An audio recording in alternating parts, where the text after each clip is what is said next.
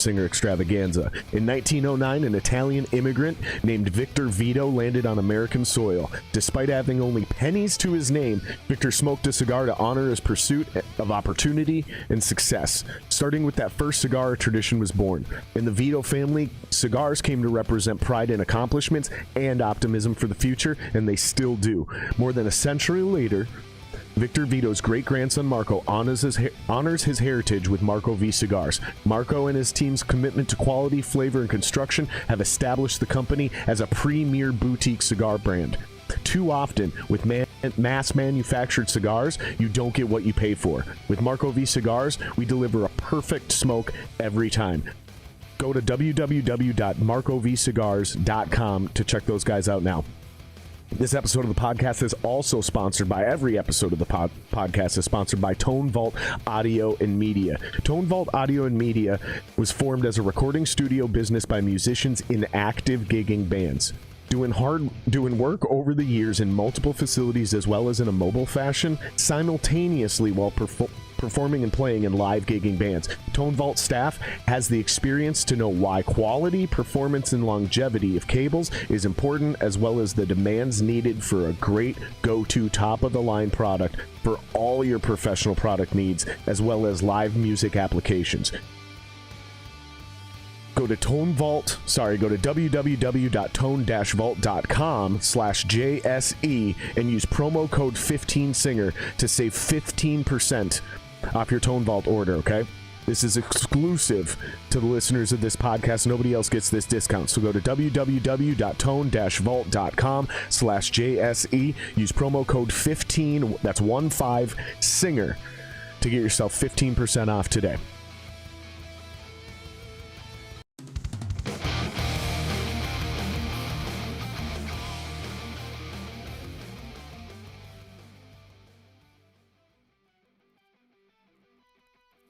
And I don't know why this stupid song. Make sure I don't mention anything.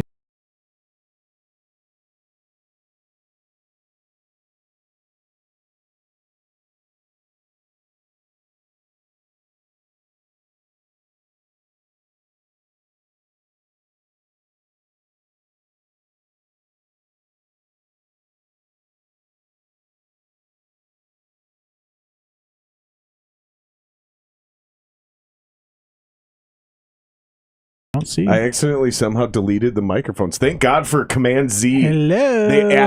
Thank God they added undo to right, OBS. Undo, right, I know. They added undo to OBS. Yes. I somehow deleted the microphones. Yeah. Somehow, some way, in what we were doing, I deleted both microphones. Yep. So we were just able to fix it real quick there. There you go.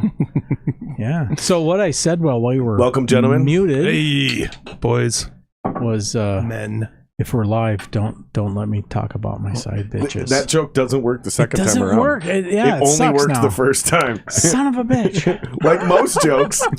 Call me crazy. Like most jokes, that only worked the first time. Do you need a punch? No, I'm going to wait a little while. I made short work of that other thing. Or do you want to go cutter? When you finally pull the trigger. I'll probably. There they are. Yeah. Well, gentlemen, for the people who don't know you and don't know who you are, because it's been a while, especially for you. You haven't been here before. Introduce yourselves. Tell people who you are and what you do. I'll let Ben go first. Okay, I'm Ben Manthe. I'm an actor, soon to be actor, improver, soon to be stand-up comic. Yeah, I've been one my whole life. Yeah, right. Instead of just making my friends laugh, I'm going to actually try to make an audience laugh. Right. Yeah. And I am One Job, Steve Murphy, and I guess executive producer of Scenes from a Hat, which is an improv TV show, and now we do stage stuff as well, like House of Comedy and Northern Stars, which we're playing. So we're playing Northern Stars. I'll just plug it right now and get it out of the way. Northern Stars in Ramsey, February 25th. And then in March, we are playing the House of Comedy at the Mall of America. Oh, and I'll be opening up for that show. If you want to see some guy bomb real hard, just come on down. That's right. So boom off the stage if you need to. Hey, wouldn't be the first time. I'm seriously considering it. I'm seriously considering getting on stage finally. I've had a lot of pressure from a lot of people for a long time to become a stand-up comic. They're like, dude, you got to do that. You got to do it. Basically, here I've had two pieces of encouragement my entire life. One, be a stand-up comedian. And then once I started the podcast, people were like, "You're really good at that. You should definitely keep doing that forever." Not once has anybody ever been like, "Dude, you're a great musician. You should keep doing that." like it's always like, "Dude, your music's dope, but you're funny. You should be a stand-up comedian." So thank you, but also fuck you. See, I'm the exact opposite. Right. I got more accolades for my singing. I sang at the men's choir at the U, and I've been singing my whole life. I love singing. But I'm actually not surprised by that. Just listening to you talk, I'm like, you have vocal control. So you like great radio voiceover. Right. You can probably do that shit, voiceover work. So yeah, stand-up comedy, right in that same, and then you say singing. Not surprised at all. Yeah. And that's funny. Thank you. I hate my voice. I think it's too nasally. Who doesn't? I agree. I think my voice is also too nasally. Yeah. I hear the same thing. Yeah. So I think it's what we hear versus what everyone else is. Because I also get that compliment about my voice. And I say, I hate my voice. It's too nasally. Yeah. Sounds really drony. But I don't hear that in your voice. So if I don't hear that in your voice and other people don't hear that in my voice, I bet you that's what you see what I'm saying? Yeah, you know what it is. Everybody hears their own self as a nasally version of what they really hear. Terrible. But mine is obvious because I got horseshit sinuses, and I actually have a theory on that. And I've been doing a little study. He's heard some of it, and this is it. Most Northern Europeans have anywhere from 3, depending on where you go, 3 to 6% Neanderthal DNA, remnant DNA. Mm-hmm. And one of the big things about that is our the mask up here, the nasal resonance cavity is very large, and it's Jewish guys, Germans, Irish guys, anybody, Swedes. Yeah, the Minnesota O is all about that Neanderthal large resonance chamber, and what it is that we have to breathe cold air when we're sleeping, so we need a bigger warmer up here, right? That's why we snore. That's super interesting, because I know for a fact that blonde hair, blue eyes descended from Neanderthals. Mm-hmm. Not the so other way actual around. Homo sapiens, they like, it's either almost all the data points to Africa, right? But if you kind of like reverse the way the globe probably was with the continents and shit, it's a lot closer to like Israel. But regardless, let's just say Africa for now. And so that's where Homo sapiens came from. So like actual humans technically were black people, and technically the blonde haired, blue eyed white people who came from way up north, those were the Neanderthals. That's the irony. And you're correct that not only do most white people have more Neanderthal DNA, but all human beings left on Earth, all of them have a minimum of 2% Neanderthal DNA. That's right. You'll never get less than 2% because there's no other species left to breed with. I think I got about like that bloodline. It's just that's the end of the line. That's the 2% that they know about. I believe some people like Rogan have 3.9%. Yeah, no, I got 4. It's if you look at the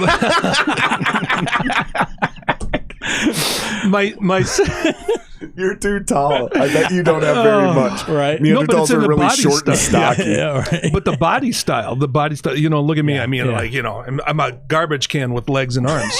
You're pretty tall though. Yeah, I'm 6 foot. I'm 6'2". Like I bet you my dad and my brother have a lot of Neanderthal DNA because they're both short and stocky. Yeah. And my dad is a thick dude. Mm-hmm. But they're not tall at all. But they're short and wide, like Rogan kind of. I identify as Neanderthal. Sorry, go ahead. You don't have to identify hard enough. We already did that for you. Yeah, right. And it's interesting when I'm not an anthropologist. I could have been if I did. You sound like one with the way you're talking right now. Your voice has so much like soothing authority. Like you could honestly, not an anthropologist, dude. You would be a great con man. Like with the sound of your voice and the way you deliver and the cadence, you could pretty much say anything, and I'd probably buy it. I'm really good at back rubs. Like you just happen to be talking about something I actually know about. If you were talking about something I had no understanding of, you could probably fool me. In a cyclotron, the particle generators slam into each other and you get a black. The first time I heard Ben's voice, I knew, like, we're going to be friends. We're absolutely going to be friends. That's a really weird qualifier, Steve. I know, right? But jeez. And then he pulls out. That's exactly what a victim would say. He pulls out the Bill Murray monologue. Let's set up the scene. Let's set up. I'll set it. Okay, all right, so go ahead. here was the deal. Yeah. This girl that I was my best. They're not friends anymore. My best friend's wife's best friend. I met her and had the ding, ding, ding, ding, ding. You know, I was saying yes to her, you know, before I knew her. But she directed me to go do this stuff, you know, because I'm a clown, you know, I horse around and do all this shit. She goes, look, go to this improv. It was specifically for improv, but it was an audition. Mm-hmm. Nathan, our common friends, you know, he had a big Mr. Swordlord. Yeah. He another metal guy, thank God. He had this big once a year he does this big thing where he gets everybody together and it's kind of an open tryout and all that. And so I went on a spur of a moment. I had no idea what I was walking into. And I didn't have a monologue prepared. I was supposed to have a monologue and a this and a that and a resume, and I just show up to this place. Yeah. So I go. And I'm like, I got to do what? Ben, it's time for your monologue. I'm like, oh, really? Okay. So I was a big Caddyshack fan since I was 10 when it came out, you know? And so basically I go up there and I'm like going, okay, I guess I'm going to be doing the, what was it? The Dalai Lama golfing. Thing from Caddyshack, if you've ever seen it, you know, I've definitely seen Caddyshack with the pitchfork in the throat thing. Oh yeah. So he's a big hitter, the llama. You know, so all this shit. So anyway, I get up there and do it, and I had no idea that Steve, the producer, and Nathan knew that bit inside and out, and somehow I pulled it off. Yeah. And I was actually hold on, let me ask you though, is this like doing a cover song where some people frown on doing covers? Well, no. Okay. Then is it like, oh, but if you're going to do, like, don't cover Michael Jackson, don't cover Pink Floyd because you'll never do it right? Yeah, right. No. Is it one of those deals, or is this something that is like common and a lot of people just do and they simply fuck up? It's just open. It's just a monologue. There's like 4 or 5 different styles of monologue. There's comedic. There's serious. There's all this different stuff. I vaguely remember this from acting when I was in art school, but it's been so long, dude. And I hated those fucking classes. It felt so uncomfortable, dude. When you're asked to do Shakespeare, exactly. And that's what I had to do monologues. It was Shakespeare, so it was like, you're not writing your version of script. Like, no, you're just picking a scene and you're doing it. Yeah. And I went up there and I completely fucking phoned it in. I'm like, where art thou fucking... And I think I did it... No, actually, you know what I think I did? I think I did it in a southern accent on purpose. So I'm like, where art thou, motherfuckers? Fucking y'all bitches don't even understand. And I turned it into a comedy routine because I just hated it. I fucking hated it. I wish I could just see that. You know, that's so funny. You know, have you ever seen when Robert De Niro did Raging Bull? I think I even spit in the middle of it like I had a spittoon. You need to watch one of the shows. He does a banjo thing. Dixie. Oh my gosh, that was funny. Dixie Shakespeare. I can see it. So getting back to the the audition. I get up there and I do it and I sit down and I'm looking around for a crowd reaction and there wasn't much of one. Never gonna get hired. But he was smiling. Nathan was smiling. So okay, fine. Here. The next phase was an absolute. It wasn't miraculous, but it was one of those things that was meant to be. I get up there. They had us pick pairs, or Nathan picked pairs for us, and we had to do a scene. Like, you have to pair up with each other? You had to pair up with each other, and it was 2 restaurants was the framework we were using. Right. And I get the ultimate excellent straight man, M.A. M.A. Dorfler. Shout out to M.A. Dorfler. Yeah. There you go, honey. So we got a 2 restaurant scene, and I grasped onto the concept right away. I'm like, oh, okay, this should be fun.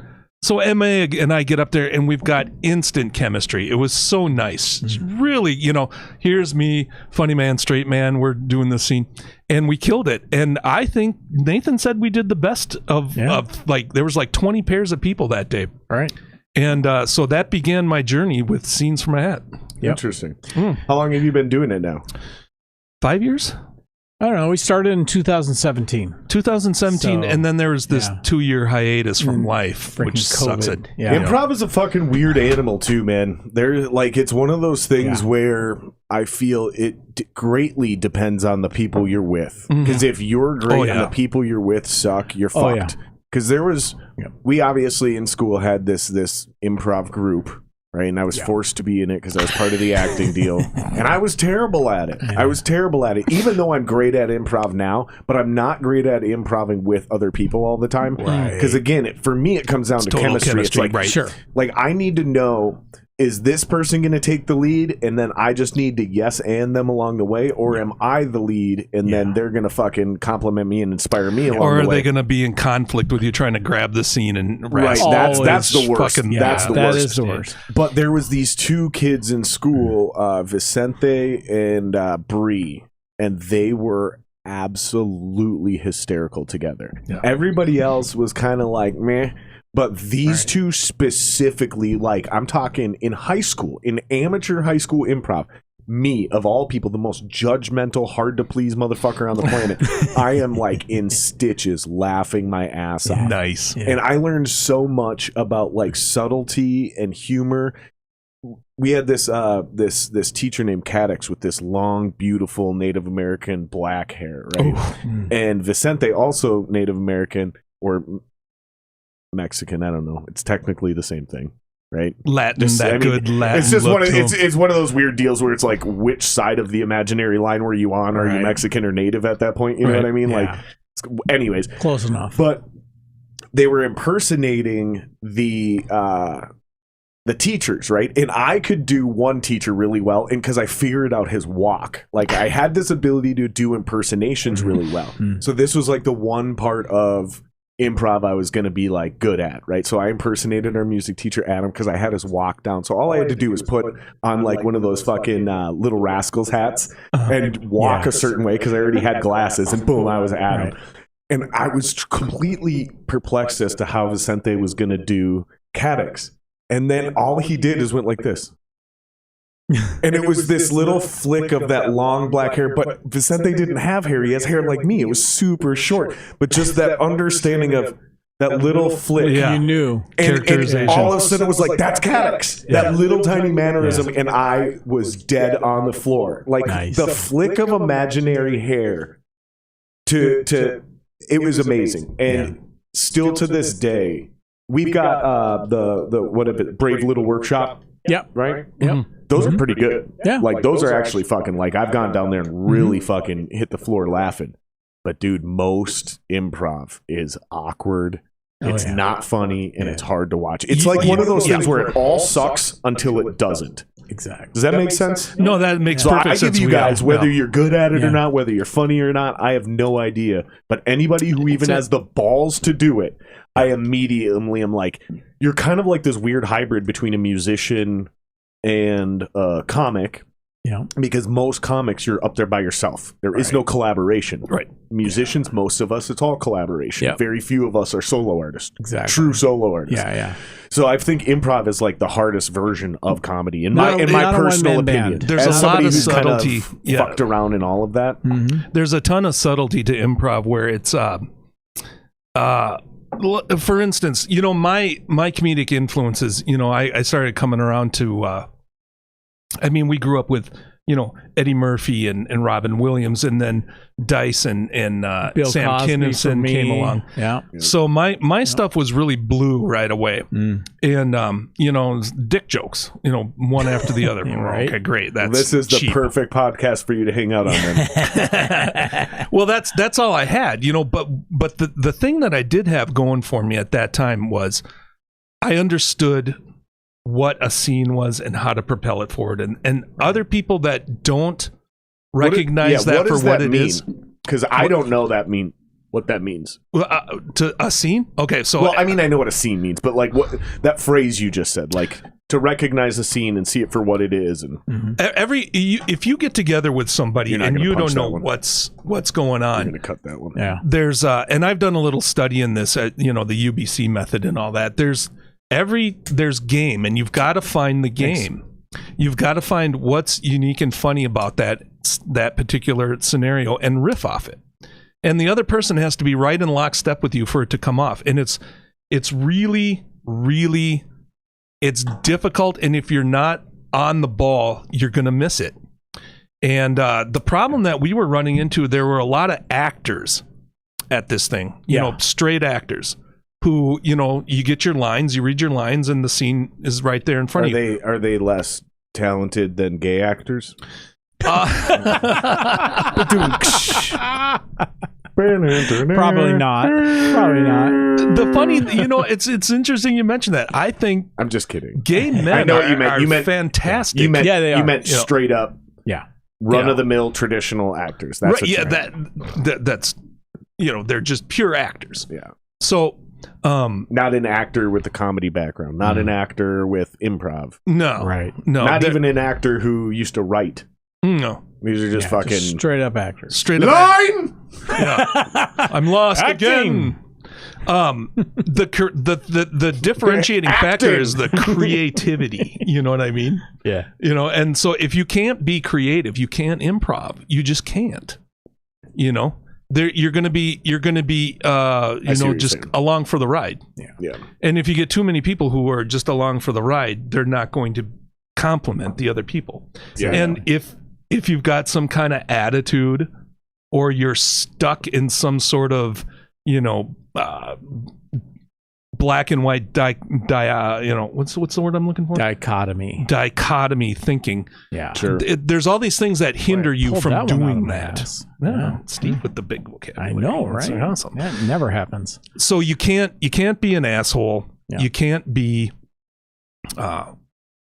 unimaginative. Well, And that's part of my frustration with the whole deal. And you got to work with other people too. You can't just be the lone star. You know, I mean that's Right. the thing. I got to that point. I'm like going, you know what? Yeah.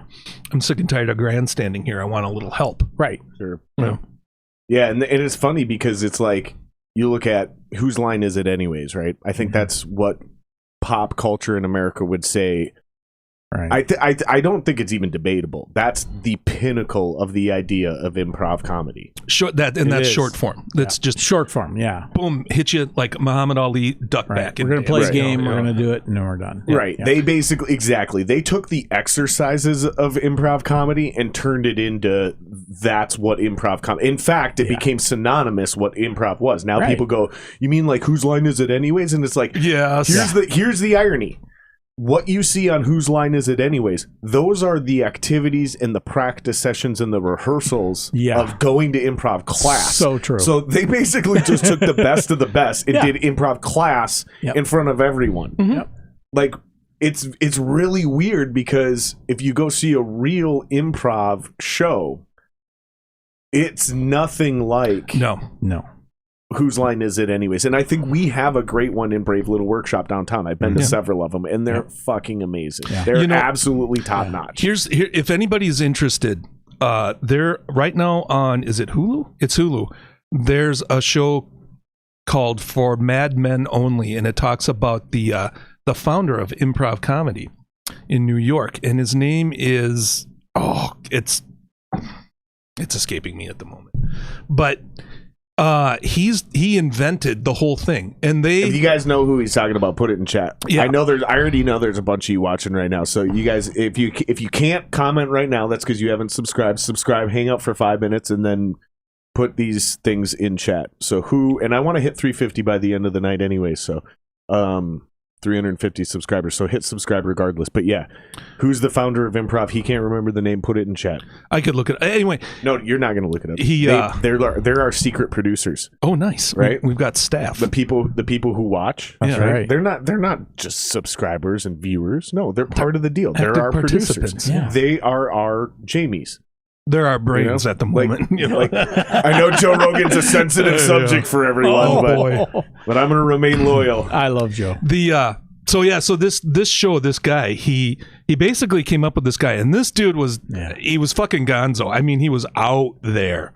And basically they were flying blind for years on this deal before they could, develop any ground rules like, support your scene partner, support their reality, yes, and all this other stuff. And they would go on these hour-long riff sessions that led nowhere, and it was painful for the audience to watch. And people are like going, the fuck is this? This is not this. It would be funny at certain points, and then you'd have to go through 5 minutes of bullshit. Yeah, I mean, think about it. You're looking at adults pretending to be children playing in an imaginary world. Right. It's basically it's an unscripted Sesame Street scene. It's exactly what it is. It's fucking silly. So the guy's got a book out. That's my next I guess study session is read his book. It's amazing. But it's y'all better save us, chat. You better put this guy's name in chat. Right. Please put it in there. Put it in the comments. We can read him. I can see him right now. So you guys put it in there. I can read it. And I will. So this dude he's dead now, but he basically launched Second City TV, all the guys from SNL, right? Robin Williams, all these dudes they're just like, this dude he's Yoda. And it's if you get into if you get into the art school form. Well, and you know what's mind-blowing about that improv style, what you're talking about? You know how crazy that has bled into outside of what you guys are actually in doing? Dude, Guy Ritchie movies have almost zero written dialogue. Is that right? Yeah. I love his movie. There's entire movies that are made still to this day where all the dialogue is essentially improv. But they're pros. Curb Your Enthusiasm. Did you guys know Curb Your Enthusiasm? Love it. They say this is what you need to get to. Here's how this person feels. This is the goal. Get there. And Curb Your Enthusiasm is literally improv. Like unscripted. Yep. I mean, they have like points. Like here's your beats. Yeah. We need to make this arc happen because this is what the story is. But the actual dialogue is all that's amazing. And here's the funny thing that happened to me once I started doing a lot of improv. And you know how when you get into something and the switch goes off in your head and you got it.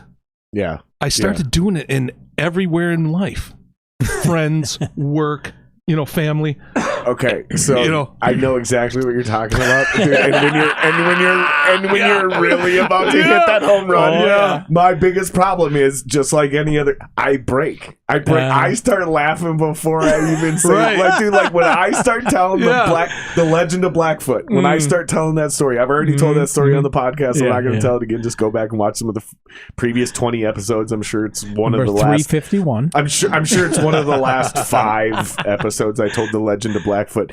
Dude, I can't tell that story with a straight face. I start cracking up halfway through that story, like, because it's so ridiculous and over the top. And then you just got to figure out, like, if you're going to Bert Kreischer the deal. Like, is your laughing part of the story? Is that part of the you can't. I was horrible. I was giggling. Just ask Steve. The first 6 months of my improv career was just a fucking hatchet show. It was just bad. I'd laugh at myself, giggle myself out of the scene, and these guys would be like, you got to stop fucking laughing in the middle of the scene. You're blowing it up. Dude, and that's the thing. That's why I won't do it, ever. I'm never going to pretend that I'm going to do what you guys do, because, dude, that's first of all, I would definitely have to have a couple beers before every show, and I would have to be incredibly high. Like, I would have to smoke so much weed just to not give a fuck. Right. Just because the worst thing is there's nobody in the audience, or it's sold out. Yeah. So I don't need to think or worry about any of that. And the only way I'm doing that is if I'm fucking faded, like completely out of this world faded. And I'm getting up on that stage. And that's exactly what would happen.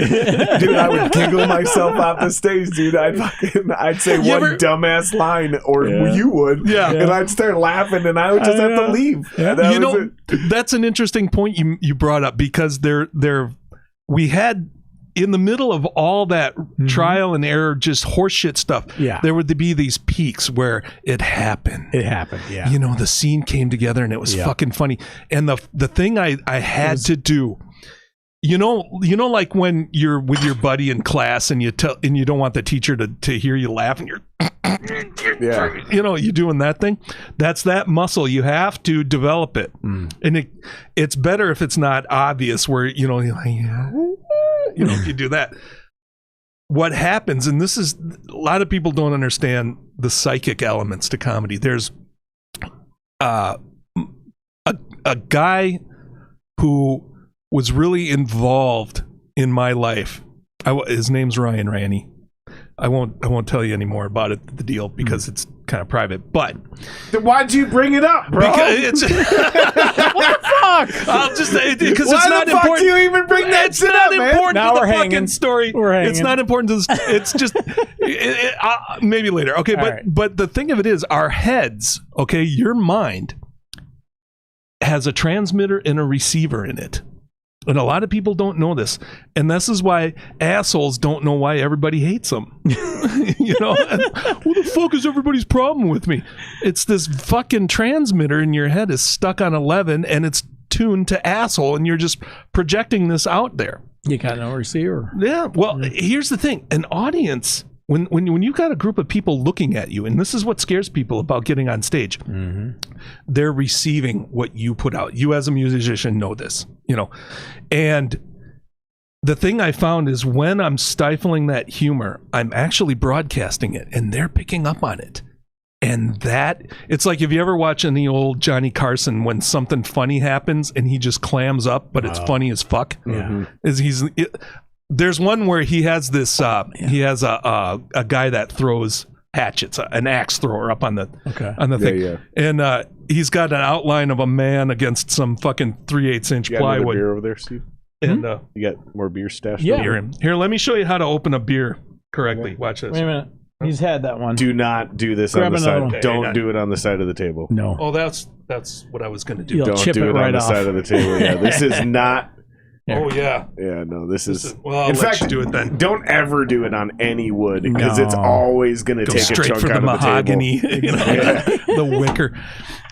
This is a cheap table. If you were going to do it, you could do it on this table, but it also makes the beer foam over too. It does because there's a shockwave that goes through the bottle. So anyway, he's got this axe throw up there, and he's showing Johnny how to throw axes. He throws an axe, and it hits the man right in the outline of the man right in the crotch, and the handle's sticking up like this big 18-inch cock, and the audience just dies laughing, and Johnny just goes like this. He just there's like 20 seconds where he doesn't say anything, and he's playing with the axes, and the audience is laughing their face off. and Johnny he's a funny guy, and he understood the psychic elements of humor. Yeah. And another one was Andy, the guy from Saturday Night Kaufman. Andy Kaufman. Sorry, God, I'm just drawing blanks here. I know exactly. You're talking about the record player bit.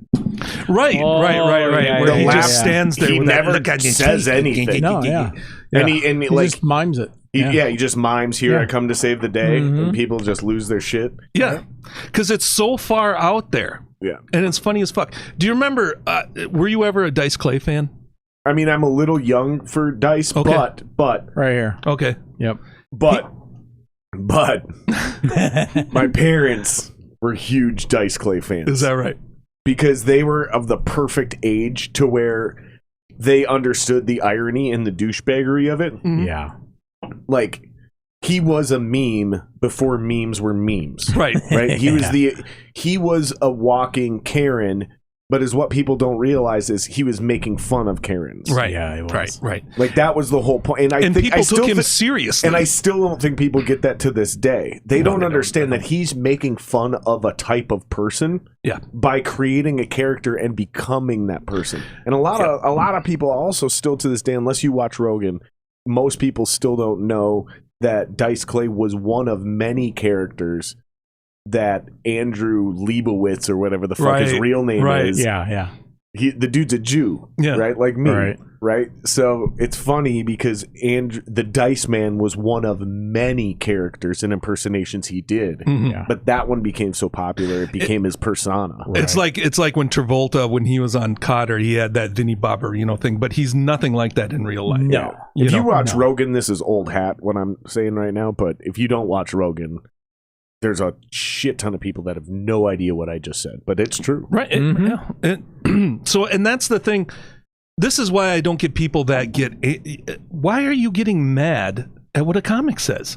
Right. He's a court jester, basically, with a microphone. Yeah.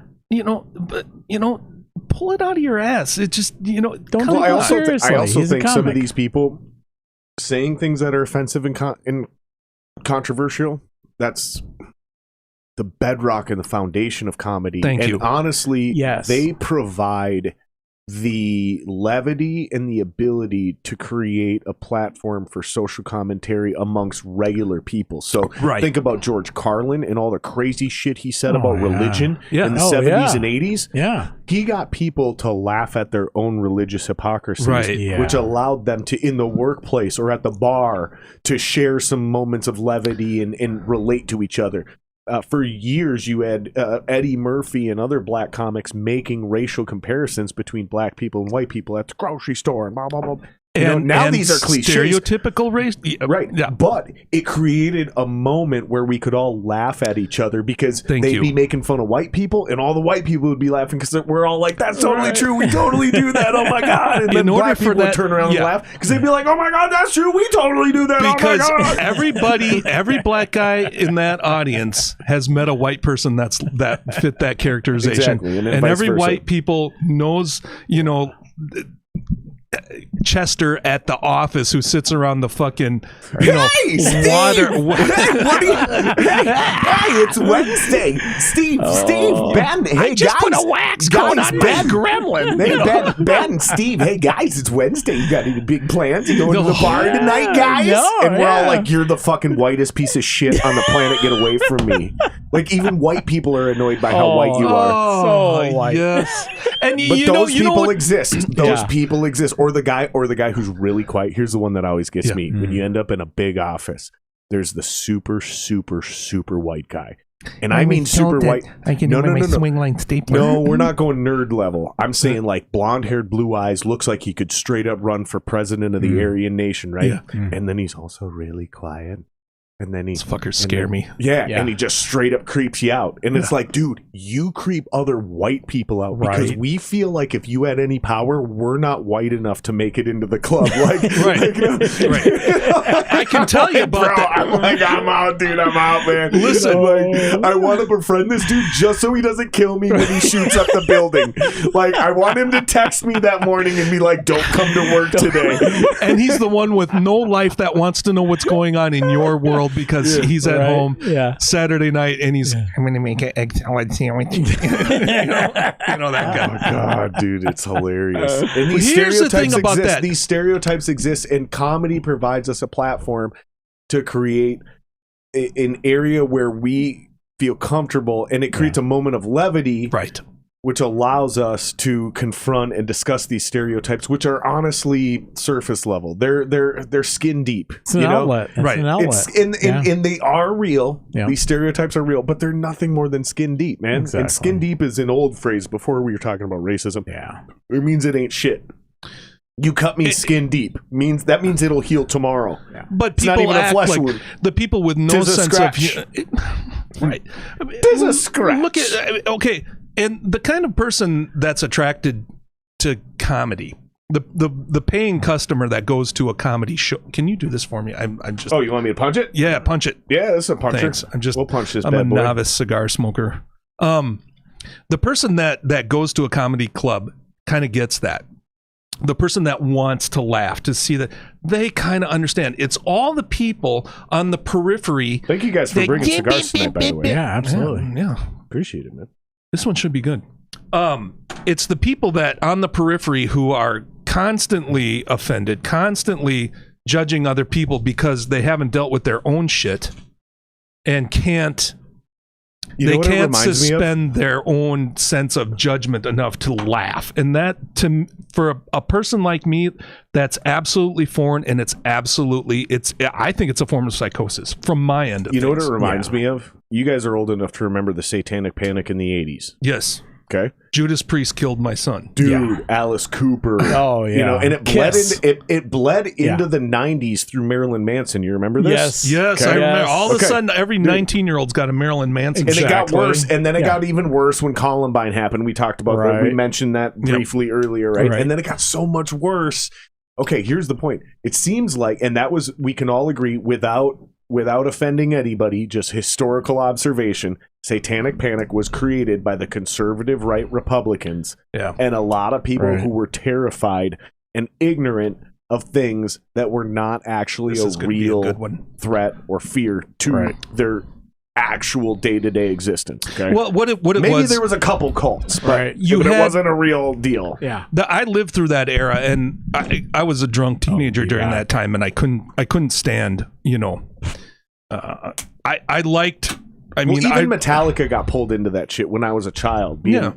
When I went to boarding school, I got sent to boarding school in my mid-teens. Oh, this is going to be good. You like that one? Ooh, yeah.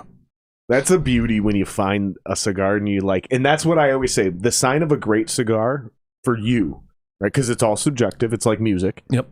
But you know you've found a great cigar when it's great as soon as you light it. Because most cigars, even ones you like, you got to get about a half inch to an inch into them before you really understand what that cigar is going to be. So if you like a cigar from the actual onset, well, look at it. It's ringing up right away. Yeah, you got a great good. little burn going there. But so I went to boarding school in the mid 90s, or I'm sorry, the late 90s, and what kind of boarding school? A Christian boarding school. Okay, and you're a Jew, and they allowed me. Well, I have a Jewish last name. Okay, Jewish but you're by not blood. Orthodox. Okay, gotcha. Right, okay. right. I'm Jewish by blood. So. You know what that means, don't you? Yeah, I know. Yeah. we'll skip that one for now. We'll get back to that later. We'll skip that and get back to that later. Okay. But they allowed me to bring my guitar. They didn't care that I was playing heavy metal, but they weren't okay with me having Metallica tablature and music books to learn how to play guitar. Because... Do you want to know why? I mean, you tell me what you think is why, because they told me and it didn't make sense. Let's see if you can make sense of this. I can tell you exactly where that comes from. This is the God's honest truth. Okay. Was it Bach? Johann Sebastian Bach discovered the evil third. You know, okay. You can play a a seventh and a ninth from your root chord, but it's that crunchy evil third in the middle. You know what I'm saying? Mm-hmm. That's he played that for was it that, that's right. I forgot you said you're a real singer, like a real singer. I had a great range at one point. We would warm up, but for what 15 I mean by minutes. Real singer is you understand theory. Yes, I do. A lot of rock singers can hit all the notes. They have great voices. They are true artists and musicians, but they're not real singers. They can play a pentatonic scale, but they don't connect. They can't tell you anything about music. They're like, I don't know, I just feel it. Mm-hmm. Like you're a real musician at that point, but you're not like a trained singer. Like like when you start, as soon as a singer starts talking theory, I'm like, I'm out. Yeah. This dude's on a whole other planet from me. Like I'm not in that world. So Bach played. He came up with whatever it was, and this is. I think this is he a Baroque period or is he? I forget what he was. Anyway, the church felt that this note was evil because it had an effect on people. Yeah, you know what I mean. And the reason metal fans like metal, especially all this stuff that's coming out of Sweden, this really technical, really harmonic stuff. It has an effect on you. The sound has an effect. Yeah. It's amazing. Yeah. When you hear, Steve and I were talking earlier about, we were talking about stuff, and when he related the story when Motley Crue's second album, Shout at the Devil, was out on LP in the stores, and you saw, who are these guys? Kiss Part 2, one of the great rock albums of all time, without a doubt. Shout at the Devil, one of the great rock albums of all time. Yeah. Even if you don't think the musicianship is great, even if you don't think the songs are great, the ability to surmise pop culture down to an album. Right. Like, there's few moments in time in modern day history, and like Shout at the Devil captures 80s America. Oh my God. A portion. I mean, because then you also have Duran Duran and Van Halen and you still have Pink Floyd. You have a lot of other versions of America happening. But that was the breaking point where everything that came after it had this it's not the starting point, because it's unfair to say that to a lot of them. Again, that's why I brought up Van Halen and Pink Floyd, because these are bands that Van Halen's literally from the 70s, and Van Halen is just Van Halen literally created everything you hear in the 80s. Everything you hear in the 80s, when in regards to anything called glam metal, butt rock, hair metal, it is all directly responsible and descended from one step, Van Halen. Thank you. Everybody was trying to be Van Halen. And then you have the other side. You have the other side. Okay, so in the 70s, you had Iron Maiden.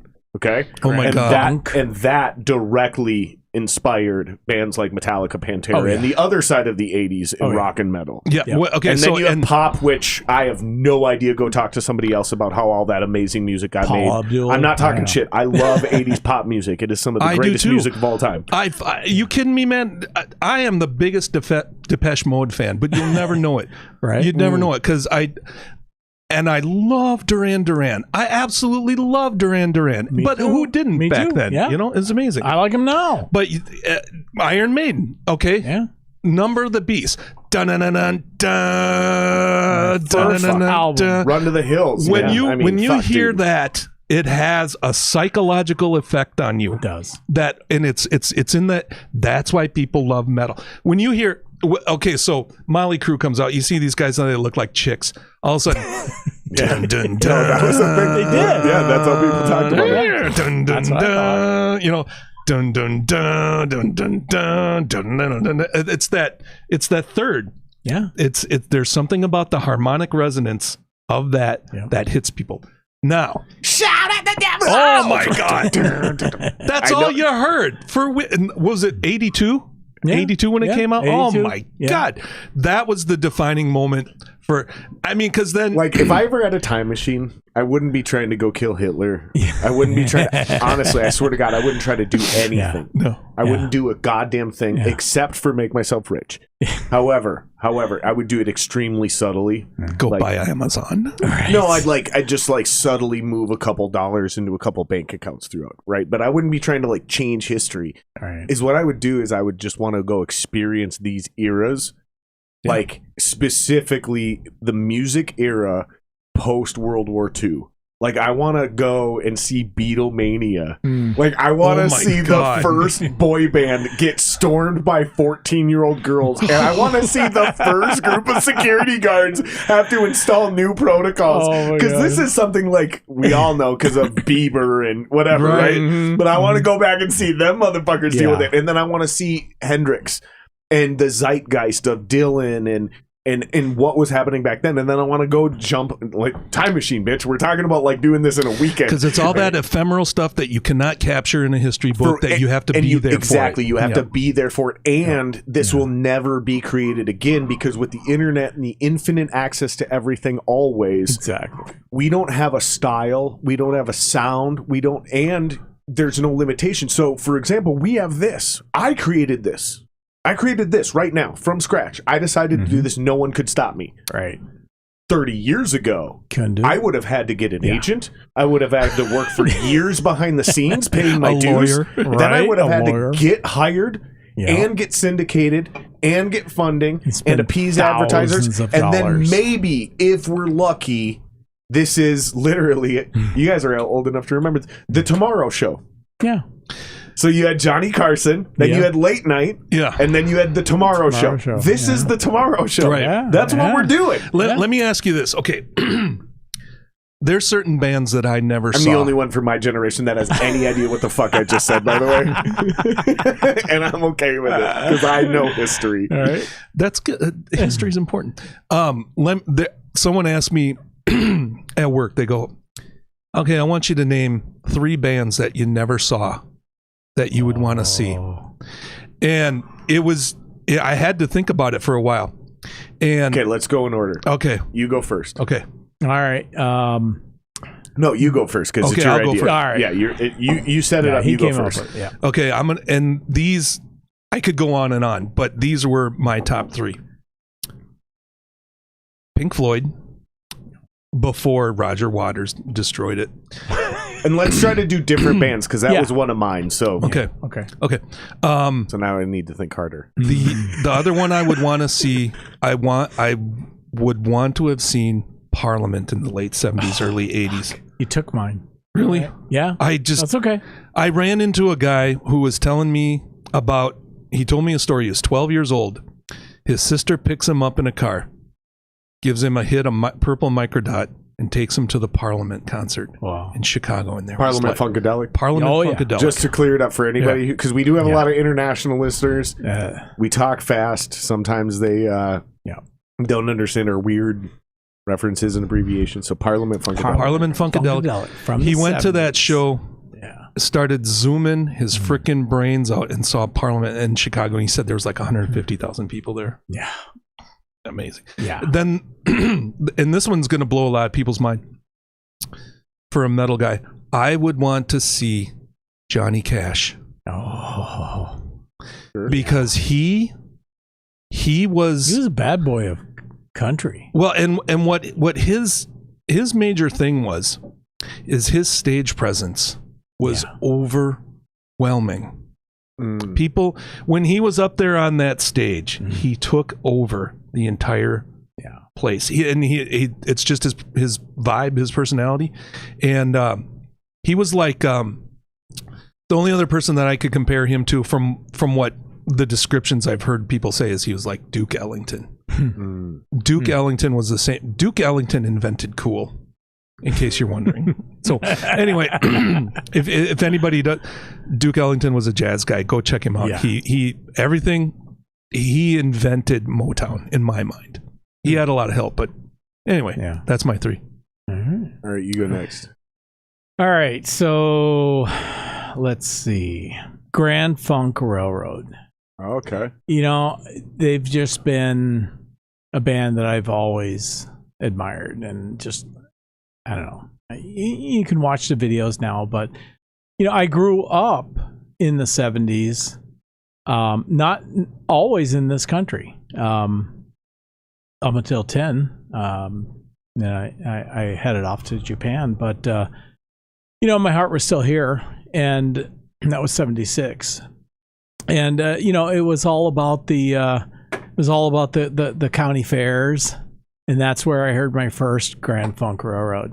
You know, and it was just something. American band. Exactly, yeah, Huge. and you know, one of the greatest rock songs ever written, by the way. Oh yeah, definitely has to And be huge crossover appeal with pop. Has Exactly, to be like when you're sending 100 songs to space. yeah, We're an American band. Better fucking be in that fucking capsule. right, For real. yeah. So how many is that? That's one. One. The other one is I'll see if you know the band. I'll tell you the name of the song that I heard, and the band is kind of funky, but it was Godzilla was the name of the song. I do know who sings that song. Godzilla. That's Edgar Winter. No, Johnny Winter. no, Who is that? it's not Blue Oyster Cult. Godzilla. Godzilla. Yep. I know exactly. what song you know you're it. saying. You know it. And the reason why I wanted you to come up with the band is because I can't fucking remember. I think it's not Blue Oyster Cult, but it's one of those.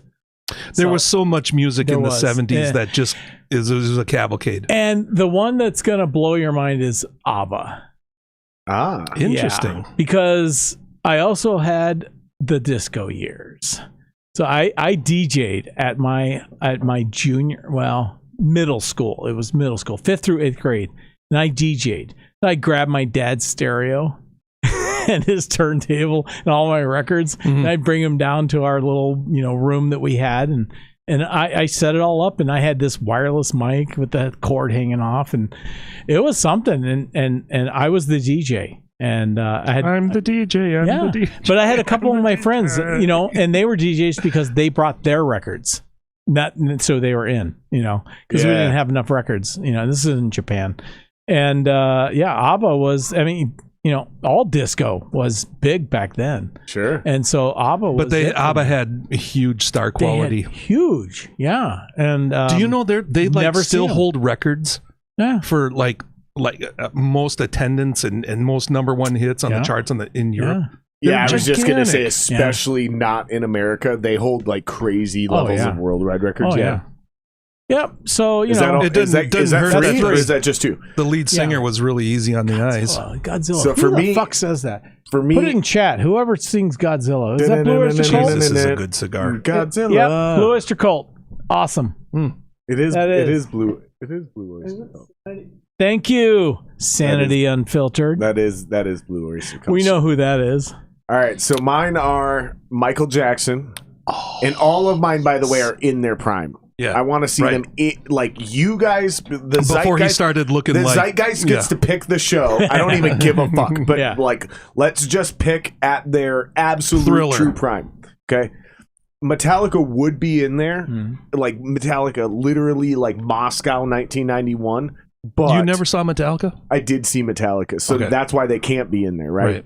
Because I did see Metallica, but if all things considered, if we just picked any show, I would cheat and go Metallica, Moscow 91, millions of people, blah, blah, blah. Because we're also talking like you're standing on the side of the stage. You're not just in some random spot. You pick your spot at these concerts.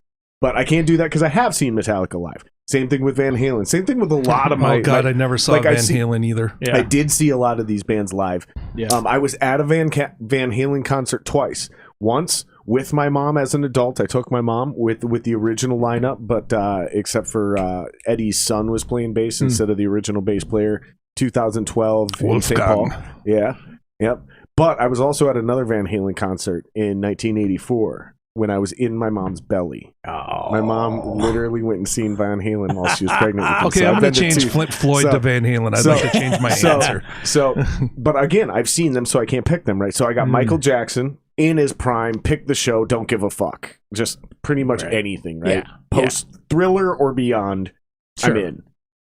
Okay, number 2, I'm gonna have to go with Guns N' Roses again in their prime. I want to see him. 1991 fucking Black Album Metallica tour, the two biggest bands in the world. I was at that concert. Yeah, that's what I want to see. I want to see that show. Terry Zaragoza. I would be all over that. Yep. And pick your stadium. Pick your stadium where that version of that tour sounded the best, because it certainly wasn't the Metrodome. No, the one we saw was at the Target Center, and my God, did it suck. Really? Oh God, it was horrible. It was like a concert in a tin can. It sucked. Gotcha. Yeah. I'm not surprised. The third one for me is Jimi Hendrix. I would want to see that because I recently truly became an actual Jimi Hendrix fan. Like I've always respected and liked Jimi Hendrix, but I never really got it. And I think it was because I wasn't old enough or I wasn't mature enough. There was something missing from me, and this happens a lot with music. This is why I tell people still to this day, I'm not a Beatles fan, but someday I will be.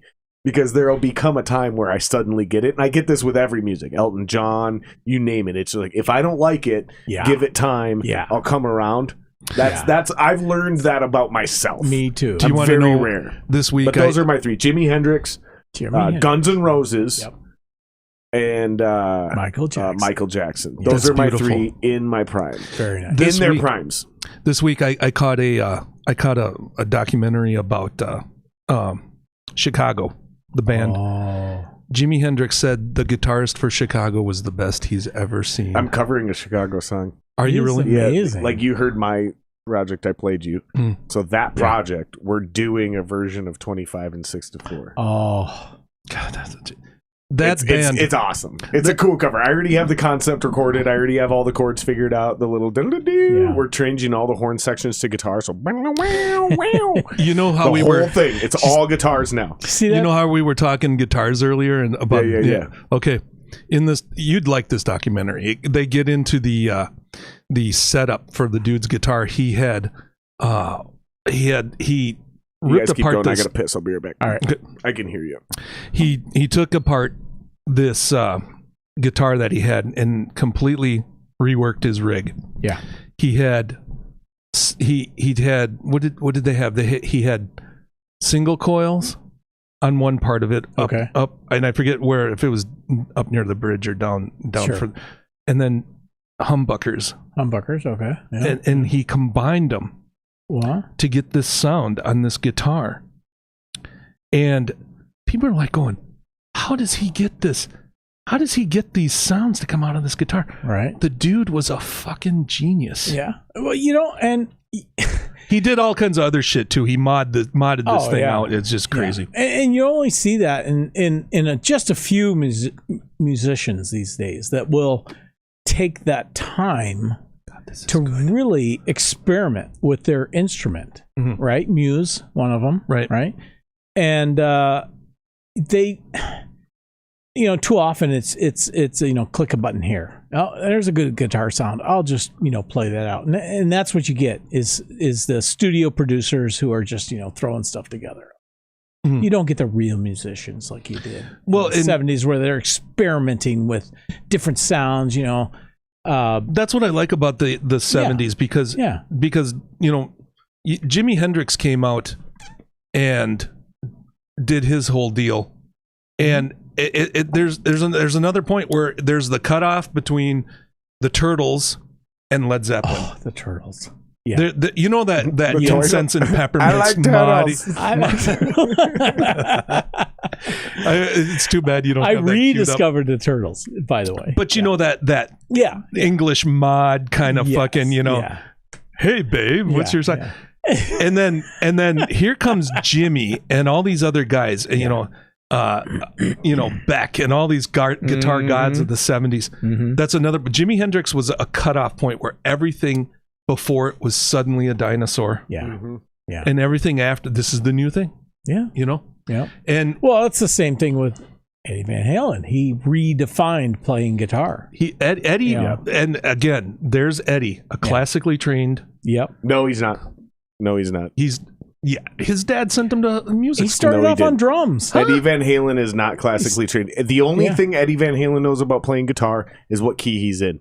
This is fucking notorious from his work, from his mouth, and from anybody that knows him. He never took any real lessons. You're thinking of Randy Rhodes. That's who you're thinking of. Well, definitely Randy Rhodes. Randy Rhodes was at the top of the mountain, and every city this is my favorite guitar player story of all time. While he was on tour and widely regarded, it was like Eddie Van Halen or Randy Rhodes. Many people widely regarded Randy Rhodes as the greatest guitar player of all time, still to this day. Mm-hmm. At the peak of his existence, at the top of the game, when he was on tour with Ozzy, every single town they stopped in, Randy Rhodes would get off the bus, go stand in a phone booth, look up in the fucking yellow pages, find guitar lessons locally, and take. It didn't matter. Blues, rock, hillbilly, bluegrass, whatever, didn't matter. He wanted to learn how to play. And these people would go, "You're better than me. I can't teach you anything." And you go, "Teach me what you know. Teach me what you know. Exactly. Show me how you play guitar." Yeah. And they would and he would fucking pay them in full. Like it was never a thing. Eddie Van Halen was the exact opposite. The only thing Eddie Van Halen knew about guitar was what key he was currently playing in. Everything he did from the ground up was completely made up in his own imagination. Wow, that's amazing. Yeah, Eddie Van Halen was the opposite of a classically trained guitar player. You know, it's interesting. Speaking of bluegrass, there's Man, I'm lucky you're bringing up topics I actually know about, brother. I'm just saying, like, because you could be saying, because you could be saying some wild shit, and you just happen to be touching on a couple subjects I know about, dude. Because I'm saying your wheelhouse. These are very specific things I just happen to know about, man. Because I'm telling you, you can bullshit the pants off of just about anybody. Well, just that voice is so soothing and comforting. You're willing to believe anything that he says, right? I have a voice like X-Lax. Yeah. Hey, can I interject real quick? Hang on a second. Go ahead. Okay. Bluesgrass. Check out a guy named Bela Fleck. Oh, yeah. Bela Fleck. I've actually heard of it. Yeah, I've listened to him. This guy named Otto, who I used to get into conversations with down at Bob's Java Hut back in when I lived in the Wedge a few lifetimes ago. I remember that. He told me, if you want to find the most talented musicians in the world, go find some bluegrass players. Like Roy, what's country. Yeah. Country. Nowadays, it's country. These motherfuckers down in Nashville will rip your fucking face off. Thank you. Are you talking Who's that? Roy from the Hee Haw. What's his name? Roy Clark. Roy Clark was a fucking savant. He was. I watched him in overalls in my childhood. Are you talking about Roy Clark Jr.? No, is it the same person? I don't know. I don't know about the junior part. Him and Buck Owens put this show together. It was called Hee Haw. This is when I was really young when it came out, but it was like Southern Appalachian. It was like Saturday Night Live for hillbillies. Yeah. I'm just curious if we're talking about like a Hank Williams Jr. situation, or if we're talking about two different people, or if we're talking about the same person. And then he just later added on Junior, because Roy Clark Jr. is somebody that I know of in music. That it's probably him, or his son. I think it's his son. I think he wanted to write on that because Hank Williams Jr. is very, very talented, and Hank Williams himself is incredibly talented. I only know him as Roy Clark. A lot of people synonymize them as the same person. There's three of them. Yeah. There's Hank Williams III is like hillbilly royalty right now. Oh, that's right. God there's damn, the third, the original grandpa, and then there's his son, and then there's his grandson. And his grandson is up. If you want to have a good time, watch a movie called The Wild and Wonderful Whites of West Virginia. They're like the last of the hard rebel outlaw, old school coal miner family that's always fucked up, always in jail. In fact, the three of us should watch it. It's such. If you're a music guy and you like get into culture and stuff, this is like,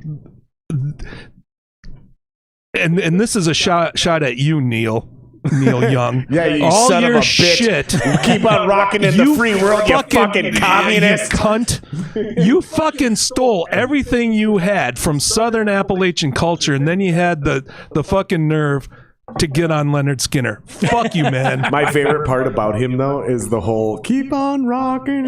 Everything he built his career on and his identity on, and now he's like, I don't like what Joe Rogan says. Either take his podcast out or take my music out. And he looks like the creepy janitor at work right now. So fuck him. I have a foot in both worlds, right? Yeah. I have a foot, and I have plenty of opinions on all this, and we'll get to it over the next month of podcast. It's going to be great. This next month of podcast, with everything going on in the world, is going to be great. I have a foot in both worlds, podcast and music. Here's the deal.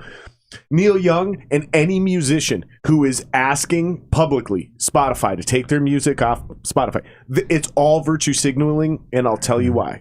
Because you can just pull your music off of Spotify. Yeah, you can do it yourself. Yeah. But to do it publicly and ask Spotify to do it is you seeking publicity. Exactly. Because if you really gave a fuck about these principles, you claim that you're willing to die on this hill for. Do it. You would just pull the music. Just fucking do it. You don't have to ask Spotify to do anything. You just pull your music from that platform. He sold away the rights to a lot of his music. Then you're fucked because you signed a contract and there's nothing that can be done for it. He got paid. Fuck him. Yeah. You only get paid like that if you sign an exclusive deal. You're right. Yeah. So what if I'm putting my music on to spite everyone. I'm putting my music on to spite everyone. On Spotify. In support of Joe Rogan. So the Hanson twins are going to pull their music from all over the place too. Digital Man Music. Good luck with that. Good luck with that. But what I'm saying is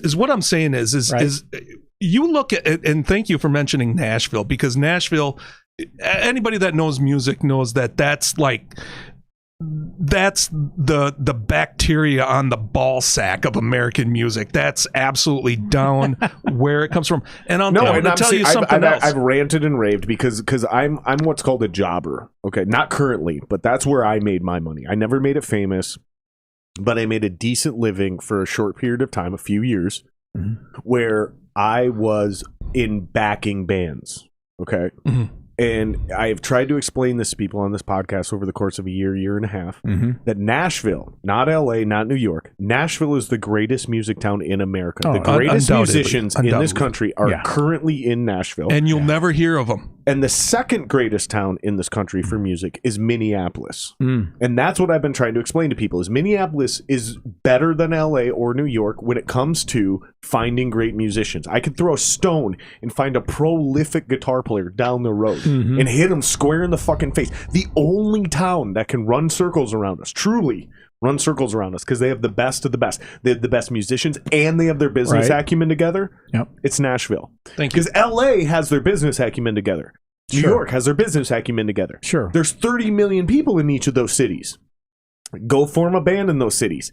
And for every 100 auditions you have, you'll have one elite level player. Right. Here, it's like 1 out of 20. Yeah. That's because what I'm getting everybody at. gets in Nashville, snowed it's in. 1 out of 4. That's what I'm getting at. Right. Like, it's crazy. There's a great it's called it's about the Replacements. It's called Color Me Obsessed. Mm-hmm. And it's just fantastic. And the dude, I forget who they were talking to. Is someone from the Gear Daddies or one of the local bands. He goes, the reason Minneapolis produces such great musicians is because there's nothing to do in January but jam in your basement. Mm-hmm. And that's why. Or, I mean, there's a lot to do, but if you don't love hockey... You know, like if you don't have money to go skiing, then yes, there's nothing to do. I would like a nosebleeder seat at the XL Energy Center. No, I mean, the reality is this. Please. You got another beer over there? We've been joking for years that if you're in Minnesota, the phrase you're born with skates on your feet doesn't mean you like hockey.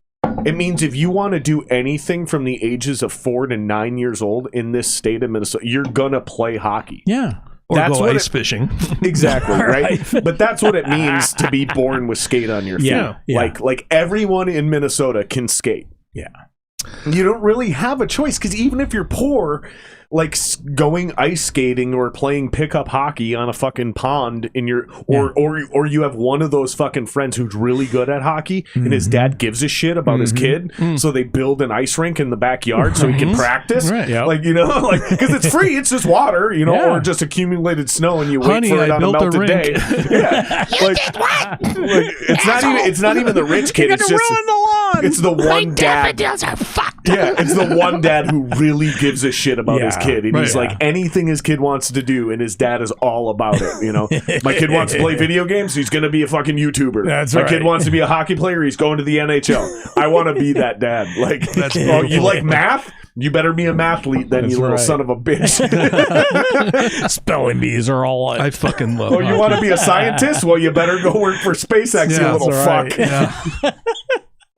One of those dads that lives vicariously through his children and just honestly, fucking sends them to boot camp every day of his life till they hate him. I don't give a shit what my kid wants to do. Yeah. He could want to play football. He could want to be a fucking painter.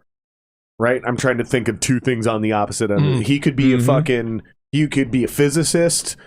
He could be a writer. I don't give a fuck. But whatever you do, I just want him to try to be great. Excellence. Like, just try to be great. Don't even be great. Yeah. Just try to be great. Yep. Because no one's ever truly great, right? Because there's always somebody better than you. And there's always people behind you that you're standing on. Exactly, right? No. Yeah. Exactly. Yeah. Just try. Just give a fuck about what you're doing and just find something you love and give it everything you got. And hopefully what you love doing is scalable and you can make money on it. Hopefully. Yeah. But if my kid wants to be a fucking broke musician, like plenty of them around. You're choosing, but it's kind of like a... I wish my parents would have supported me in doing what I was doing, which was being a musician.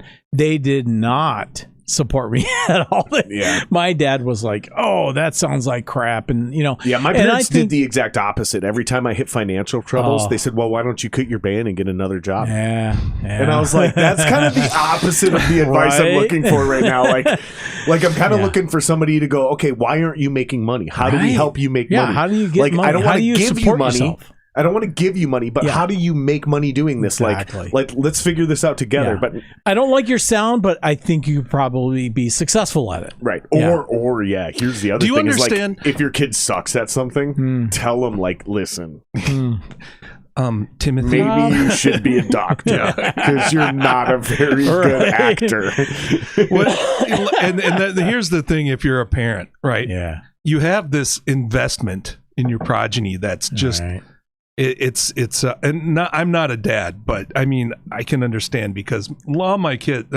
buddies have kids, you know, and stuff like that, and I watch them, and what it is that there's this innate fear that goes along with, you know, my kid's going to be broke and homeless and all this other bullshit. So we are getting an echo. I'm echoing. You're echoing, but that means I'm coming through one of your guys' mic. Right. Oh. Gain down, man. No. I'm guessing it's Yeah. a phasing issue. Phasing, Let's see if yeah. that fixes it. Tape Okay. another microphone up next to you like I did in the fucking... No, I think that one's out of phase. So Yeah. I think I flipped the phase on it Yeah. just now. So You got it. let me know if that makes it better. Let me know if it makes it better. Thank better, you, better, Robert, better. from Sanity Unfiltered. Yeah. What were we... Oh, Yeah. kids. Kids. Okay. You know, We're on kids now. How do we get there? here's how, well, because I'm funny.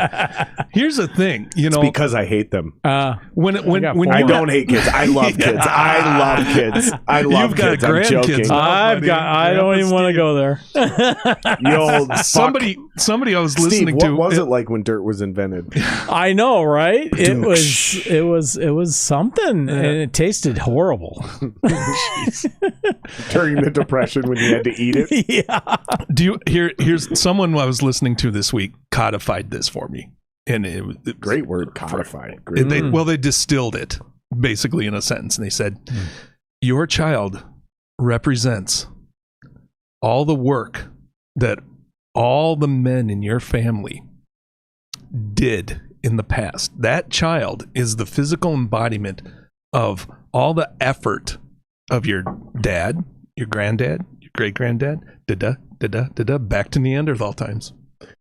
Yeah, and it's crazy because like those motherfuckers that settled, right? The settlers and shit that came to the Midwest that Yeah. settled all the way west, like those were some real tough. Oh, you son mean of- not settle for the fat chick at the bar at closing? That's a No, lot. I'm talking settled That's the a lot country. of pressure. But now all of a sudden, here I'm we a are. pioneer, yay! Dude, like the guys that had to be tough enough to come from New York way back in the day and come to Minnesota and settle Minnesota before it was a territory, Right. before it was a state, right? The tough sons of bitches that survived those winters. Yeah. And then for my little brother to not have the fucking manly balls to get out there and use a high-powered snowblower to take care of the driveway.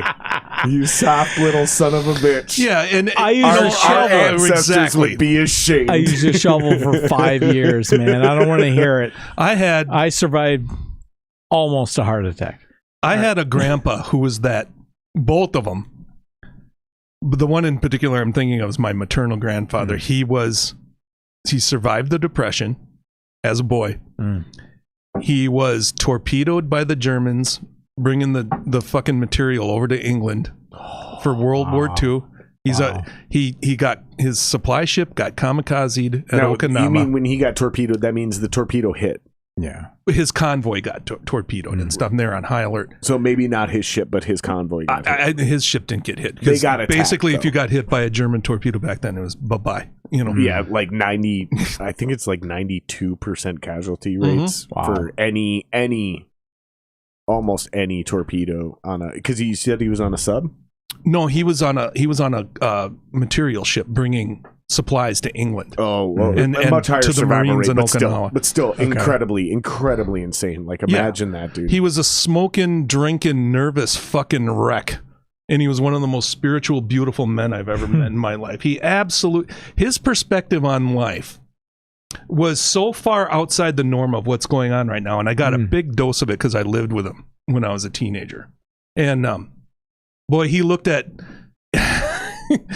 If I shudder to think what he would say if he were alive today, you know, and looking at what's going on with just how fucking pussified everybody is and how wrong it is to be male these days. I know what you mean. Yeah. It's wild, dude. And you know, this is the exact epitome of the idea that everybody is safe. And Nobody's safe. No, we're all safe. Yeah. We're all extremely safe. Like think? there is zero American fear. No American fears about being bombed tonight. This is true. Like not one American is going to go to sleep tonight and go, Right.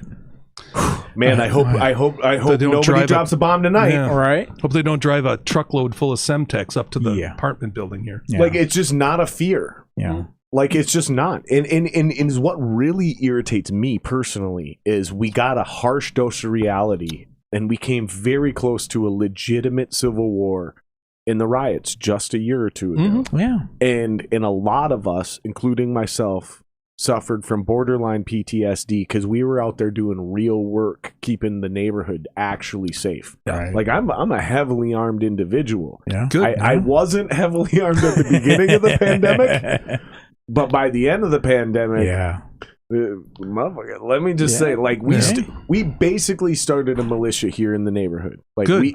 we organized the block. I went and registered with the city crime watch. I went and registered with the city police, with the Minneapolis Police Department. They knew. And check this out. This is how crazy shit got. This is why I get so upset. We actually went and told them, listen, half of our militia are not legal gun owners. Did they care? Nope. Yeah. That's the point I was making. Right. Is they were like, we don't care. Just as long as we know that we don't have to worry about this area and no crimes happen, Right. we trust you. Beautiful. And so we built a 2-week fucking bubble. And if you look at, because there's like websites you can go see activity and filter it by the day. Right. And if you zero in on this address and you go through the riots, you'll see this beautiful little bubble where shit went down like everywhere except for right fucking here. Right, good. I had the entire fucking block out here, dude. We were on shifts, dude. Nice. We set up a little fucking base of operations in my backyard with a tent. We had maps, cell phones, fucking people on text messages coordinating. We caught people with Molotov cocktails, improvised explosion devices in their vehicles. Dude. Like, dude, I'm telling you. Did you get them arrested or what? Oh, 100%. Beautiful. The Good. shit Good for you. is, and I'm just now starting to tell these stories, and I've alluded to these stories before, but they're unbelievable. Like, I'll be hanging out with some like real motherfuckers, and they're like, "No, you didn't." And I just look them in the eye. I'm like, "Listen, motherfucker. Like, I ain't trying to prove shit to you. Like, this happened. If you don't believe me, I don't care. Because it happened. There's like, a point at which, and that's what I'm getting at is like when you really are in it, like the way our ancestors were in these wars.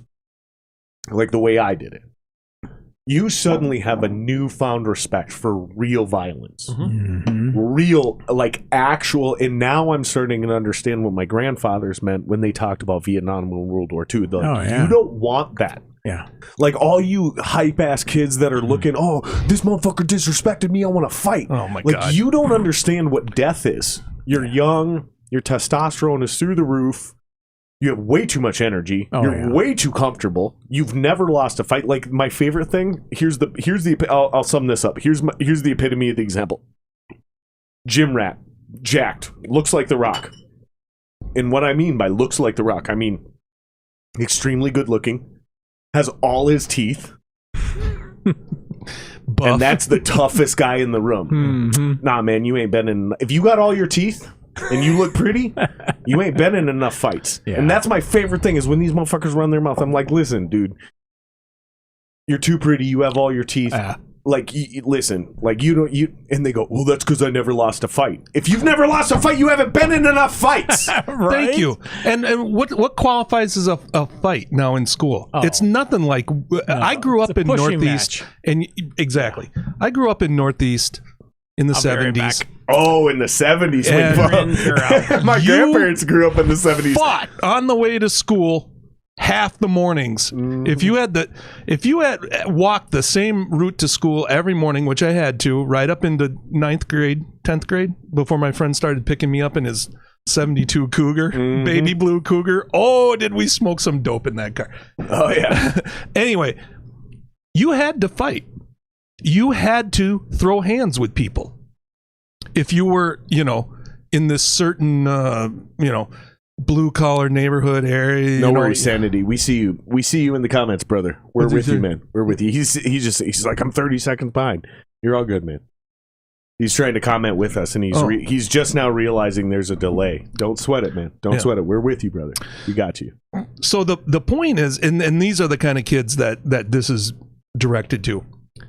Losing a fight is a great moment in your life. Oh, it's the best. It really is. Standing up to a bully is a great moment in your life. 100%, dude. Winning a fight is fine. That's great. You didn't get your face. What's your best?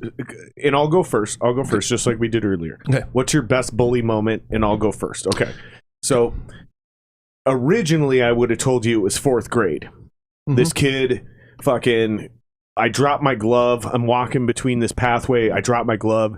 This kid steps on my glove, and I step up, and it's straight up Marty McFly versus Biff in Back to the Future 2. Yeah. And he's like, I've been waiting to kick your ass since the day you got here because I'm the new kid at school. And I swear to God, dude, he swings a right hand. I'm not exaggerating this. This is no bullshit. He swings a right hand, and straight out of Karate Kid, I lift up and I catch his hand. I catch his punch. And I look at his fist in my hand, and I'm as shocked as he is because I look up into his eyes, and the fear in his eyes. Yes. He does not understand what just. Neither do I, because I was not a good fighter at this point. This was just pure baseball reaction, right? Like, I'm going to catch this fly ball, right? Line drive, really. And I catch, and I look at his fist, and I punch him in the face, and then I sweep his leg. Okay? That would have been my greatest moment. Except later, he chased me down and him and his buddies kicked my ass, right? Of course, him and his buddies. Now, as a real adult, is where it happened, was I'm in my mid-20s and I get a home invasion and I get two dudes who look like they could play D-line for the fucking Vikings. They're very huge human beings, and one of them's got a gun. And I almost win this fight. The only reason I even stop fighting, and I'm really bullet pointing this, is because everyone in the house while this is happening is screaming at me that I'm bleeding. And I finally look down and see I'm just gushing blood down the side of my body. Wow. Because they pistol whipped me, and I didn't even feel this, and completely gashed my head open. Wow. And so I'm just gushing blood down the side. Dude, when I'm swinging, I fought them off. I got them out of my house. They stole some shit. They stole some shit. That was, but I got him out. I did my deal. Yeah, you do remember. I this, remember right? this because we knew each other. It was scary. Yeah, but I had proved so much to myself that night. Yep. That no longer going forward, you want to challenge my manhood? I just chuckle a little bit because I've already been there. I've already done that. Right. Like the validation I need from other humans to tell me I'm a tough guy, that came and went 10 years ago, dude. Yeah. I've already been there. I've already done that. I already know what I'm capable of. Listen, I'm actually a little afraid now because I realize like I'm kind of stupid. Because like what I did that night and what I do in those moments is kind of fucking reckless. I would be afraid of myself for what I would do to protect my family. Right. And that's what I'm getting at. Is I don't even have kids yet. You know what I mean? I got kids, and let me tell you. You'd be willing to die for them. All I had was a puppy. I would be all I had willing was to a kill. puppy in a kennel. That's what I was worried about, him realizing I had a puppy and stealing my puppy. And I went full red. Anybody who's not ready to kill for their kids... Shouldn't have kids. No, shouldn't have kids. And I would. And that's what I'm worried about. Is like, if I'm going to do that for a puppy, what am I going to do for a child? Well, that's it. That's where I'm like... I'll tell you my greatest bully story. What's your best bully story? There's 3-4 of them that come to mind, but the best one, and this is not a glorious thing. I'm not saying this because it was a shining moment in my life or anything, but it proved something. I proved to myself. Yeah, I'll take one. Yep. I proved to myself who I was. I didn't look for accolades from other people, you know. There was a guy in school who was freakishly large at an early age. He was benching like 300 pounds. And you're not exactly grade. a small human. I was one of the bigger kids in school, so I kind of had a target on my back, you know. Me too. Because you got every little retarded punk that wants to make a name for himself is sooner or later going to take a shot at one of the bigger boys and try to, you know. But this was, I had just gotten, it was the first day of school back from Christmas break in 10th grade. And I had a Walkman. I got a brand new Walkman for Christmas. So, you know, I got fucking, I don't know I'm listening to my Walkman before English class started. And this guy comes in. You had Toto on the tape, right? I don't, probably Duran. Anyway, he comes in. This wasn't a Def Leppard day. This was a Duran day. This was her name is Rio. Maybe more Talking Heads.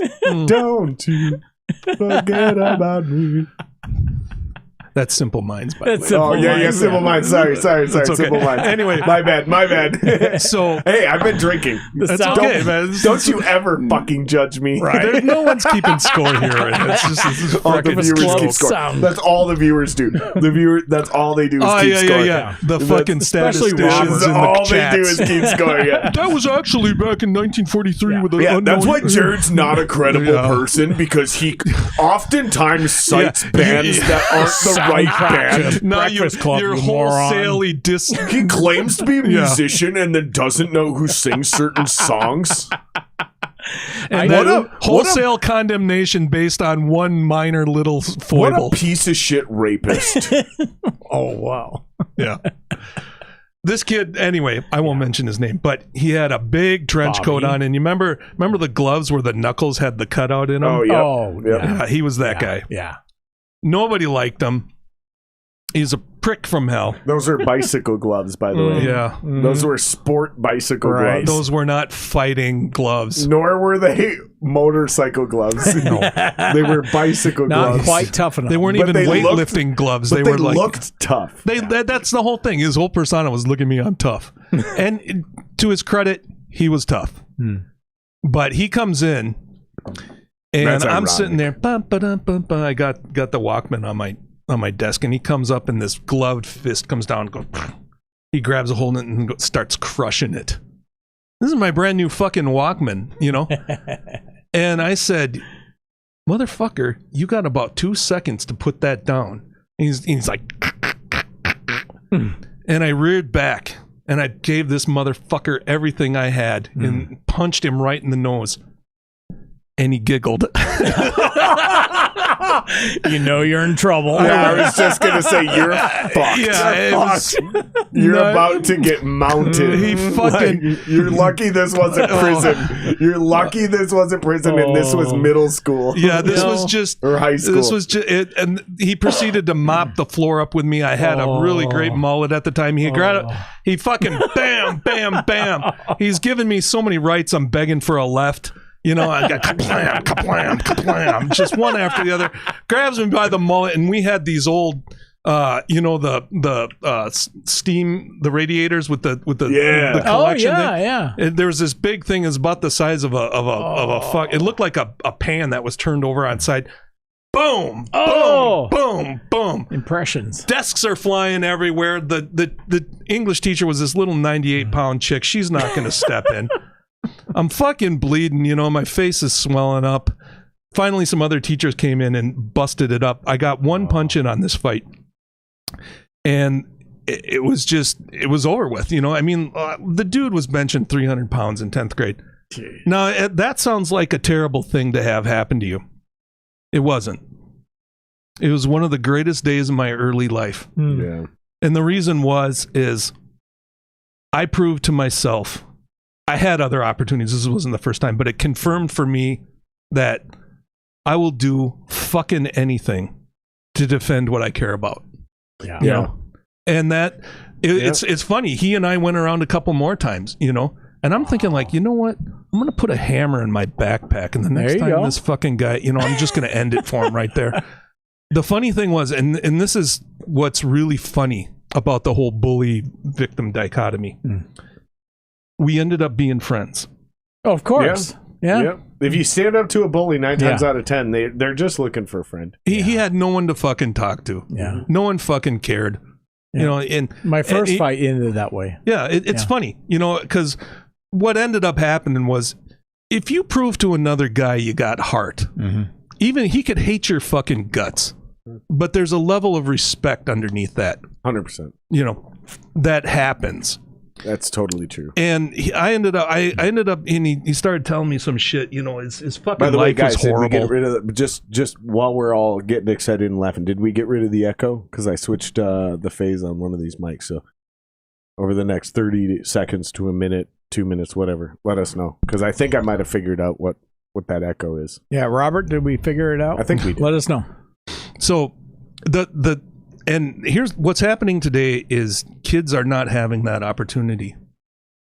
the protection and the helicopter mommy nanny survival. Well, and every Right, and it's teacher, because every again, principal, and it's because again we have no wars. No. Nobody's getting bombed tomorrow. Nobody Nobody's fights for afraid. anything. Nobody fights for anything. Yeah. Well, It's all about getting through your day Yep. as comfortable and as safe as possible. right? And it's creating a level of anxiety because you're not being stressed, right? Yeah. Like for real. Like if you think about this, like it's actually pretty simple if you think about this. Like back in the day, your main goal was to figure out how to eat for the day. Right. So then once that got taken care of, then it was like, okay, how do I find fulfillment, right? Yeah.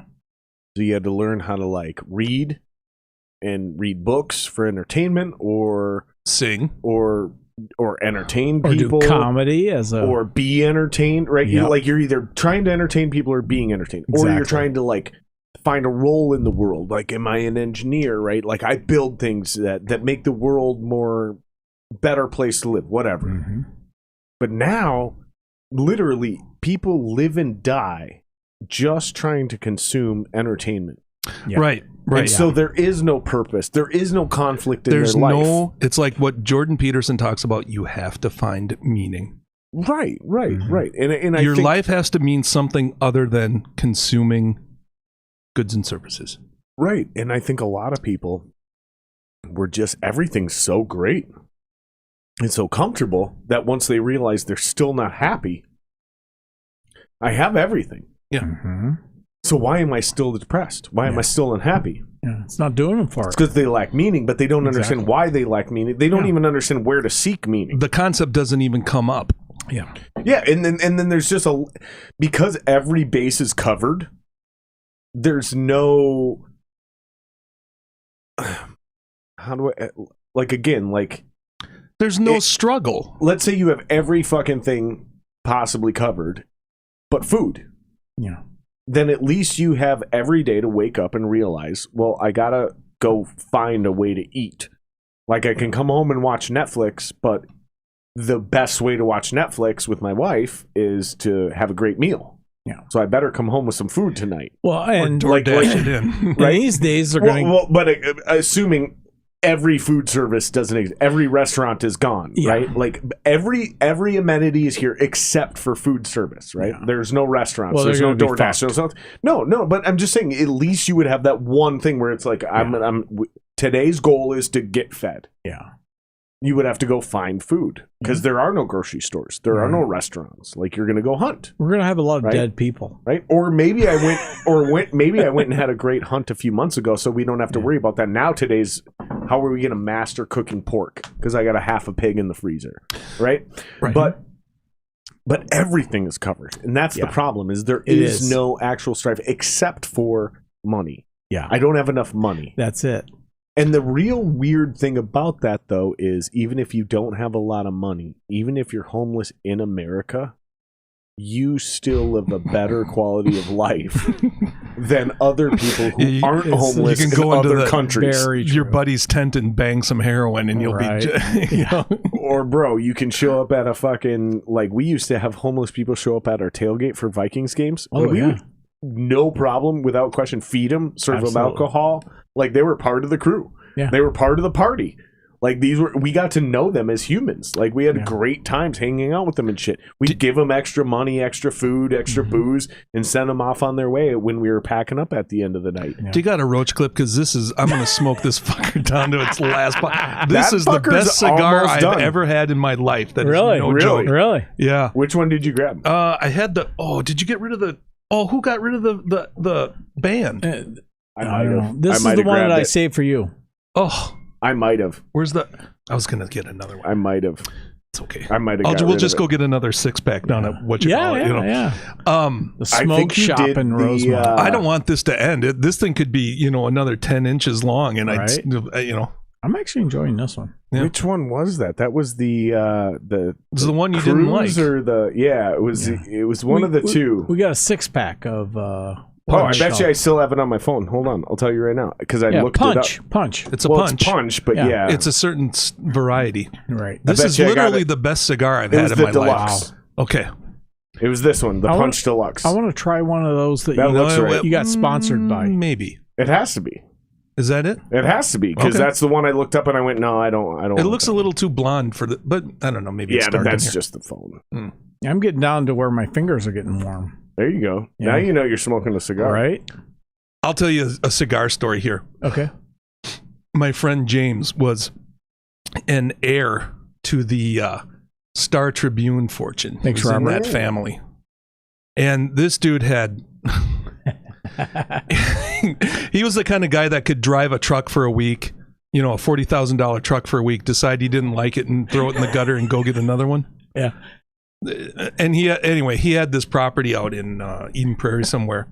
And he invited me and my friend Donnie and these other dudes down there to put in some sweat equity on his new property, get the bushes trimmed, do all this, And the payoff was we were going to sit in his gazebo and smoke these Monte Cristo A's that he had somebody smuggle up from St. Thomas. Sure. These were real legit Cubans, and they were 50 gauge cigars. And I'm telling you, they had to be about this long. It was ridiculous.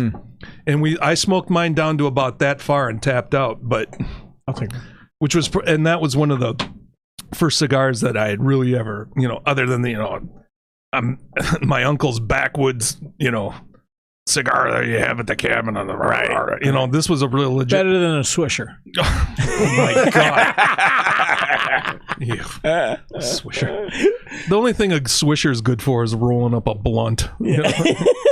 And anyway, geez, we're going through them here. I'll trade you. I'll trade you I'll stash the Classico for that. There you go. If nobody wants the Classico, unless you do, I'd hate to smoke 3 cigars because I went through that other one pretty quick. You want this one? Yeah, I might want it. Depending on how far it goes, if I don't get to it, I don't get to it. But. Yeah, because you already had one of these, right? Yeah. Because I'm about to fire one of these. That's a good cigar for, Oh, this one's good. I like this. Aren't they good? Yeah. Yeah. Yeah, these are the sponsor cigars that we're looking at right now. Not to sound obvious, but who's the sponsor? Marco V. Nice. They got an ad at the top. Okay. Of the thing. They're fine. Excellent. They're fine. They're fine. Ooh, this is a good one right here. That must be why I put it. No, I'm just looking for a sponsor for me. No. God, these things. This is a really good cigar. Anyway, when you find a great cigar, it is a real treat. Yeah, it is. It is a real treat. Yeah. And it's amazing because you don't even inhale them. No, yeah. You just taste them. Right. That's it. Yep. Yeah. And that, I don't smoke like a novice cigar smoker, do I? I don't. Well, here's what I'll tell you is you told me at the beginning, you said it's been a while since you smoked a real cigar. Yeah. Right? That first one you hotboxed down, and it might have been a little patchy, right?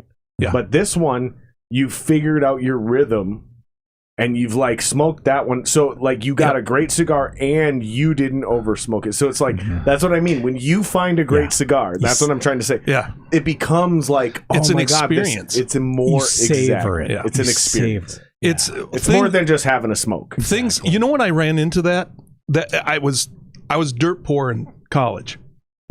I mean, beans and rice kind of thing, Isn't everyone though? Well, yeah, but mostly. Yeah. I wasn't living in a dorm though. I mean, I was living in, I was living in Uptown. I was living in the Wedge and going to school, and I lived in this apartment with this. The rent was like $250 a month. It was just nothing, and man, it was a struggle. I mean, I worked my way through college. I mean, I was 35 hours a week at the restaurant, and anywhere from 12 to 22 credits a quarter. It was just brutal.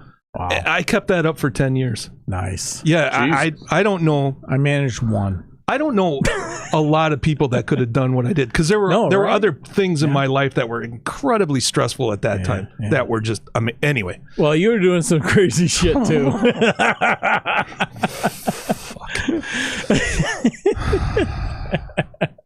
Yeah. Yeah. Anyway. Where the fuck was I going with this? Yeah, that's a great cigar. I think we're leading into a good my story. big thing was to go. I'd go down to Muddy Waters and study. Oh, I got a good one. So I was into smoking. This is a great cigar. Not all of them are built equally. This I got a perfect one. This is candy.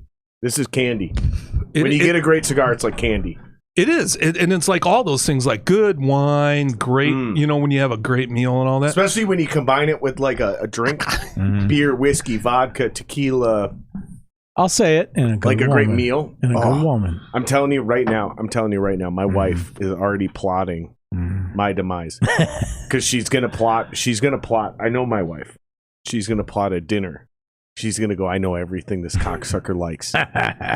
She's going to go, blue cheese covered steak. Ooh, there you go. Good. She's going to French style. She's going to go, she's going to find a beer I love. Yeah. She's going to find a bottle of whiskey I love. Yeah. She's going to plan a dinner where I'm going to be able to, and I'm going to just be like, all right.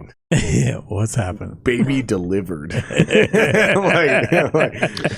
right, you're getting pregnant tonight, girl. Yeah. Like you clearly established your mission statement. Honey, see, and where'd my condoms go?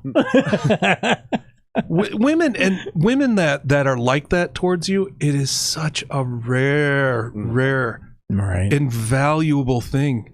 Yeah, that's why I married her. Obviously, when you and I've fucked up. I've let some really good women go by, and I regret it every damn day of my life because I got this. I don't know if other guys do this a lot, but I go, why the fuck did that one blow up? Why did I let her go? Yeah, God, I'm so fucking dumb because I talk a lot of shit, but I know what it is to be validated like that by a woman, and there's nothing on earth that compares to that. No, it's just it's why I love them. Yeah, well, you can, but not. And you know what? The big thing is I'll run my mouth and people say I don't respect women. I have an old school view of women that doesn't conform to what's going on now. Yeah.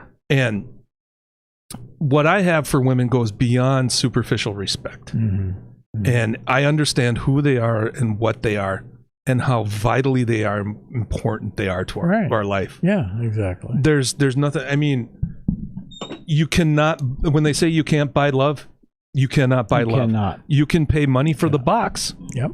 You can get you can get sugar baby, but you cannot buy that kind of love. No, you can't. And I don't know who else recognizes. And it's a deep conversation, but I don't hear a lot of guys talking about it. No, which is sad. It is, and you gotta keep the search up, and you gotta keep going, and you gotta keep looking, for that right one. You know what? I think I'm beyond looking though. I mean, it's either they're either going to land on my head like a meteor, and I'm going to have my shit together, or and you're going to know when it happens. You're going to know, and it's going to be it. That's it. Yeah. That's the way it was for me. For my wife, and we decided we're going to have a big family. We wanted that. Yeah, and that was the pinnacle. For me. Yeah, we want a big family. Yeah. And that's the thing. So big families are great. They are. Big families are where you get real talent and personality from too. Yeah, and only childs always tend to be like weirdos and serial killers. I'm an only child. I'm a weirdo. Thank you. I will admit it. I was an only child. I was an only child until I was 16. Oh, I was an only child, and I was a Navy brat, so it was really rough. Right, going through life, moving all over the place every 2 to 4 years. My dream is to have twin sons. Oh yeah, and then either have them play sports or music together. That's my dream. That's my fucking dream, bro. I wanted the Sedin brothers up in Vancouver. I wanted exactly that's actually the exact sports duo I'm looking for, because like the Manning brothers, cool, but whatever. But no, the Sedin twins, right? That was incredible. They were so good, specifically together, that teams had to sign them together. Oh yeah. and they played on a line together. It was the Sedin twins. Like, you didn't get one without the other. No, right. No, we play together. Daniel and Henrik were a package deal. That's Jesus Christ, what a great reference, because that's exactly, or the Van Halen boys. Yeah. Right? Yeah. Right? Like, exactly. that's another great situation Who's where they another weren't couple twins. They weren't twins, They but weren't they were twins, brothers. but they were close. Yep. Yeah. That's all I care about. Like, I want twin boys. The Hanson brothers. The hands. The Osmonds. Yeah. Oh, I'll take them all. I love the hands. Like, I just want twin boys. Yeah. Or closely born boys. Yeah. And then I just want them You guys to do both shit have together. one beer left. Oh, wow. And then I just want them both to just Fucking luscious. crush. I just want them to crush together. Yeah. Just learn how to Yeah. work as a unit, Yeah. because it's literally the two of you versus Yeah. the world. You know Yeah, what freaks me out is like when you see the advent of the internet means you can capture so much more shit out here. That's, Absolutely. I'll never forget the first time I saw it, and there's many of these videos out there on Instagram and all that. But when they take the two twins that are like a couple days apart and they run them over 98-degree water, and they're sitting there, it's like they're back in the belly, just here's my brother, and it freaks me out. I've talked to a couple of twins, boys that were I was like, well, what's it like having a twin? He goes, I can't explain it. It's one of those rare things in life where there's no reference point. Unless you have a twin. Right. You're not going to get it. There's no words in the English language that'll distill what that is. Yeah. It's one of those things that you have to experience it. You have exactly. to. Yeah. If you're Which a twin, none of us will, right? If you're a twin, chime in. I actually have two little brothers that are twins. Yeah. Really? Wow. Yeah. Amazing. Nice. I didn't grow up with them, so I don't know them extremely well, but those two, Are they identical? they were identical. Would one get a sex change or something? Or No, their genes expressed themselves differently once Interesting. puberty hit. wow. They were identical Wow. until puberty hit. And Wow. And then it just went their separate and ways. now one looks like me, but with way less facial hair. Yeah. Like, he's got my build. Less ugly. Got it. Yeah, Okay. Yeah. Or actually, he just looks like an. Don't beat me up. I mean, honestly, like, I guarantee you some girls would say he's better looking than me, and then I guarantee you some women would be like, he's not as good looking as me. but How'd you like to be the runt? But he's exactly. That's got to be a tough spot. He's exactly built like me. He's Okay. built like me. Yeah. His complexion is the same. And then his brother, his twin, went blonde-haired, blue-eyed, got thicker, didn't get as tall. Looks complete. I mean, you would never. Wow. We all look like brothers now. Yeah. But There was that they 10-year no period longer look where- like yeah. twins. I've never They heard of that. no longer Never look heard like of twins. that. They started Yeah. just Wow. Yeah. Yeah, that's It's news. super weird, dude. It's super weird. But they were Yeah. absolutely 100% identical twins Wow. until about 12, 13 years old when they Wow. hit puberty. Yeah. And they both just Yeah. went whoop. One took their one became a linebacker, the other one became I was the gonna water say, boy. one One went of them- no, linebacker, one became a went Molly linebacker. Crew. One became a linebacker and one became like a DB. Oh, Interesting. Yeah, Wow. yeah, and one started to look more like their mom as far as like hair color and eye color, and one looked more like our dad. Oh, okay. Hair color, eye color, yeah. Crazy. So like me and James look like my dad. John looks like his mom. I can see that. You Okay. know It's what? crazy. It's fucking crazy, and we Yeah. all have different moms. That's the other thing is me and James Oh, both yeah. look like my Okay. dad. Mhm. John looks like his mom. Yeah. They have the same mom, but me and that's the craziest thing is me and my brother James, one of the twins, look more alike than him and his twin because he took Interesting. after his mom. Mhm. Me and him both took after our dad. Wow. That's the weirdest fucking shit Wow. about that's gene expression. This is evolution. This is like everything that matters. The what we're chromatic talking about. DNA Yeah. came Like this is some crazy shit. Like yeah, that's what I'm saying is I look Wow. more like my twin brother Sure. than his own twin brother. Wow. interesting. Yeah, because Wow. his genes express to go more towards his mom. Sure. That's John. Sure. And me and James look more alike now than those two look Yep. alike. Yeah. And there's 10 years a left between us nut all. versus a right nut thing. It's wild, dude. I don't even know where to explain it, bro. How does that get decided? I mean, which one? No, Right? You know, I'm going to take the night off. Which one's you bigger? Get this one. This one's on you, buddy. Go I just ahead. want to know which one's bigger. That's the one I take after. It is a proven fact that the X's are in the left nut and the Y's are in the right nut. You know, I mean, That's definitely not right. not true. That's That's the definitely not true. Seinfeld That's totally made up. I just The science is settled, folks, right That's here. right. No, I will tell you, one of your nuts produces sperm and the other one produces semen. That's yeah. And That's the two, not right either. Yes, it is. No, Yes, it is. no, it's not. Only one of your testicles actually produces the sperm. That is true. I'd have to fact check you on that. Fact check me. Chat. Fact check me. Robert, somebody fact check him. only Get one on of that your- sanity. He's had a few, and suddenly he's a molecular biologist here. Only, fact check me in chat. Only one of the testicles actually produces sperm. Semen and sperm are not the same thing. Robert, look that up. I know for a fact semen and sperm are not the same thing. Sperm swim in If semen. you're still watching.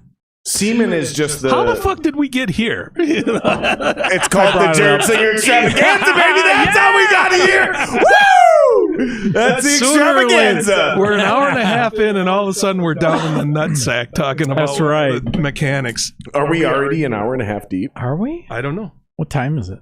You said we're already. Oh man. We only got an. Is it? Are we only an hour and a half? in? Yeah. Well, We're we're at already an 8:30. hour and a I think half it's in? 2 hours now. I could go till 10 o'clock. This is great. Yeah, we're Right? definitely 2 hours in. Okay, we're good. We're good. We're good. So and here's- I got extra booze. I got a little whiskey and some Excellent. vodka there. and some. I'm going to be the only sober one in the room. I know you're driving home. Okay. Is Here's this who your I dream? want. Are you living your dream right now? Yeah. Where Yeah, you're hey, the, look, you're man. the responsible one in Oh the my room. Finally, hold on. I just want to point out the irony for the listeners who can't see what's happening here. Steve and I are getting shit faced. This dude's drinking O'Doul's. Yeah. So clearly, at some point in time in his life, he became so irresponsible, he had to start drinking non-alcoholic beer. So clearly, he is very excited for the Yes. fact that for tonight, he might actually be the responsible guy. The guy drinking O'Doul's might be the responsible guy in the room. Perfect. This is hell. How happy are you right now? This is purgatory for me Perfect because segue. Yeah, well, Yeah. here we go. Okay. Okay. So the whole reason Steve You're got no me into longer this the degenerate. Yeah. No, okay. I no longer drink alcohol. That's I cannot drink alcohol. That's right. And I Like I support said, that. I grew up in Northeast in the 70s, and Yeah. I came of age in the hair metal 80s, and trust me, it was fucking on, baby. It was amazing. Here's the deal. I was such a terrible lush as a 15 to 25, I'm there. and this is what I crashed and burned. This is, I crashed and burned really, really hard. It was bad. Drugs, the whole thing. And excuse me. Boone's Farm was my drug. Look, Boone's Farm was like for breakfast around here know, in right? 10th grade. I mean, here's the deal. I'm German. So it's like beer, sausages, cheese. It's just on the table, That's just how it is. And I love all those things. They just give me wicked heartburn at the end of the night. Right. You know what? I miss being 24 when you could just eat anything and wake up the next day and feel like you could conquer the world. I ate I just- everything. I wonder how I did it. All right, Sanity, I just let me know fucking, if I fix the reverb. I switched another phase. I fucking, me and my best friend Frankie, he's dead now. He died of alcohol poisoning. Mm-hmm. Well, he didn't die of alcohol poisoning. His fucking liver gave out on him, which is really sad. But he and I hit a stride when we were in high school. Yeah. Where some kind of weird thing happened where we could drink ungodly amounts of beer. Mm-hmm. And I'm talking, a gallon and a half each a night, Wow. Yeah. and we were, 16 years old killing a case of Cold Spring in a fucking construction area at 4:00 on a Tuesday afternoon. Yeah. That's the kind of shit we were doing. And the funny thing is that was not abnormal. No. There was a lot of people if you go around here, you might not see it now, but the big thing was you'd see a guy on a 10-speed with a case of Blatz strapped down to the back, and you knew who that guy was, dude. That was I miss seeing the guy. Literally, this is part of my teenage years living in Minneapolis. You're walking down the street, you got your Walkman or your Discman sitting in your backpack, right? Yeah. And this was before wires were built, wire ports were built into your backpack, so it was a horrible inconvenience. You had to leave the zipper usually undone. you ended up walking with it in your hand. Right, because skip was really bad. Yeah, because any vibration skipped. That fucking anti-skip button was bullshit. It was. Yeah. But you'd be walking down the street, and all of a sudden, and this was like every 45 minutes. Oh, yeah. Through your day. This wasn't once in a blue moon. This was like if you're hanging out Northeast, walking throughout the neighborhood, jumping on the bus, you're hanging out in the city, like this is Minneapolis life. It's kind of like watching a movie about a kid hanging out in New York, right? Yeah. Like it's kind of like that. Like there's a lot of, when you're a kid in Minneapolis, there's a lot of public transport. Sure. And exactly what you're describing. Like every 45 minutes, you see some skinny ass white dude bicycling missing his teeth, ass long off. hair. Yep. Long hair, missing teeth, with a forward hat, not riding a bike. His hat isn't backwards, it's forward. He's athletic as fuck though. Lean, skinny ass, crackhead looking white dude. Yep. And he's got some speed. shitty job that keeps him in shape because he's banging metal and all he's day. got a 10-speed with this weird rack on the back where he's literally taking bungee straps, bungee cords. You said it at the same time. He's got the bungee cords. Yeah. And this motherfucker is bicycling his ass past traffic. Yeah. And everybody's looking at this dude and they can't figure out if he's a loser or if he's a goddamn American hero. Light. Yeah. Is this guy a fucking American hero or is he a loser? He's living the dream. Tell. Look, this dude can't tell. No, he is self-actualized. He's at the top of Maslow's pyramid and he's got fucking, he's got his tube sock on his right leg is up to the knee so he doesn't get his dirty sweatpants caught up in the chain. And he's fucking going for it. That dude has blown modern psychology out his ass and living to the ultimate. And just so you know, there's only one Pokemon evolution above this guy. And he adds a backpack with another 24 case in the backpack. That's it. There is no higher Pokemon evolution. There is. There's the guy who has ascended past that, and there's only 2 or 3 of them on the top of the mountain. Oh, the baby stroller. They got It's the baby stroller on the 10-speed full of 24 packs. Now that might be a level I'm unaware of, but it's the dude that has the Mad Dog 2020. Oh, it's the same guy, except now it's January. And he's got a shitty snowmobile suit on, and he's got his hip is full of Mad Dog 2020, the orange kind, the kind that's a guaranteed puke every time. Those guys, see, this is why other countries think, now you're talking about homeless people, right? Yeah, because those dudes go to another level that isn't human, right? And it's not measurable on any scale. No. Yeah. And you've got all these people that do the intake on them down in 1800 Chicago. Steve, you and I just want you to know, you and I lit the same cigar. I know. Look at what your cigar looks like. He picked one of the ones that was vertical. No, I picked his cigar. Was it standing up or was it laying down? I picked his cigar. Yeah. I picked his cigar. Yeah. Okay. It's unraveling. Look at what... No, it didn't. No? It didn't unravel. No. Steve, you unraveled I this. unraveled it, yeah. I am smoking the exact same cigar that Steve is smoking right now. He's gingerly handling his. I'm handling yours like it owes you money or something. the fuck out of mine. I am. You can't bang it on the fucking... It's not a bet, Steve. There's a TikTok where it's like, this is a piece of... and it like goes in this crazy... Like, that's what I'm doing. And then Steve's just like banging a hooker. I'm just beating the fuck out of it. Just I am. I'm just trying to keep mine lit, Steve. So that's the other thing. It's not an Okinawan hooker. You can treat it gingerly. Okay, so I got to teach you some cigar etiquette, my dude. I got nothing. Because here's the deal. I'm cool with it because I get it, right? Mm-hmm. I get it. Okay, but someday you're going to be in a similar situation. Yeah. And you're going to piss somebody off. I am. I know. Somebody's going to hand you a cigar. Yeah. And you're going to fuck it up. I know. Or even they're going to see you smoking a cheap one and they're going to be like, I don't want to even hang out with that dude. Don't. Yeah. Like they're don't just because associate people with are me. assholes. Like that's what I'm really getting to. Like I'm cool. Like it's the thing, right? Mm-hmm. But sometimes, dude, people become dicks about this shit. And I've already experienced it. But you know what it is? It's that thing we're getting back to. It's an appreciation of the experience. Like that whole reason I was telling you that whole story about living in Uptown. Some guys I discovered get, like, this offended, fucking and that's what I'm point. getting at. Exactly. I want you to tell your story, but and this is a perfect segue. So what I was gonna say, and I want you to leapfrog off of this is, it's about an experience, but this means so much to certain people that they get personally offended if you don't do it the right way. That's right. Because they've had the experience. Here's where I'll tell you. Or they've been lectured, or they've been humiliated, or whatever. So leapfrog and so this is what was going. I'm going to school. Take your leak. Yeah. I'm fucking but piss in the sink.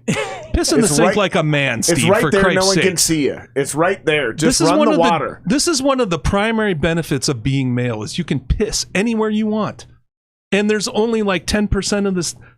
10% of the localities where it's unacceptable. Yeah. You know? You can hold on. Let's clarify this. You can piss anywhere you want 8 inches above the ground. Right. Because you don't have to squat. Oh my God. Like poor women. Oh yeah. Seriously, I hope I don't have daughters because their lives will be harder. Listen, man. Like when they need to pee, it has to be on the ground or a toilet. Like they can't piss in a sink. No, and this is they why can't. This is why girls I'm as not young being a dick as right now. I'm not being a chauvinist. I'm genuine. Like my wife can't piss in that sink. No. That sucks. She could if she really had to. It would be an incredible, she crazy would need amount you to of build effort. some sort of like harness for her. It would be easier for her to just piss in the drain on the floor. Right. And that's undignified. My goddaughter started, Hold on. Go ahead. What? Okay, right. That's what we're really talking about is dignity. Right. Men don't need dignity to piss. Women do.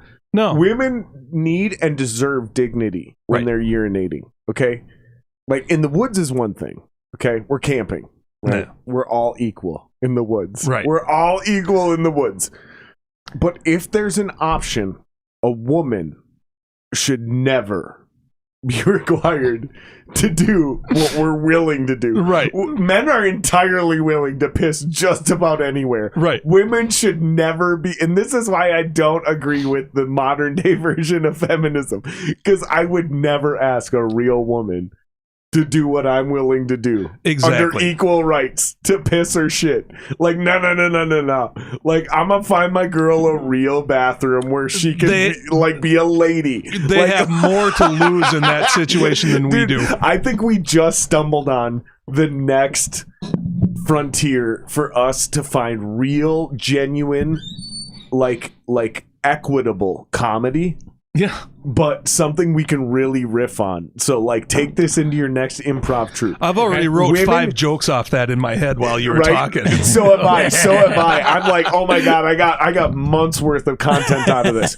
Women should never, ever, a real lady should never be subjected to what we're willing to do to take a piss or a shit. Listen, they've got way more to lose in that scenario than we do. The places, the smell, the sanitary conditions, all the things a dude is willing to go through to take a piss or a shit. Yeah. Fuck your equal rights. Yeah. We're not the same because even I don't want you to go through what I go through to take a piss or a shit. My sister caught poison ivy that way once at a keg. You're not getting at here though? Like, and she was miserable for a week. Trust me, ladies, you don't want to be equal. Yeah. Because the things we're willing to do to take a piss or a shit is below you. I will not.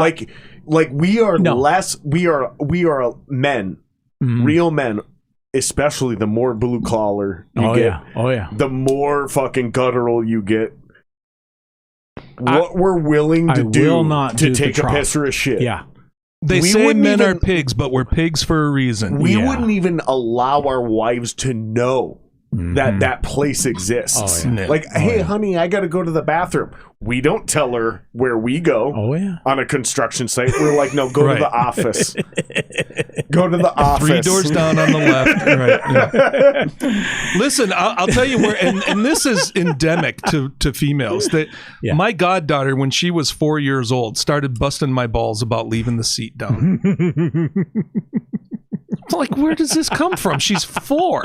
Where did she get it and from? she meant it with every fight. You put the seat down, Uncle Benny. Oh my God. All right, here we go.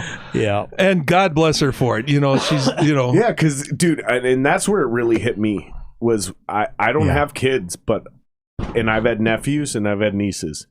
And those tiny, perfect, innocent little girls, it's different.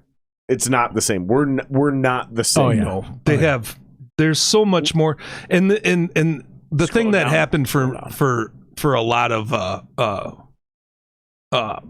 guys that have daughters. Holy shit, chat's been blown up. Yeah, right. Good for you guys. Yeah. Shout out to Jeremy Knox jumping in. Hey, Oh, Jeremy, dude. Hey, he's part of my improv troupe There we from go. Wisconsin. Wait, is it Wisconsin? Shit, might be Michigan. I think it's Michigan.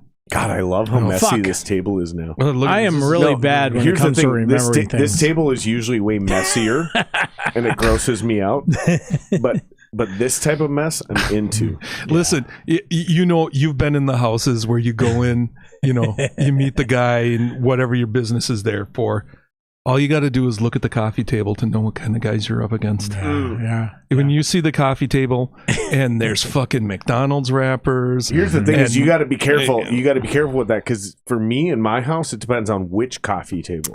Because you've seen this table when you walked in, Sure. pristine. Yeah, very nice. That coffee table is a storage spot. Right. The coffee table upstairs is whatever happens to be thrown on it. Yep. And if I decided to watch a movie up there with my wife versus her deciding she wanted to come down here and watch it in the studio, where I smoke cigars. Like completely, you see what I'm saying? Yeah, like, yeah.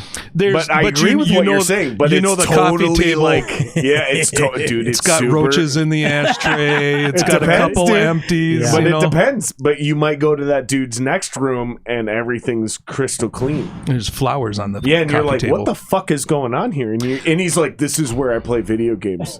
Yeah. And you're like, wait, what? But your regular living room looks like you have frat parties in it? And he's like, yeah. That's exactly a how I roll. uniquely guy thing. We had That's Right? exactly what I'm getting at. It is. Yeah. I grew up with a guy who my dad was And then there's completely- guys that are the opposite, by the way.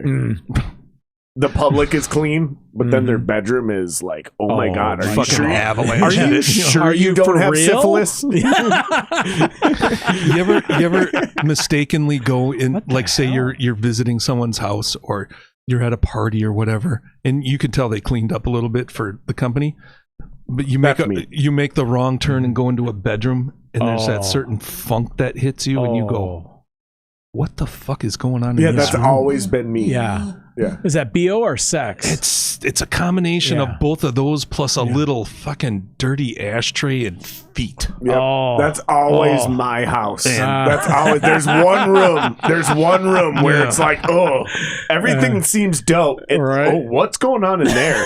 And it's like that's the rehearsal Yeah, space. that's the junk room. Yeah, and That's where you know what six that is? dudes get together 3 hours a week And sweat. Sweat is embedded into the carpet and sheetrock. There's a reason that door was closed, and there's an alarm, and we maybe forgot to acknowledge it, but you shouldn't be in there. That's right. Because it sounds like a sex dungeon when I'm describing it this way. But I swear, it's just a bunch of dudes, and there's no weird sex stuff. It's just... No, just testosterone. But all jokes aside, like that's literally what every rehearsal space is like.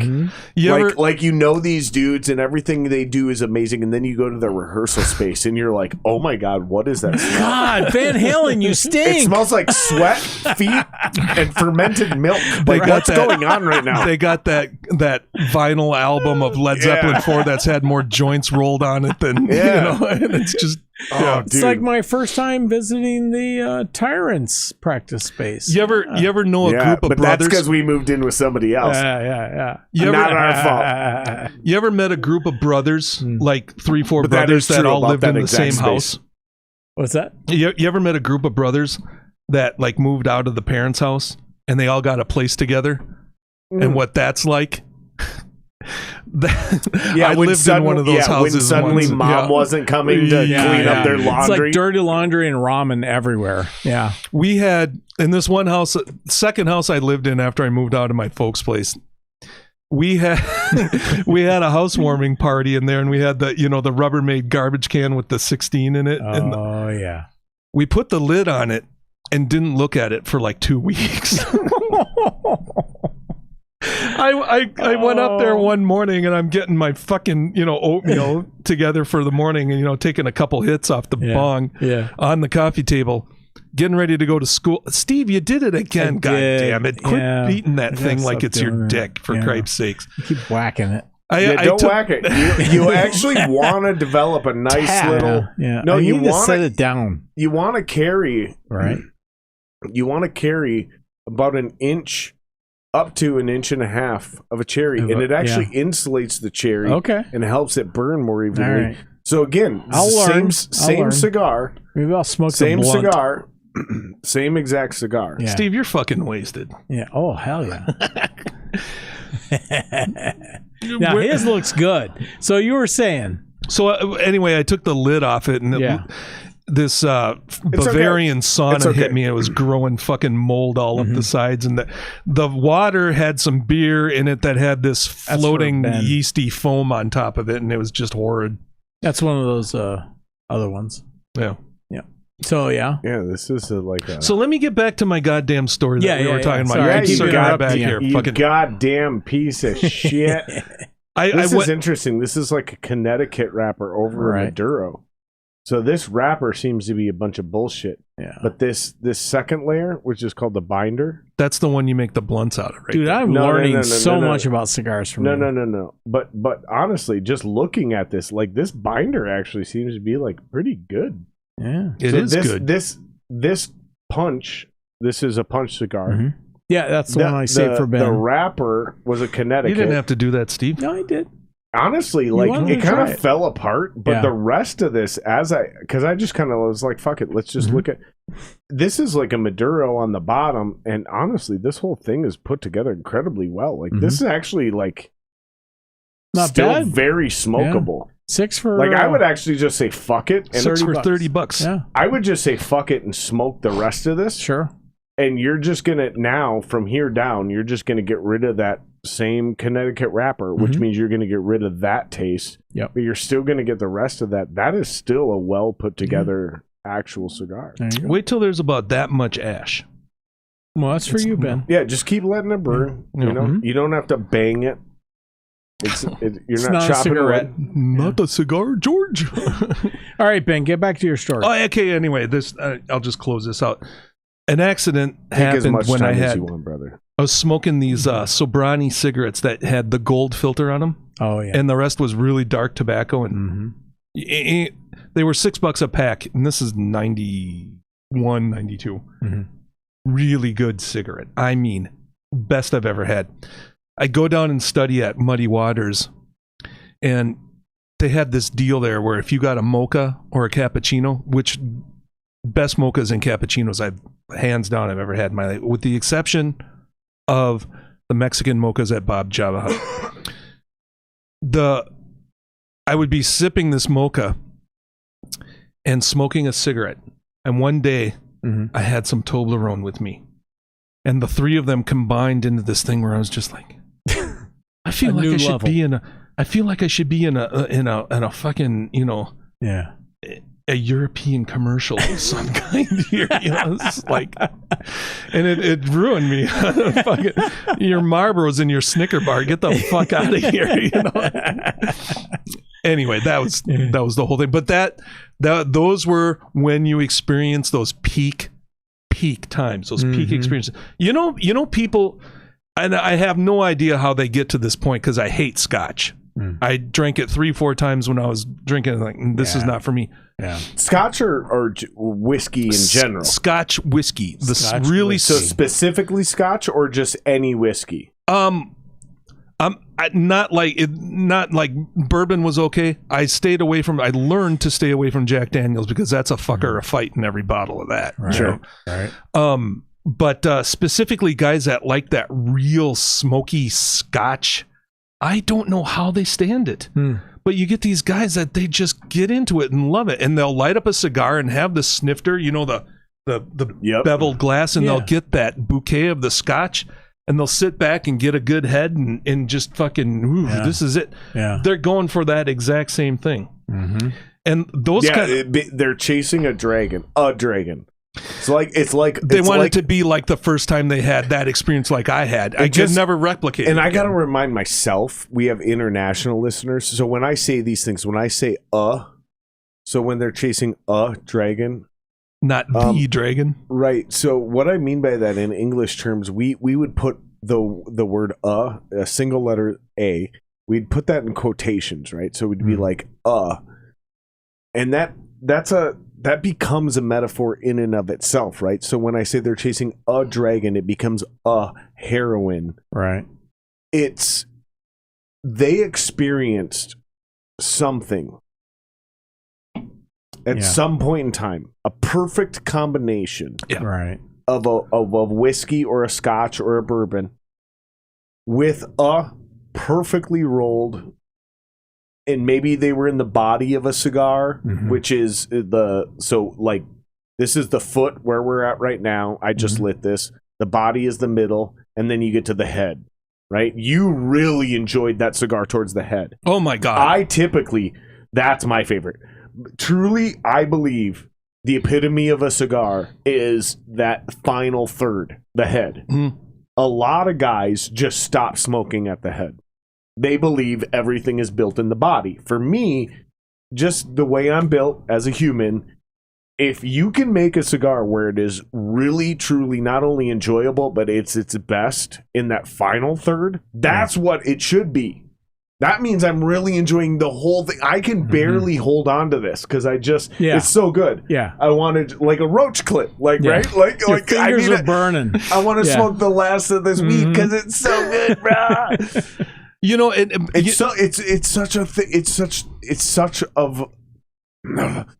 such an epitomization. It's beyond pleasure. It's the literal epitome of a moment of capturing a quote unquote a dragon. Yeah. It's chasing the quote unquote the dragon. That's what I think those guys are doing, where I know exactly what you're talking about. It's the guy who gets the little fucking serving of brandy or scotch in the tulip glass. Sure. And he sits there and he's like, and honestly, man, we all want to be there. Every one of us are like, why is that guy into that so much? All right. Because he's vicariously experienced that first few times over again. It's like, and all we're trying to do is replicate that very first. And we're all trying to do this. Every single one of us who had the fireworks on our first kiss. Yes. Oh, we're still. Oh, your first really good kiss. Like even my first kiss, Sarah Anderson. In 6th grade. Sorry. I'm sorry. I was 6 years old. Oh. It was 1st grade. Sarah Anderson. Oh, you know what I mean? Then it was the same Karen Makadair in 6th grade. Nice. You know what I mean? And then it was, the first of this. And they all struck the same note. And then the same thing when I knew I wanted to marry my wife. You know what I mean? And then my wedding day, it's like, dude, like my puppy, my peanut, my little girl, my little peanut, my little puppy, dude. Like when I got her, you know, when she gave puppies for the first time, you just want to relive that. And I'm just like, there's these moments where it tugs on your heart and it increases your understanding of like what love and being loved. Yep. And that's the other thing is like how much you can love, but also being loved. Yeah, like because it's validational love, right? And you think you've been loved, But then, like, oh, dude, I'm telling you, man. Like, my mom loved me a certain way, right? Girlfriends loved me a certain way. Mm-hmm. But then, my wife, that's another level. Mm-hmm. Seriously, I'm my dog, the way Peanut, my baby, the way she loves me. It's like, well, and I've never been loved this much. The unconditional love of children. It fucks you up. It completely switches your paradigm in life. Yeah, and like what you understand these things mean. You know, because here's the thing that I think is wrong in that and arena. We're talking about real love in American real society. Love. And I don't have kids, you do, so I want to understand how you get, because you should be able to explain this even further. It is unconditional love, a love of a child that they just see you and you can do no wrong. Yeah, and you are everything to them. And nothing is love. Do you like that ever? Yeah, and they just see you for you, and that's it. You know, and here's, you know, this is what I can't stand about hookup culture. Mm-hmm. The way men are portrayed right now in society, and the way a lot of women are portrayed in people in our culture. Everything is this drive-through instant gratification deal, and you get sold this bill of goods. Mm-hmm. You know, I'm going to go through the drive-through and get a wife. It don't work like that. No. It does not work like that. Stevie, here. Oh, you're getting a beer. Okay, yeah, sorry. I thought you were gonna visit the sink again. One thing I don't like is the way that especially I'm not going to say it's wrong to objectify women, because right now with TikTok and all the rest of it, women are doing just a fine job of objectifying themselves. I'll take that one with the white wrapper. There you go. Yeah, but you're not getting the other side of the equation on that. All you're getting is the instantaneous, you know, the first 2 minutes you meet someone that you vibe really hard with. Yeah, that's all that's sold as the big deal in our culture, and it's stupid. I'm looking at this, and that does matter. Let's not devaluate how much that does matter. Yeah, because honestly, those first few moments, man, are what often define all of our relationships. First impressions. You play your cards within the first 5 minutes of meeting. 5 minutes. Yeah. Yep. That's it. But there's cliches. There's cliches. Adages. Mm-hmm. First impressions mean the most. You know, there's so many of those things, you know.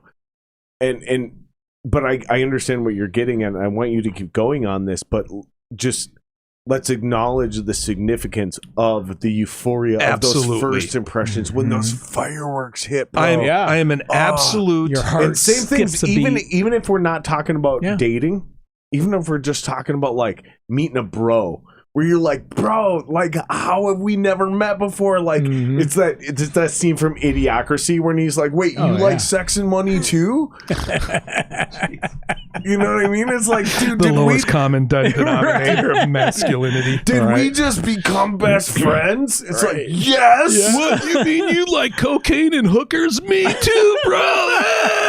You know, whether you're 12 years old or you're 20 years old or whether you're 40 years old, that relief. Sometimes it's relief and joy and euphoria. Because again, meeting a bro is especially at our age, man. Like a new neighbor, when relationships mean more. A new neighbor. When suddenly you're like, wait a minute, bro. I fucking like this guy. We click. Like, oh shit, dude, I got a new friend, bro. Yeah. Like it is such a euphoric feeling, and it's the same thing as dating. It's because it's an undiscovered country. The only real difference is whether it's sexual or not, which becomes a moot point and can be moved past. Yeah. When discussing this topic, like, I mean, it's like discovering a new country. It is. It's like, and then that's whether you're talking about going flying for the first time, meeting some girl you jibe with, or you know, acing a test or something like that. You know, people are wired to want more of that because it's an endorphin hit for one. Yeah. But there's also a sense of how would you put it? There's also a sense of it's beyond connectivity and all those pop psychology bullshit. It's like that newness to things. It's like you're recognizing the excellence of life, and it counteracts all the bullshit you got to go through to get there. All right. You know, you think about, okay, so let's say you look at somebody like, let's take an Olympic athlete, you know, and you see them, they go out and they, like some of these figure skaters that I watched today on the Olympics. You don't see the 10,000 hours of practice that goes behind coming down to that one fucking 2-minute routine that they have to go through, where all this stuff behind them becomes encapsulated and crystallized in that performance. And that's why people that are on that stage have a completely different perspective on that. We as the audience and the observer have no idea what goes on in the psyche of that person. We're only judging them on that specific moment, not everything they've done to build up to that point. 50 times they fell down last. There's certain NFL players, and I've said this as a musician. I play the shows for free. When I go on stage, I'm doing that for free. Yeah. The reason you're paying me is the rehearsals that led up to that. Exactly. Right. Football players say this. Yeah. Sundays are free, baby. My $35 million contract is Monday through Saturday. That's right. The guys that sacrifice and, you know, stay in shape and work their fucking ass off to be at the that. ice packs for 4 hours. And that's my mentality. That's literally, when you hear people say shit like this, I do this for free. That's right. I would do this for free. The pain I endure for the entire week. This is a cutter, so you can't punch this. It's too small. Okay. So this fuckboy. This little fuckboy here, by the way, I smoked one of these earlier, and I'm suddenly understanding. Marco V and his boys, his people call this a fabuloso.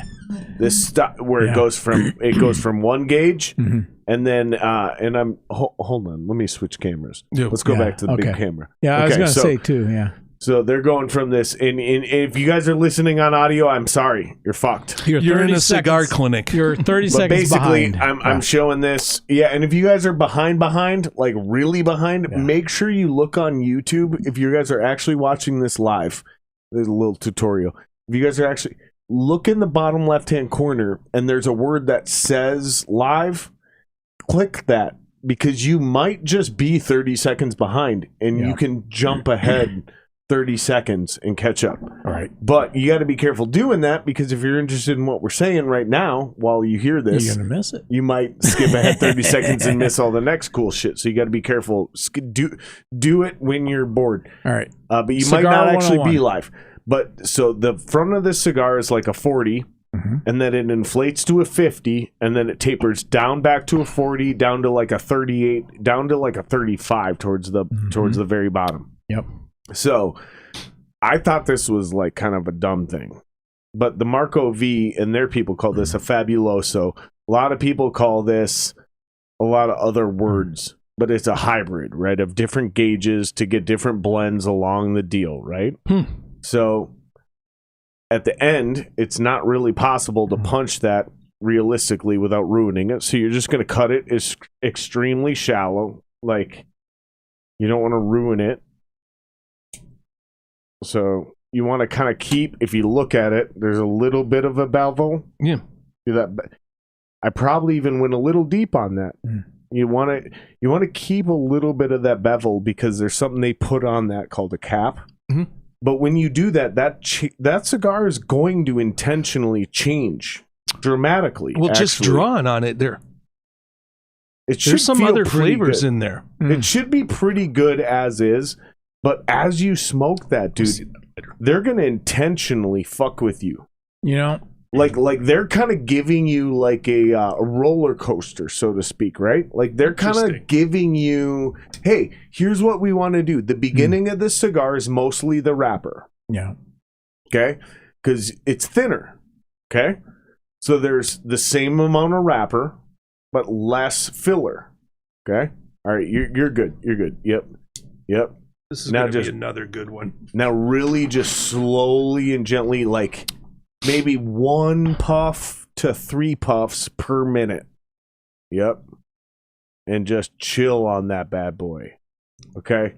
Now, as you get thicker on that cigar, you're going to start getting less of the wrapper and more of the filler. Down in the belly part of it here. Yep. Okay. Right? And so that's going to start changing. Even though everything is the same, your proportions are changing, right? So think of it like more meat, less sauce. Right? Like you're getting this back and forth, and then it's going to change, and it's going to go back to the start when you finish that towards the head. When you get down here towards your thumb, you're back towards more sauce, less meat. Right? This one's much spicier than the other one. I can tell. It's still going to be a good smoke, and it's going to change. It's going to spicier. change dramatically. Yeah. That's my point. Is what you're tasting now is what you're tasting now. But that whole this whole, and Marco V, you guys can go back and watch. If you have any curiosity as to what the fuck we're talking about, go back and watch. I think it's the very last podcast. If not, it's the one before this with Marco V. He's one of our sponsors. They explain this as to how this whole thing works, and they really broke this down with us, dude. And we talked for hours about this. So I'll get on with it. We can move on, but yeah, it's. I actually kind of now like that deal, that whole gimmick. I never knew that about cigars. I thought it was bullshit. Yeah. I thought it was just, and I joked about this with them. I was like, I thought it was just some like shitty like fucking Popeye cigar. Yeah, like, and I think I said tobacco saving technique. No, I said some Popeye level fucking like cheesy fucking greasy Italian fucking mobster. I want my own special fucking Hey Tony, give me a cigar. And they were like, no, dude, this is a thing that developed in Cuba. Wow. And I'm gonna go piss like a man in the sink. Right. Yeah, go for it, buddy. You going behind me? Yeah. Go this route. All right. Robert, you know anything about cigars? Text. No, dude, I'm super, and I love it because it's like beer, dude. Like fuck cigarettes. See, I don't think I'll ever smoke a cigarette again. You know, and then that's why I ever in my life brought some cigars, because I knew you were stopping cigarettes, and that was awesome. You know, I used to when I was a sound guy, I played a sound guy for a band, and I say that because I didn't know what the fuck I was doing, but I was okay. You know, there was no feedback, so to speak. But I used to sit out during our breaks. Sanity, you have not been reduced to anything. No. Sanity. Sanity. Don't do that to yourself, man. Communicating on live streams. No. Sanity says, Sanity in chat. I'm just going to give a shout out to Sanity. Yeah. What is it? I can't read the full. Sanity Unfiltered? Sanity Unfiltered. I've been reduced to commenting on live streams. Yeah. Don't do that to yourself. Yeah, buddy. no. Hey, he's building a shout out studio. to Sanity. Yeah, a studio. He's got a Kickstarter out there right now to build a studio where there's free speech and everything. You can make whatever the hell you want. Free speech. Yeah. And it's kind of a awesome goal, and I hope it works. Yeah, it's. I actually agree. I am a match guy. Yeah, and they're just not practical for this scenario. Yeah. When I sit down in private, I light my cigars with a match. Yeah, in this scenario here, I am not gonna supply heavy amounts of butane to people. Right. So, but someday when we get there, when we get enough Patreon subscribers, patreon.com/JaredSingerLive, we will get like all of this. Like we'll have one of those beautiful little fucking where you go like this, you go, and it's just like a mushroom flame, and you just kind of like do your deal. Yeah. No, we'll get all of it there. Well, you know, and Robert said right now, and when I'm in private, I light with matches, but it's extremely distracting and irritating to sit here on camera and try to light a cigar with matches. Yeah, it's just not something you should, unless we're doing a cigar podcast. Oh yeah. Then maybe I would even rearrange the set at that point. Sure. But that's a whole different animal. Yeah. But you're right. You're right. Matches. I am a match guy. I would prefer to light with a match. I like them too. I'd even go for a long match. The long match. Yep. Not necessarily the kind that you light your fireplace with, but just something a little bit longer than a normal. Actually, I was trying to get. So he's doing some. Hold the phone. Hold on. Let's stop the phone. Okay. Stop the press. Stop the press.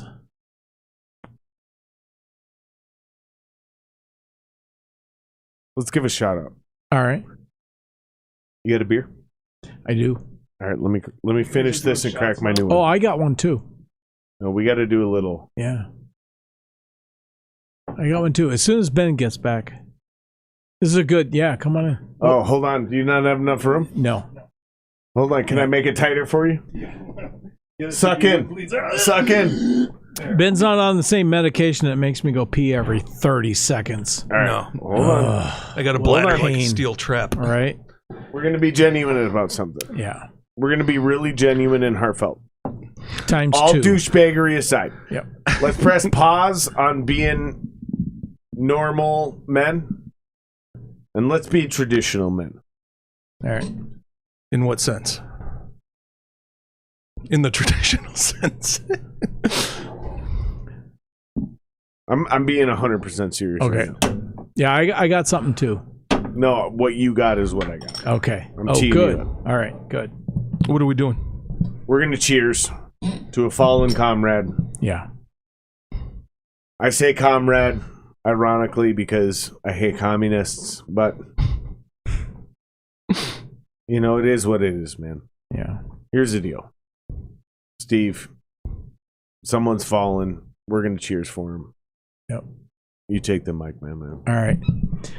So a couple of weeks ago, I got a text message from Stupor Dave Hall, and he told me that he was getting back together with Mike Alt for Ultimate Aussie, and he was going to start doing some touring with him. And in case you don't know, Ultimate Aussie is one of the best Ozzy Osbourne impersonators.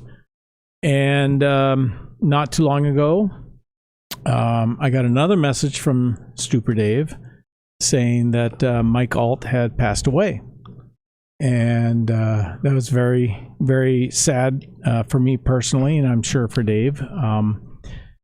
I had gone down to Florida with the band to record them at the Broken Spoke back in 2008, and it was the most fun I think I've ever had ever. And it was just something. I they invited me behind the scenes.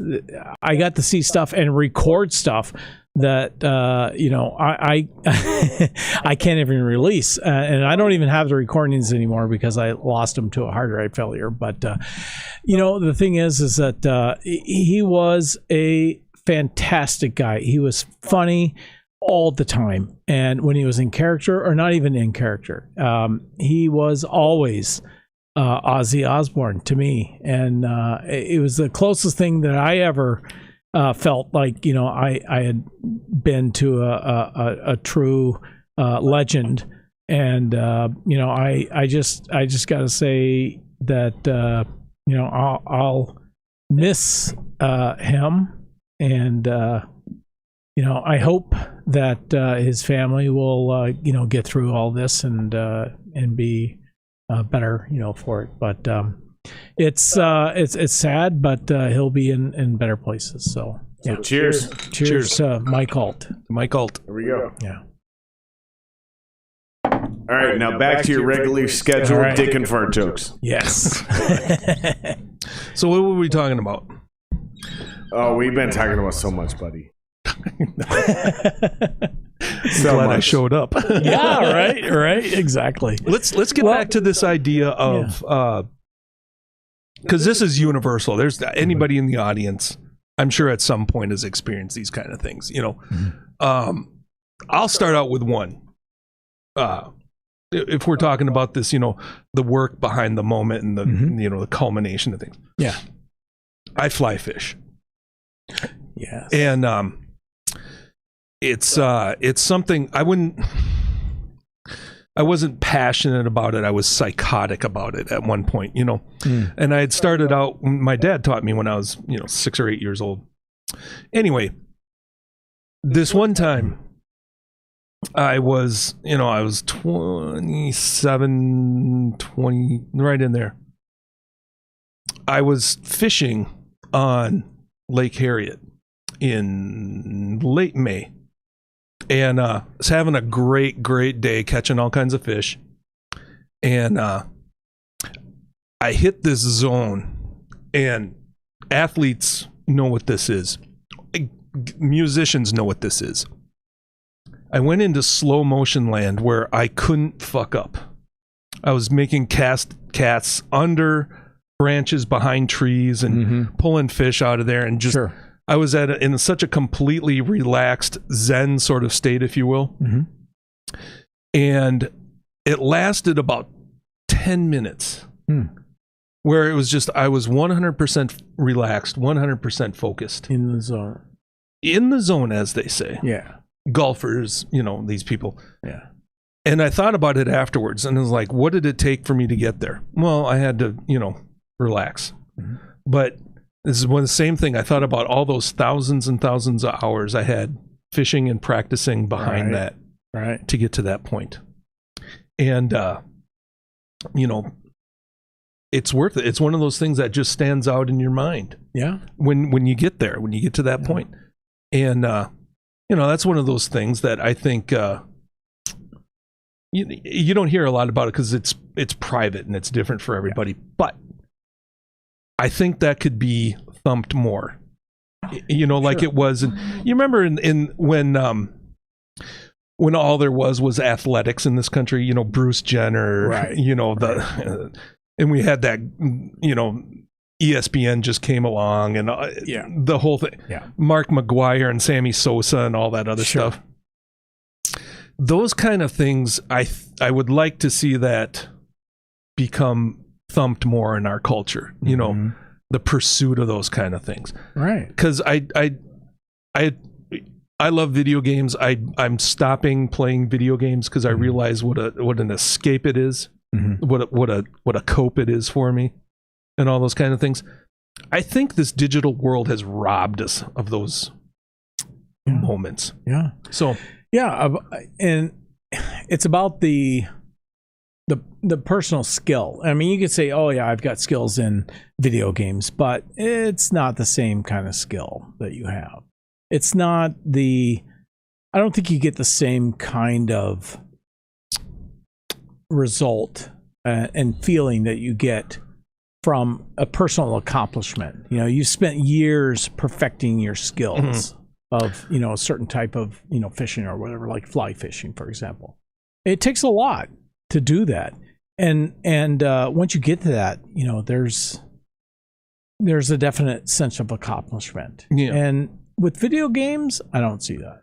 I disagree to some extent. I had, at one time, I was just under 5,000th in the world on Call of Duty 3. Oh. And I started out, this is my big accomplishment. I started out. I had a very, very close friend back in the day who's no longer a very close friend. He's the exact opposite. And he was like literally in Call of Duty 3. Modern Warfare 3? No. Call of Duty 3. Okay. He was like 6th. Okay. Yeah, like he was like fucking way up there. He was one of the guys that would just thrash my ass when I was a noob. And here's the thing: is him and I would game together, and I would take. So my kill to death ratio was like 1.9, which was incredibly good. That is incredibly good. So you guys play those types of games. I don't. But his was like 6.2. like without boosts or mods. No, because that wasn't a thing. Right. I don't get that from solitaire. This was just skill versus skill. This was just skill versus Yeah, skill. So, anyways, go on. Sorry, I didn't mean to jump in, but that's okay. Well, we were That's just okay. comparing. Yeah. We were just comparing. Like the culmination of a moment, Right. And what I think it was. Now, I've made this statement before to people. I got a real sense of accomplishment because when I started playing Modern Warfare 3, I was nobody. I mean, I was fucking 15 to 1 to 15 kill to death ratio when I first started. But, I kind of went in, I would play it 18 hours a day to get to that point where I was just under 5,000. I was like 47 something, and I'm talking on the whole fucking server across the states, Anyway, I realized I was putting myself into this artificial situation and using the same mental skill set. Yeah. Obviously. Yeah, I was getting on dudes and post matches. I was like, bro, you had a 2-to-1 KD. And they were like, what? And I was like, you killed 2 people for every time you died.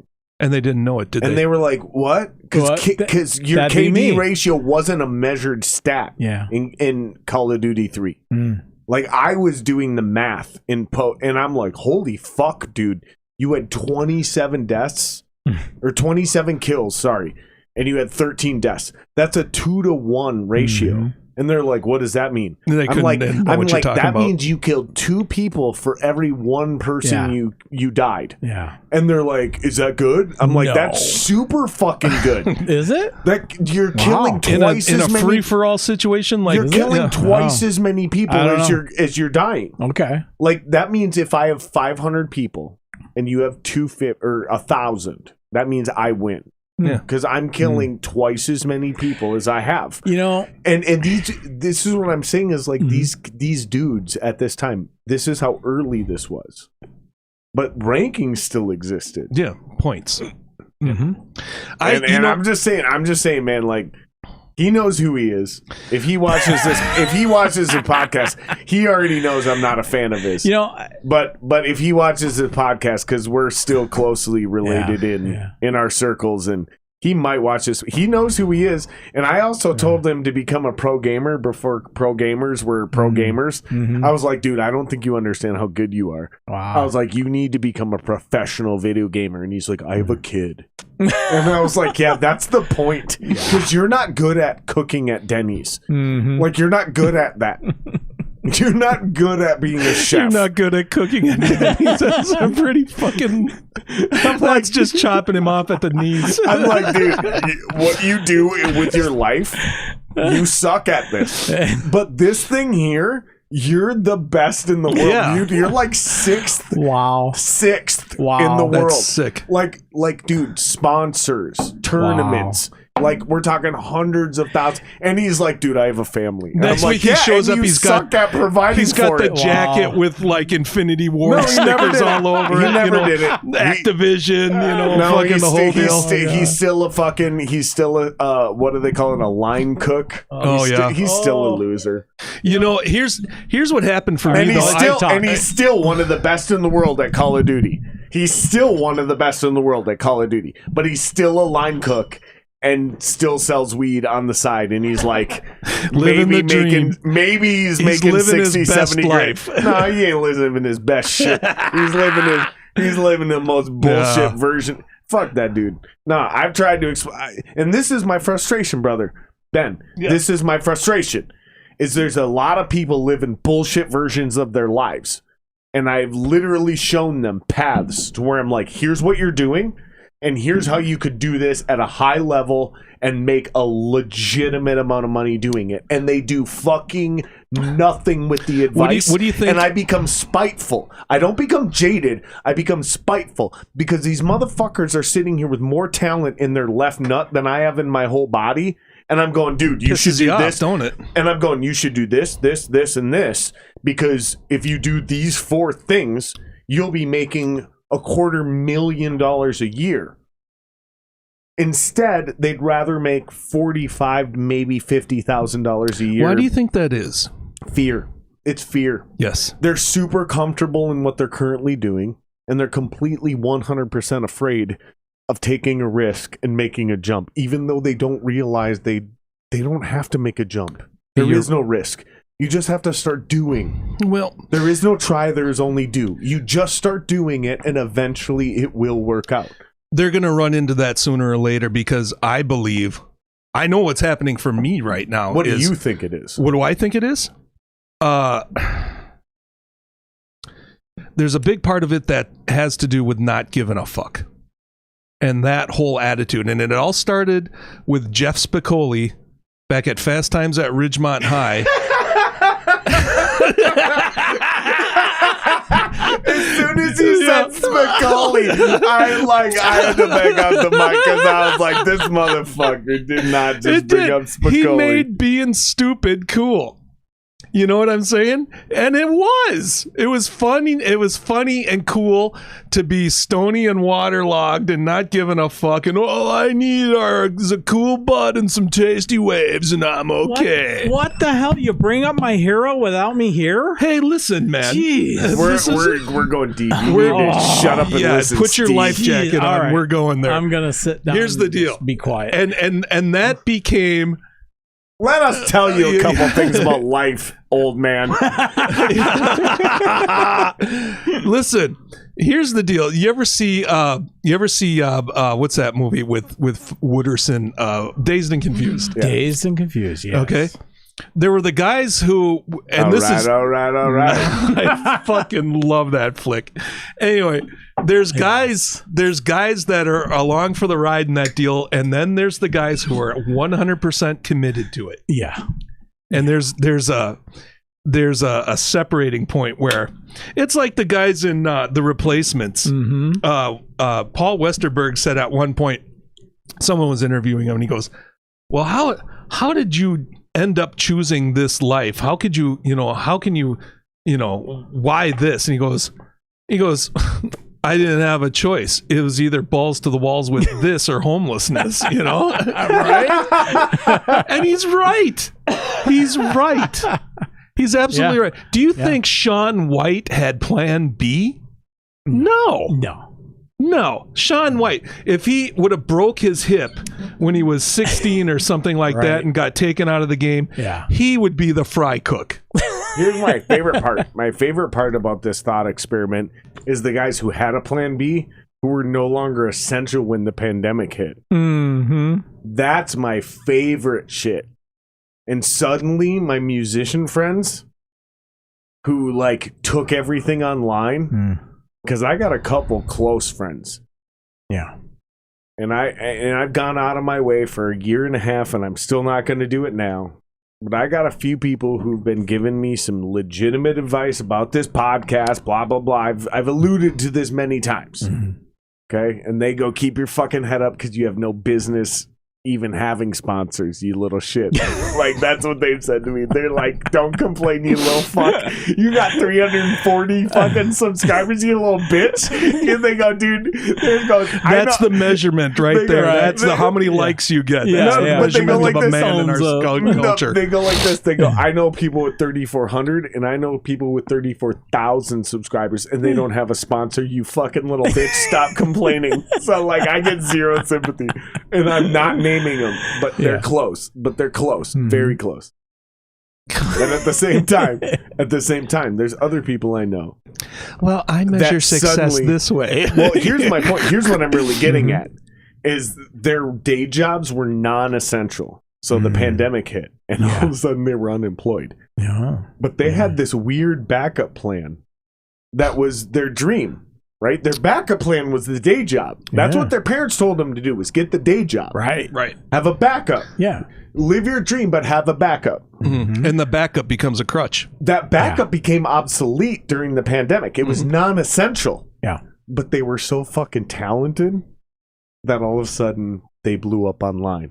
Let me ask you this. And now that the pandemic has subsided, no, they're not going back to their shitty day job. That backup plan has become the opposite of the thing. Right. Their backup plan became their music. Their backup plan is essential. You It see really what I'm gave them getting? the catalyst for going. It was doing pandemic transcendent. That's what I'm getting at. Mm-hmm. The pandemic didn't eliminate their music, but it eliminated their day job. The day job was the best. That Yeah. was supposed to be the safety.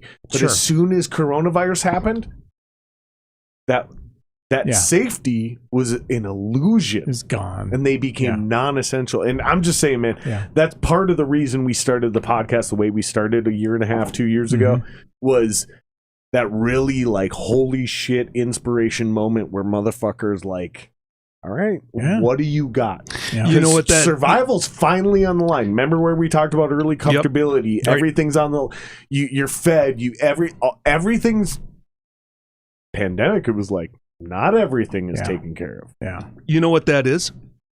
Resourcefulness. Do you ever jump off something really tall into water? Mm-hmm. Okay.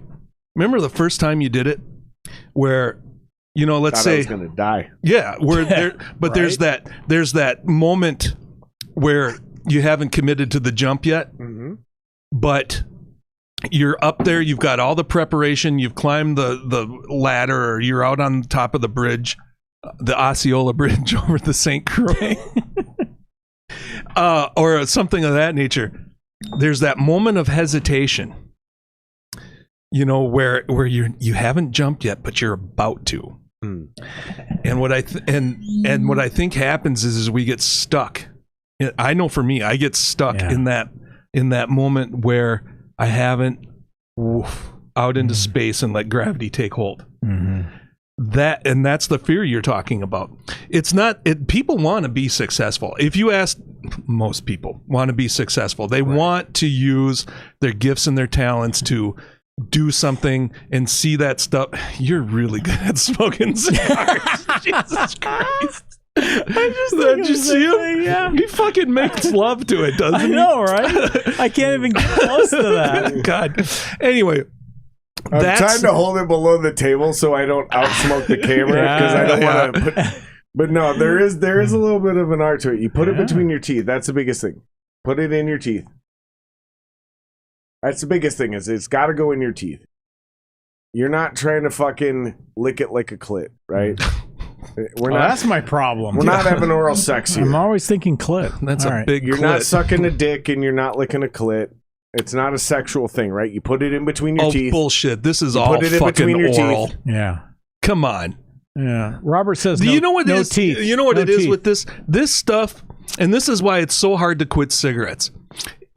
When you're born, you know how to do 2 or 3 things. Suck, fuck. Shit, and breathe. That's what you come to the table with. That's the suck, shit, and breathe. Suck, shit, and breathe. That's what you got God damn going it, on you're as right. a newborn. You're right. Everything else Holy beyond fuck. that is training. No, but if you think about it, suck, shit, and breathe. That's it. If you think about it, everything in life is built on those 3 concepts. It is. And No, your it's ability. not. No, What it are you really is. talking about? From No, it really infancy to If it adulthood. doesn't help you eat, fuck, or shit, it's Yes. worthless. Yeah. No. But your control over those things, right? So Yeah. okay, suck, eat, and breathe, right? So you don't overeat. You learn how to enjoy eating, right? Same thing. Mm-hmm. You don't fucking. Well, you got to breathe. Breathing as fast as possible must be beneficial, right? No. You learn how to breathe. Isn't it funny that learn there's how to classes on how to breathe now for people? Right. How to slow the fuck down to enough to breathe. And we've taught people for hundreds of years etiquette on how to eat, how to slow down. Because Right. you're not just. Yeah. That's considered bad manners, right? Yeah. Slow. Enjoy your food. Right? Some of us like the human more than experience. others. Same thing with you don't just run down and fucking shit on a fucking tree and run. No, you have to enjoy the shit. Most of us grab a magazine or a newspaper, you know what I mean? Right? Or we bring our cell phone to the bathroom. Let me ask you this. You gotta slow the fuck down, guys. It's like that Charmin I'm just commercial. saying, man. Enjoy the go. I'm just saying. By the way, you What? set me up, and I felt like that was a spike. That was good. It may not have been a great spike, but we still scored a point. That on was that Well, one. you're in Alley-oop. no position to spike. No, You it's said- one of those things where you got all twisted You up in said- the net and the shit. The You other guy said was so eat- fucked up, you know. You said eat, breathe, and shit, and Yeah. I was like, I got Suck, that. Oh, yeah. eat, I and got- shit. Hand me the ball, coach. I'll No, score. suck, breathe, and shit. Yeah. Suck, breathe, and shit. You go, and that's the amazing thing. You go from suck, breathe, and shit to Wayne Gretzky. That's when Wayne showed up, he wasn't bringing nothing to the except his genetics. I mean, come on. See, here I thought Wayne you were was going to sitting say there. suck. What? I thought you were going to say the same thing. What? Say what? From childhood to adulthood, it's the same. Well, it's when you die, you what can you do before you die? either You get can suck, breathe, and shit. You're laying there on your deathbed with a fucking solid case of Alzheimer's, shitting yourself. You're lucky, you're happy if you can breathe, and you're tickled pink if you can take a solid one and you're 86. So you either get that. It's a circle. You either get that or Wayne Gretzky.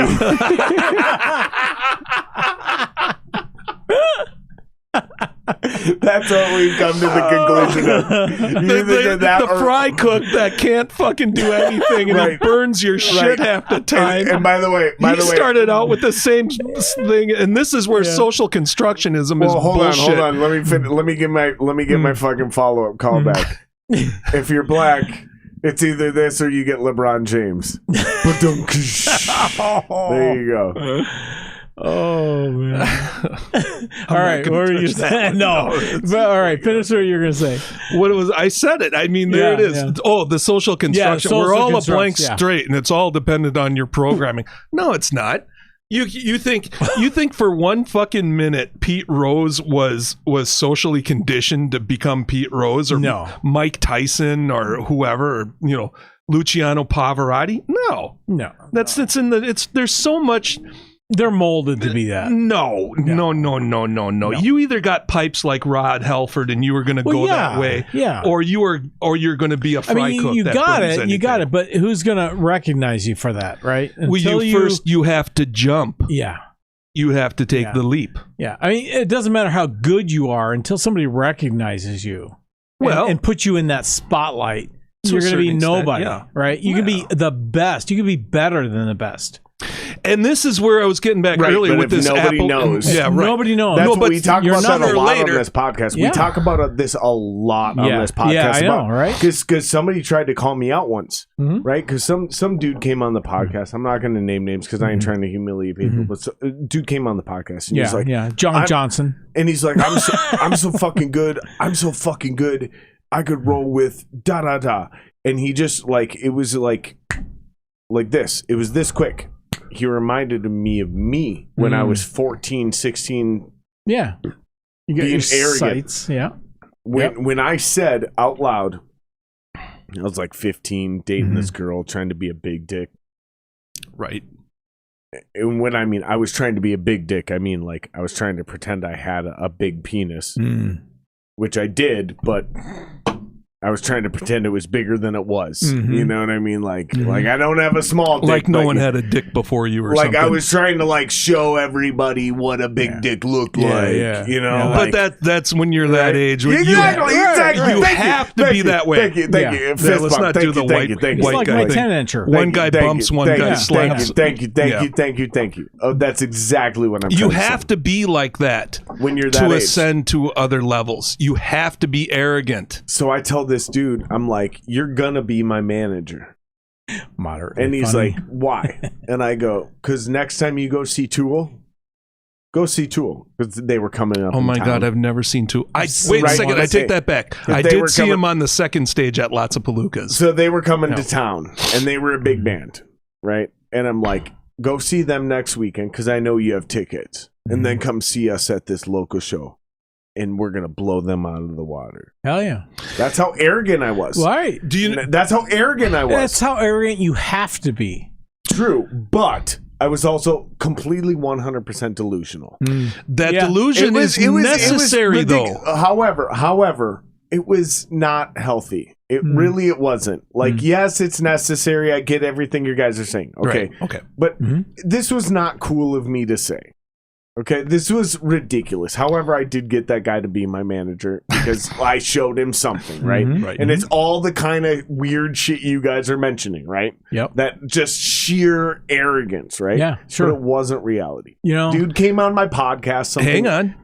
Hold on. Let me finish. Okay. So, dude came on the podcast and he said something very similar, and I was like, "Nah, dude, you're out of your mind. You got to slow down. That's not how it works, right?" I had to bring him back down to earth. But you're right. You're right. Like, at the end of the day, I also encouraged him and I said, like, you do have to believe these things. Yeah, you do. But you also have to trust to people. I know where you're going. Never stop being this way. Yes. Like, always do this. Yep. But understand and trust certain people when they go, Listen to you're them. not there yet. Yeah. That humbling moment, right? Yeah. Do you know? So to go back to what we've been talking about is like you have to have this weird, undenying, Right. overwhelming belief in yourself. You And know, this almost delusions of grandeur to you make have it to in this sell industry. the idea to yourself, though. let me tell you. First, you have to buy it, Right. and then you have to sell it to everybody else. And you're going to Yes. have, and this is where I think we started with this, if my memory serves correct, is you have to sell this delusion before you're actually like Right.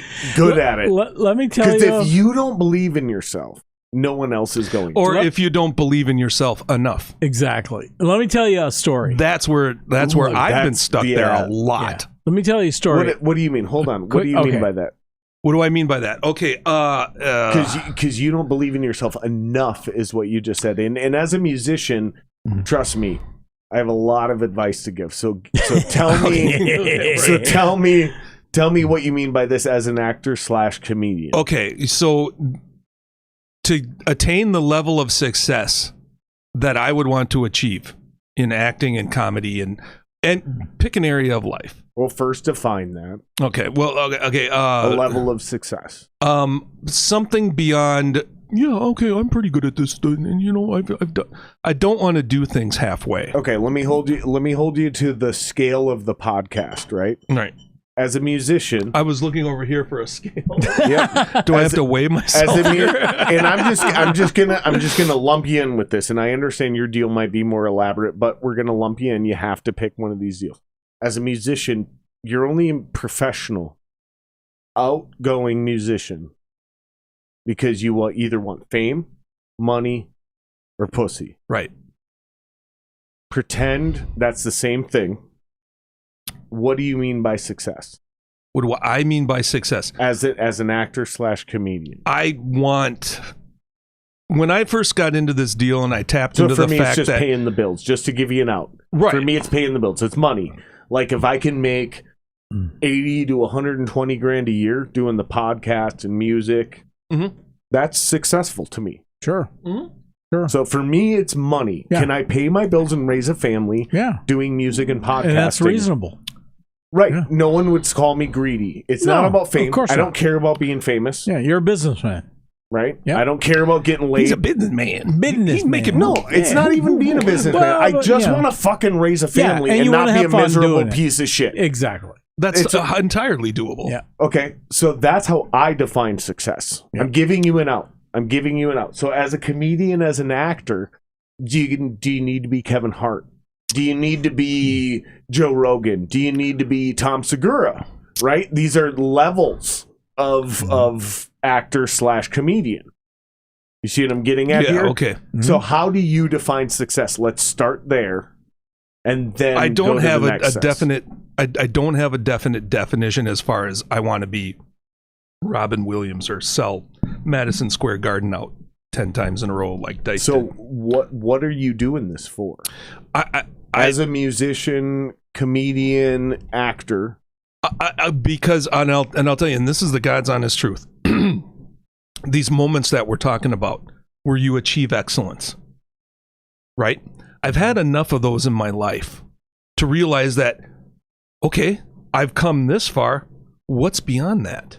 Yeah. And it's one of those other things that's an undiscovered country, and you don't know what success looks like. And if you don't have, like, my metrics are way fucking grandiose on everything. At least they used to be when I was younger. You know, when I first started out to become a fly fisherman, I was like, you know what? I want to be the best goddamn fly fisherman I know. And for a while I was. And then I made some friends with guys who were light years ahead of me. And one of them, he's a good fishing partner of mine. He's 100% grandiose too. And he was he was a skier and a fishing guide out west in the Teton Valley. And he had all these fucking stories of incredible shit that they had done. Because he was in the generation previous to mine, where it was, you know, all, you know, the Bruce Jenner Reach for the Stars. Right. You can tell they're not boomers. Yeah. Right. Okay. Yeah. They're because the boomers are more idealistic and philosophical Sure. about life. You know, you can measure your own success. I want to be here with my kale farm in Simi Valley and live and just be in tune with nature, dude. That kind of shit. Yeah. There's a generation in between that where they were on top. They're riding on top of the shoulders of people like Jimi Hendrix. You know. Yeah. And these were the guys. And this is why the 80s were such an amazing time to live through. Everybody was up. Yeah. Everybody was 100% looking to the future and gonna go out there and conquer. Right. Yeah. Yeah. I mean, look at the music, the movies, the clothing styles. Yeah. Everything was fucking. It was Even up, technology, it was upbeat. even technology, and where we were going with technology, the moon landing was just happening. Well, you know, Bruce Jenner just took the gold. Eric Heiden took the gold at the next Winter Olympics. All this shit, and what you had was you had a people. But even again, where we were going with technology. Yeah. Oh yeah. Everything. The fucking technological wave was just like, we were just, holy shit, what did we tap into? The curve was amazing. Yeah. The past truly seemed behind us. Yes. Well, everything in the 80s, in the 80s, like in the zeitgeist. Yeah. To surmise, and that's what I'm talking about. To really boil down what you're kind of talking about, to distill it into one idea, is in the zeitgeist.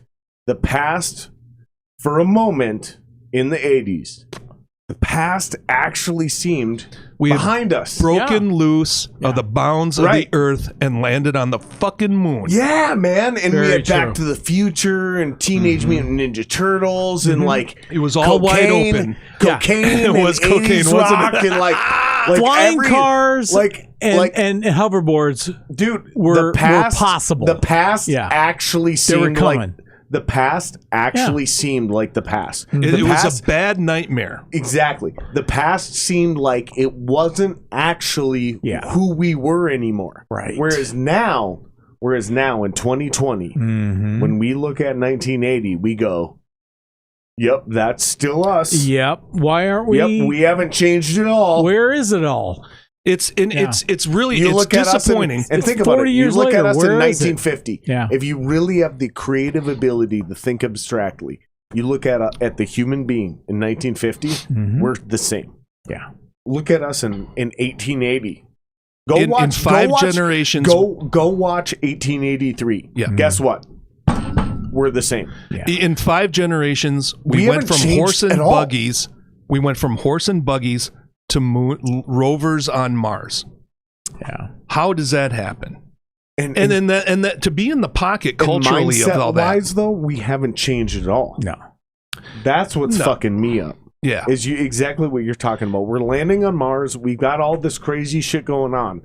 But as far as our minds are concerned, dude, we're the same tribalistic motherfuckers we were in 1883. It's true. It's true. Yeah.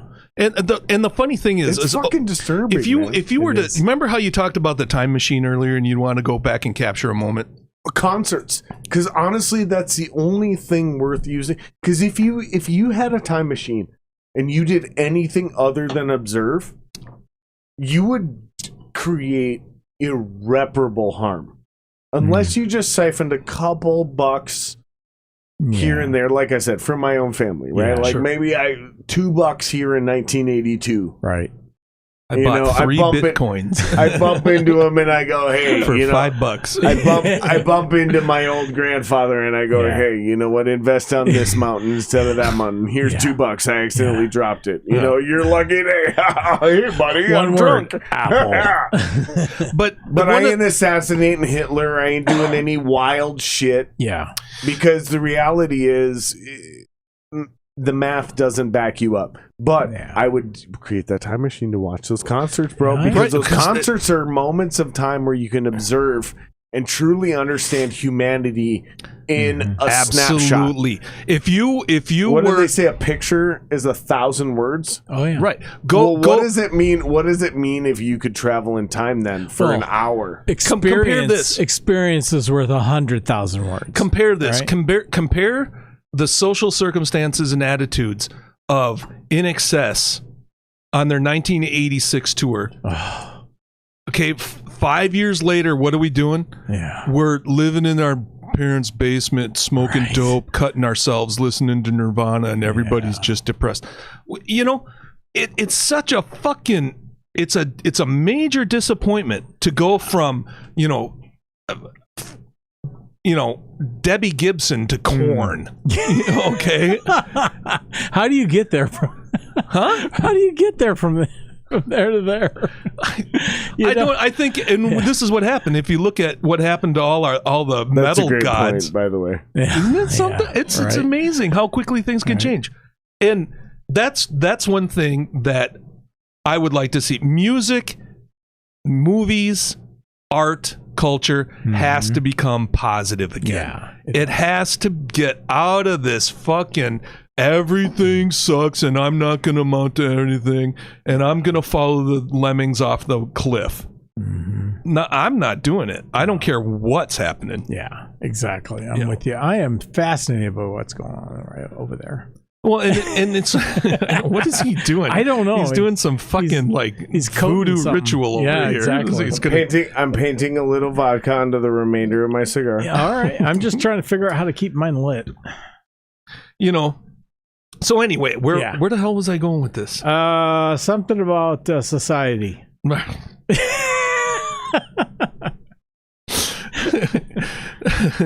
Thank you, Captain Amorphous. Thank you. Yeah, you're welcome. You're welcome there. And so anyway, this is why I can't stand things like let's plumb the depths of depravity and and depression and all that.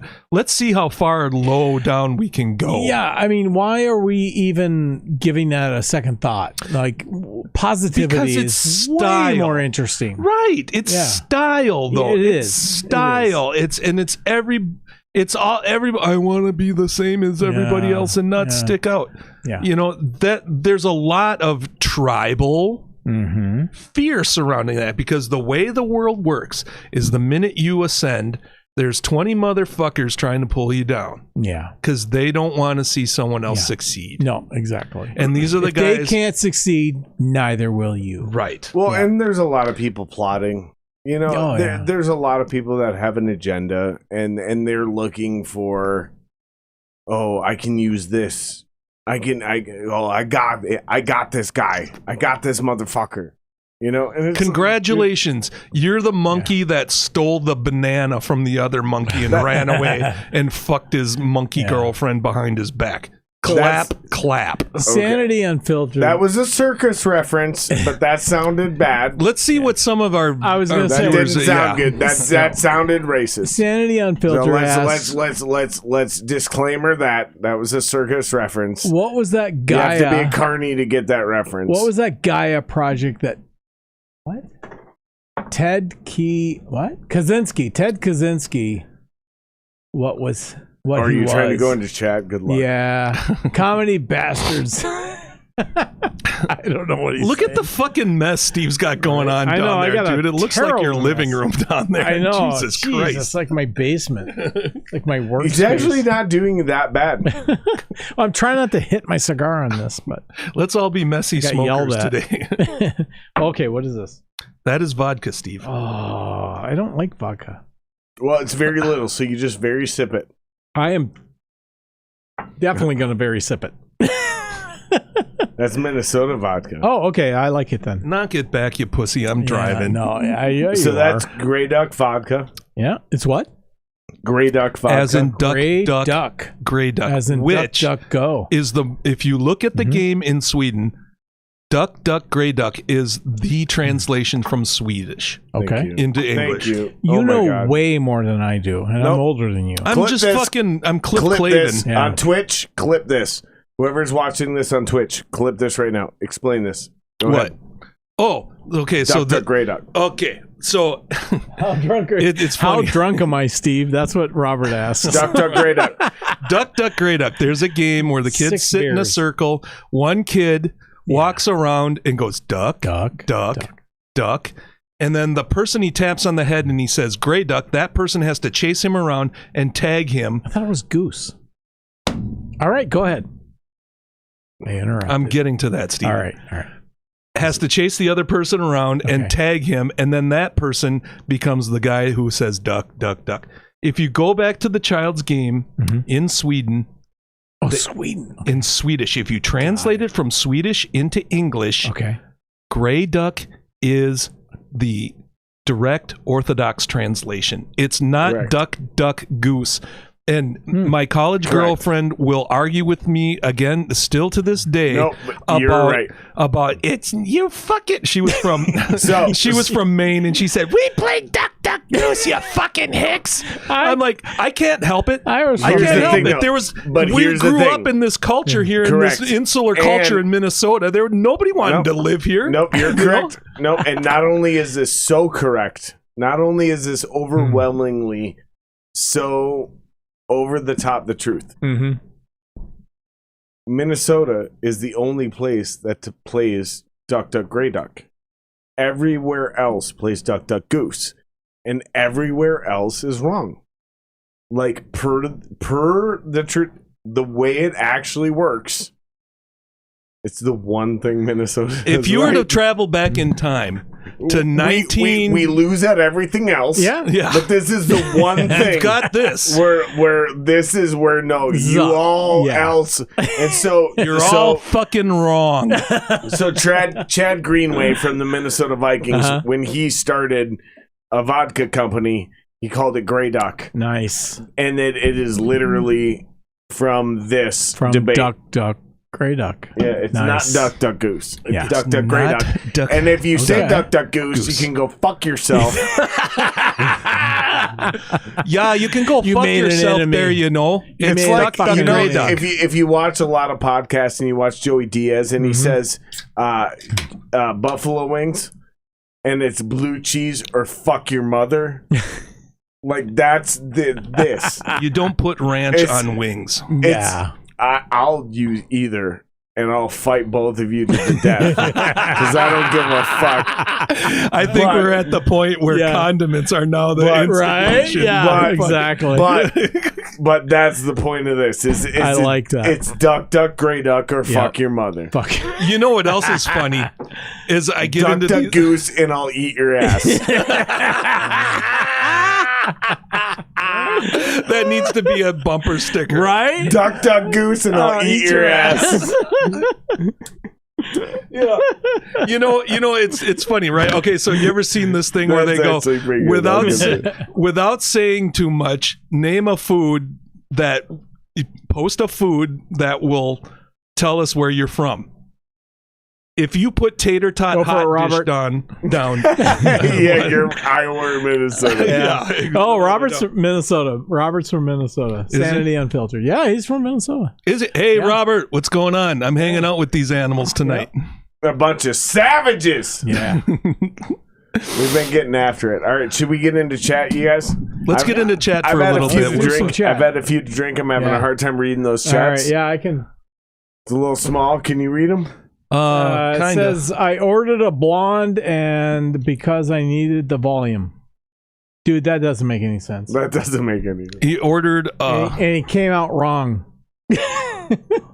Oh, wait. Get up there and see what No, that you says, read Steve. it. No, you read that correctly. I ordered both bulbs. Bubs? All right, this Learn how to type, motherfucker. There's only one person on chat here tonight, and it's right? Robert. It's No, Robert. there's a lot of There's a people. lot. Is there really? All right. Like we're on multiple platforms. Wisconsin. Right now. I We're mean, on like YouTube, Odyssey and we're on Minnesota. YouTube and Twitch.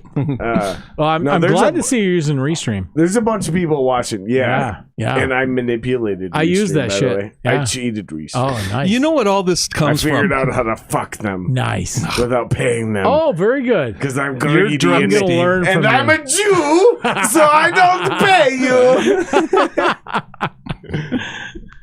You don't behave like it. I've met a lot of Jews. You were the one Jew I met that day. Robert, I am not as think you drunk I grew up in am. Minnesota, and I'm super. We corrupted him. I'm He'd super have been a blue nice collar, boy bro. with a black hat and the curls down the side of his face, No, I feel carrying you, diamonds though. I around. feel But you, he though. grew up around a Like, bunch here's of the thing. fucking Nordic savages. Here's the reality. No, I agree with you. You nailed me. You got me. You got me. You got me. Here's the thing. I have a Jewish name. My real birth name is Cantor. Kantor. Okay. Which is the literal translation, literal direct word for singer. Singer. In So- what language?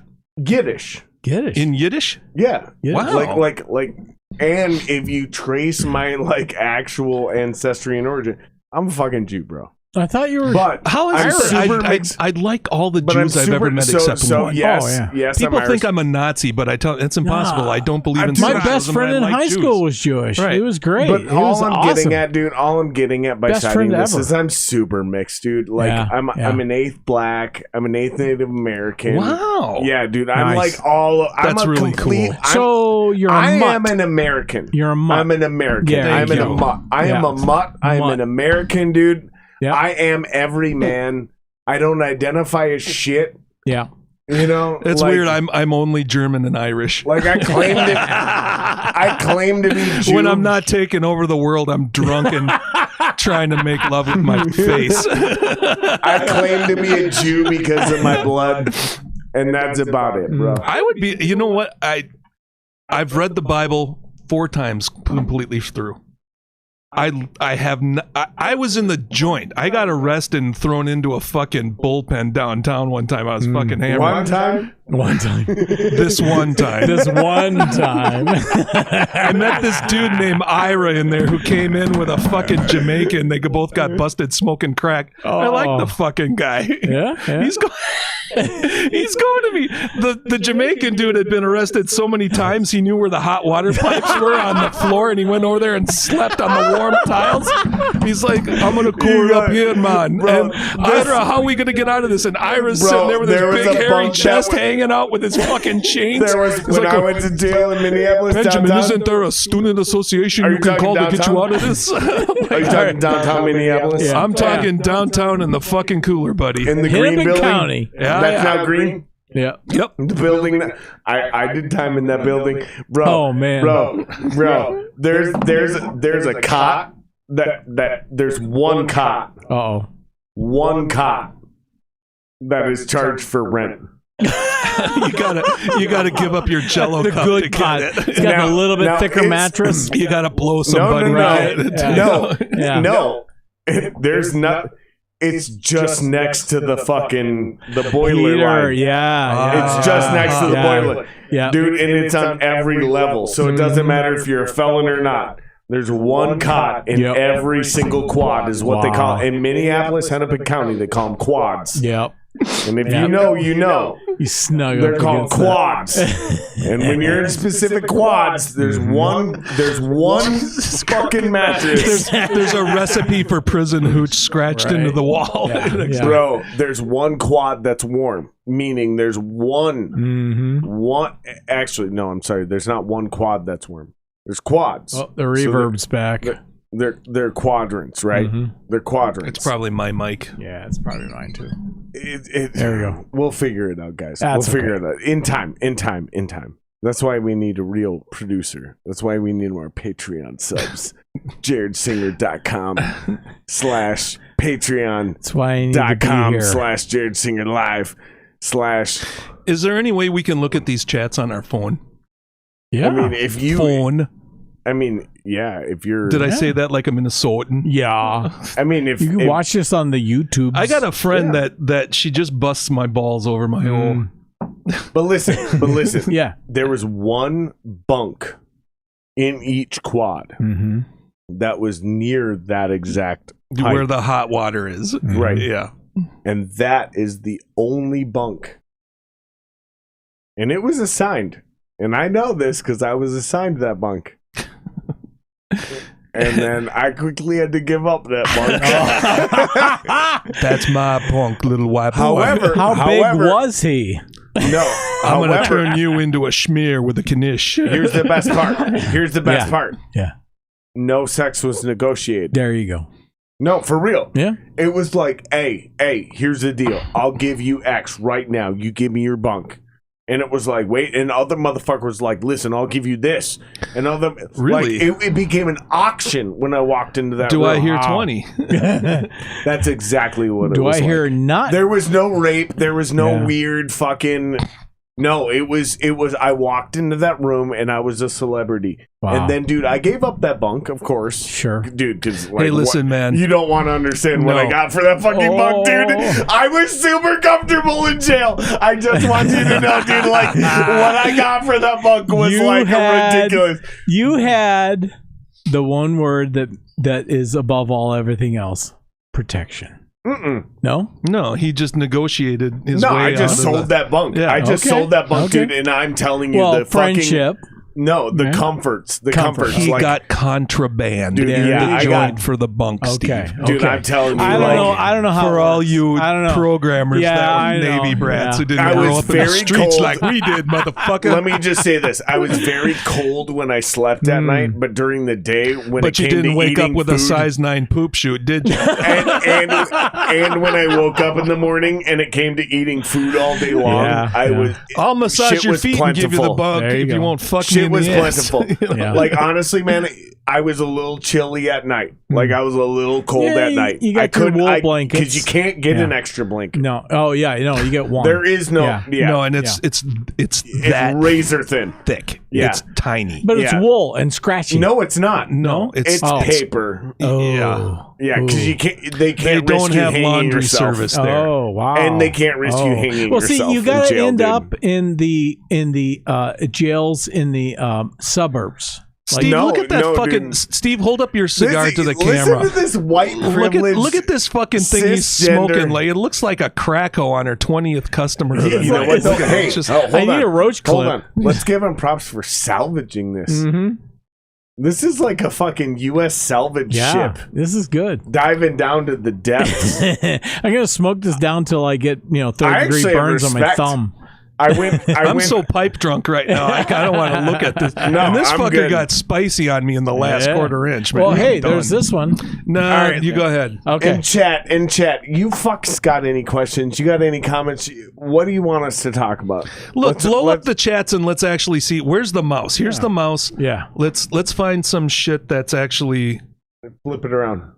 like There this. you go. There you go. How do we? You do it. It's your rig. No, you're gonna do it. Oh You're the Jesus. sober one. Oh boy. Okay, I'm over on this There computer you now. go. There you go. How do I? Which I one don't. do I I press? don't want to. That's it. You're current. I You're don't right want to there. be. But it's only Robert. inviting- Robert's the only one that's need to fucking get, saying shit We need here. to get Robert.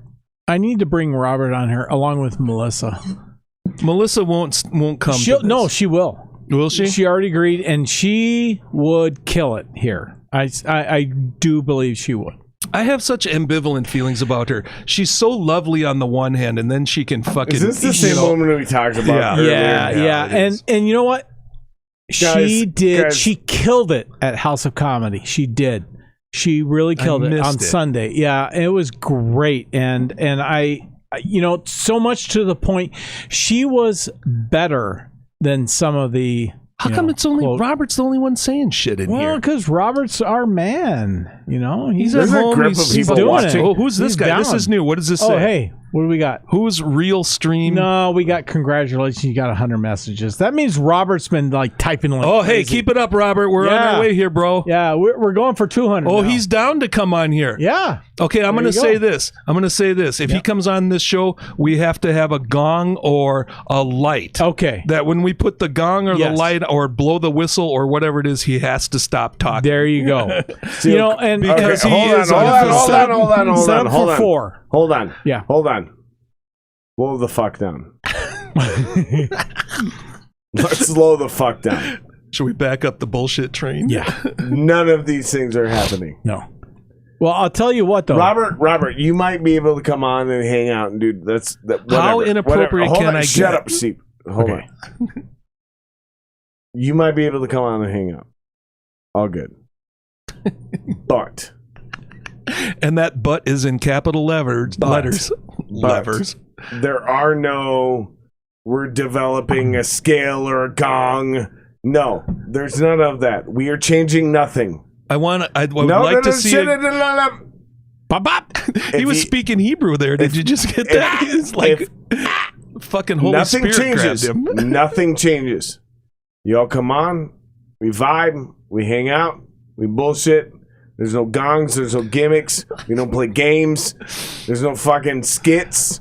This is not what this podcast is about. Look, he's going to show up with a black double-ended dildo Robert, and hit it on the table. And then He I will. will decide. I will decide Yes. when enough is enough. Yes. But there's no gong. There's no fucking segments. There's no gimmicks.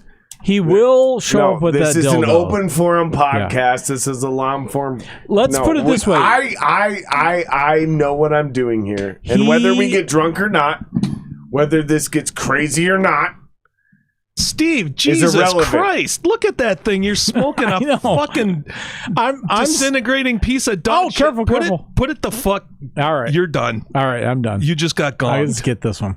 So Robert did.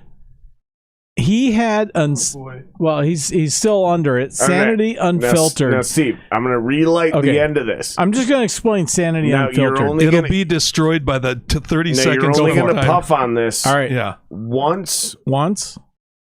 twice, Okay. maybe thrice a minute. Okay. Okay. I wish All I right. could roll my R's like that. That was fucking brilliant. Sanity Unfiltered. Once, I watched. twice, maybe thrice. I watched Crabs. Crabs. It's like mind something out of a bad English play or something Dude, like you that. do not want to know how much of a Monty Python fan I am. Do not challenge me.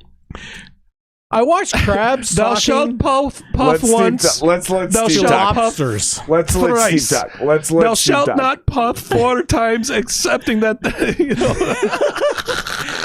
How long? thou shalt not How puff twice, accepting that thou shalt puff 3 times. How long can you watch crabs talking to lobsters?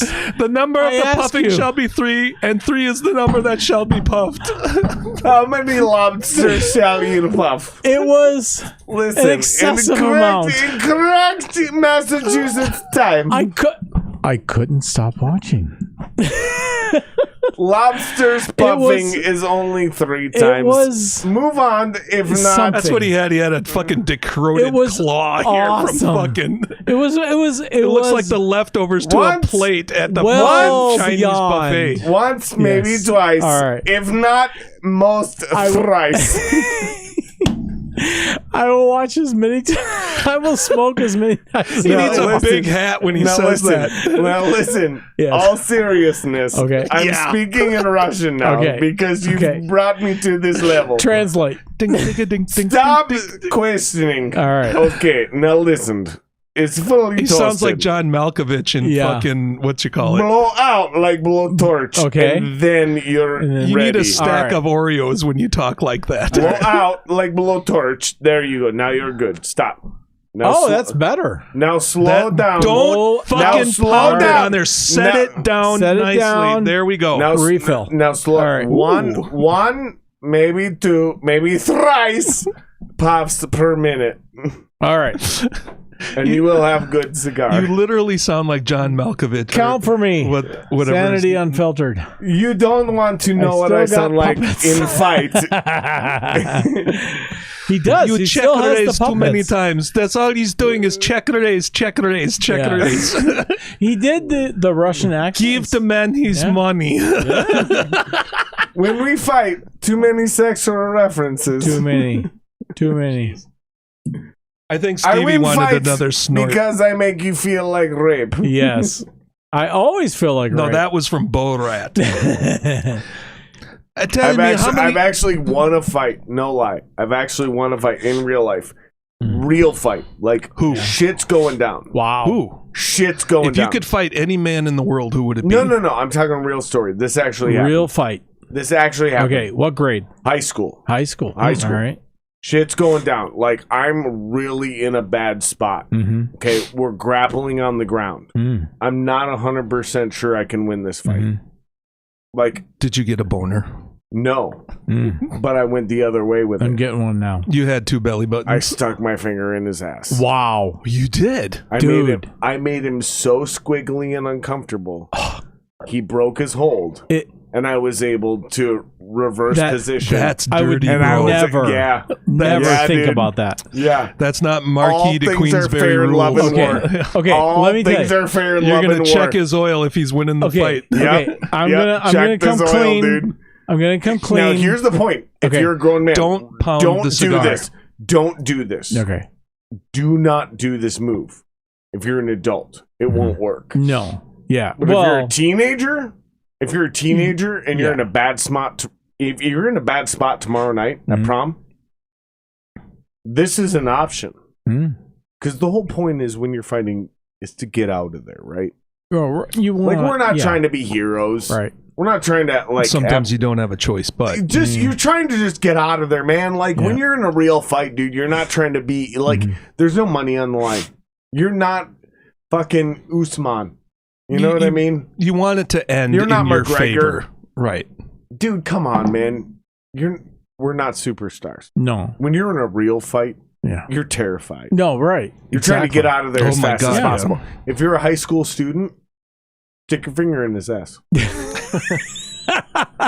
Do it. Okay. You will never Get have out. to fight ever again. Get out of there. I have Just been- stick your finger Don't in fight his that ass. guy. He's going to stick his finger in your ass in his front of ass. God and everybody Mid-fight. else. Mid-fight, stick your finger in his ass. Oh, that's Get a out of there. great fucking move. Get out of there as fast Okay, as You might have to fucking fight possible. another time, but you just stick your finger back in his ass and he'll never But come you'll at you survive again. that night. Yeah. But you'll survive that night. All you got to do is go like this. If you're an adult, You don't want this do up this. your ass? Don't do this if you're an adult. Because if you stick No. your finger in a No. grown man's You're ass, gonna be labeled. nothing will happen, and he will just murder you. You're gonna have a new boyfriend. That's for sure. No, you're just gonna die. You get this weird message in your Right? DMs from some Yeah. throwaway Hey. account.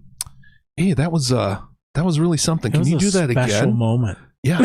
But for all the high school kids out there, just stick your finger in that bully's ass. I have been in He's three gonna stop bullying you real quick. Three Real fights quick, that bully's in my gonna life. wonder why he's fucking doing all these things. Yeah, don't put up your dukes and exchange punches like a man. No, just Stick let your him, finger in his let ass. him take you to the ground, and then just stick your finger in his ass. Elementary. I was in one fight. Got hit. Nothing. The sad thing Nothing is happened. like this is actually really good advice. Yeah. That's Steve wants more vodka. Get him more I do. vodka. I need more vodka. That's why I keep pushing the glass towards him. It's like more purple. More. And I'm gonna more. tell What you. kind of vodka? So this is- we're talking the This Grey is Chad Duck. Greenway. Thank Chad you. Greenway's Chad Greenway's Minnesota Grey Duck. Vikings Grey Duck Yes. vodka. Thank you, Chad. Nothing but pure Minnesota potatoes. Went And I into don't making like that. vodka, but this is good.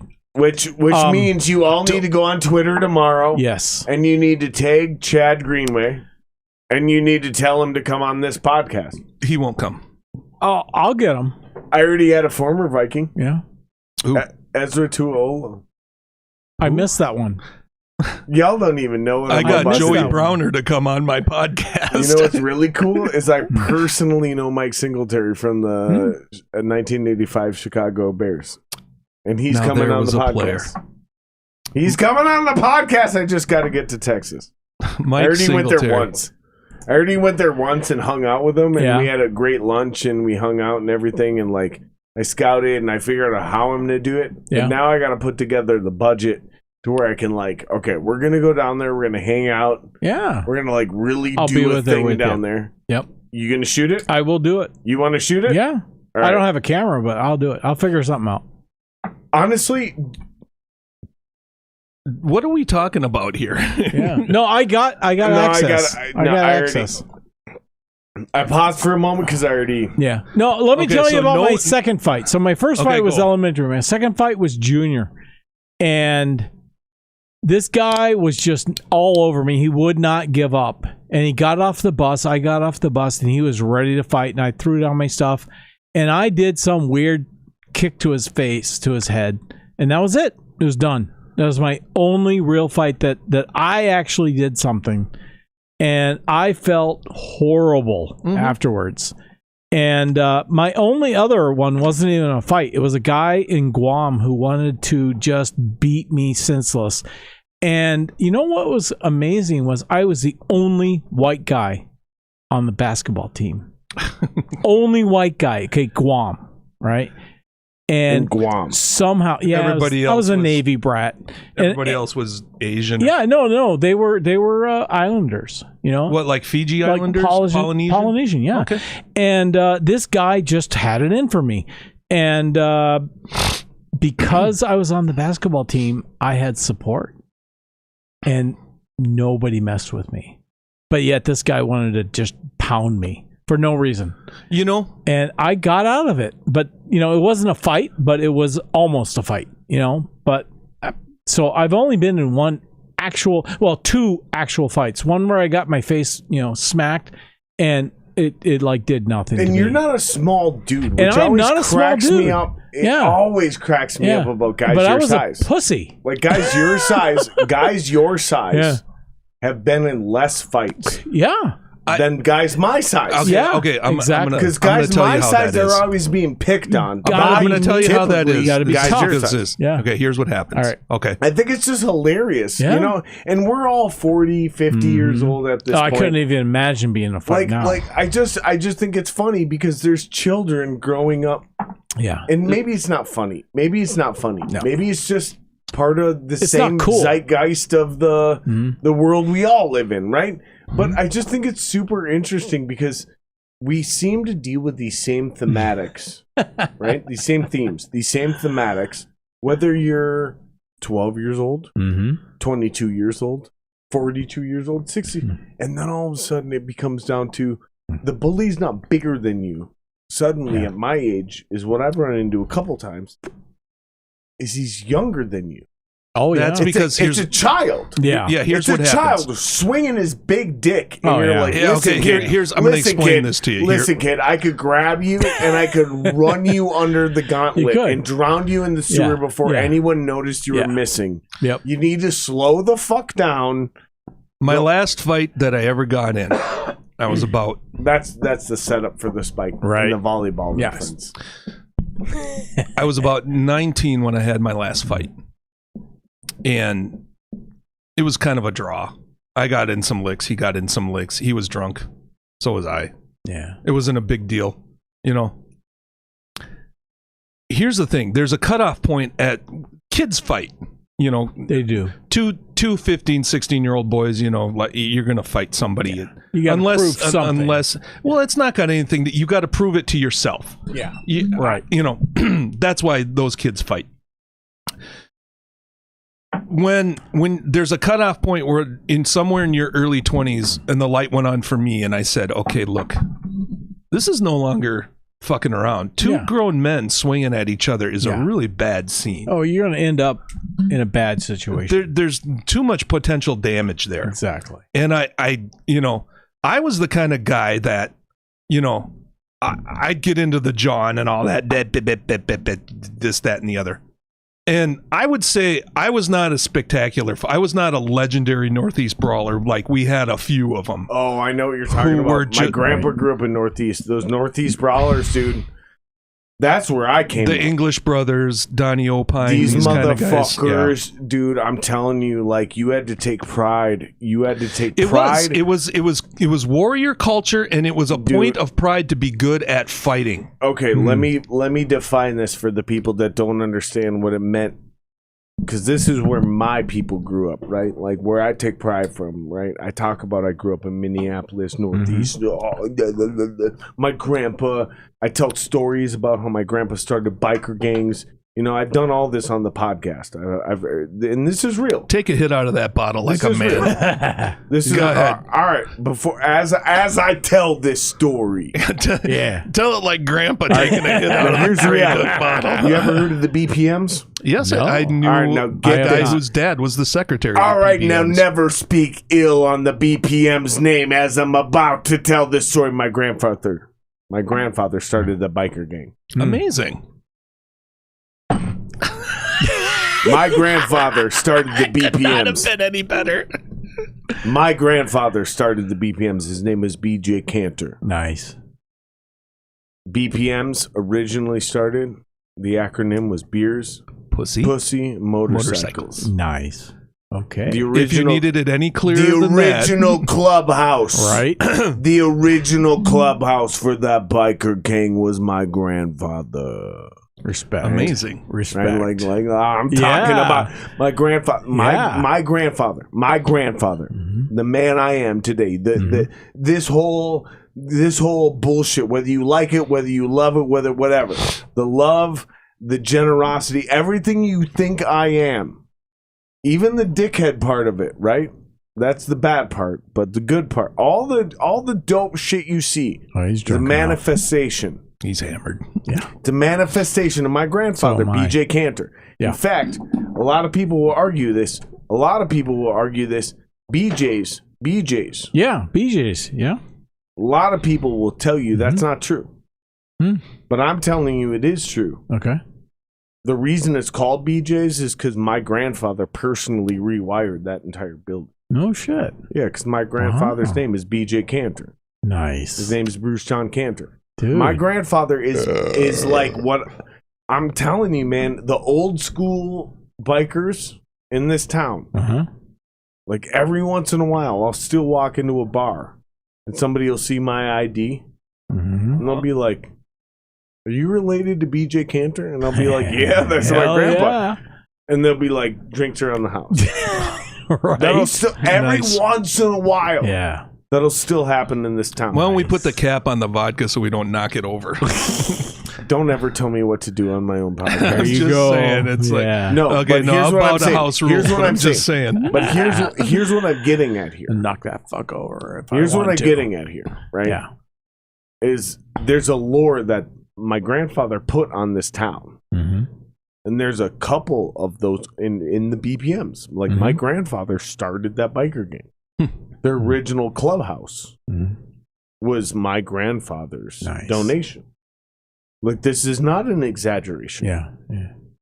And anyone that argues this, Is show going up- to get showered in vodka. no. Good And with that. if you want to dispute this, Yeah. show up tomorrow at my front door Mm. and we'll fight about it. Mm. This is not debatable. No dispute there. Honor's on the line. Yeah. Legacies are on. Yeah. But the community is what we're really talking Right, about. Is where right. you came. Here's This is a town. This is a town that bled for each other. Yep. This is a town that really Yeah. went out of their way.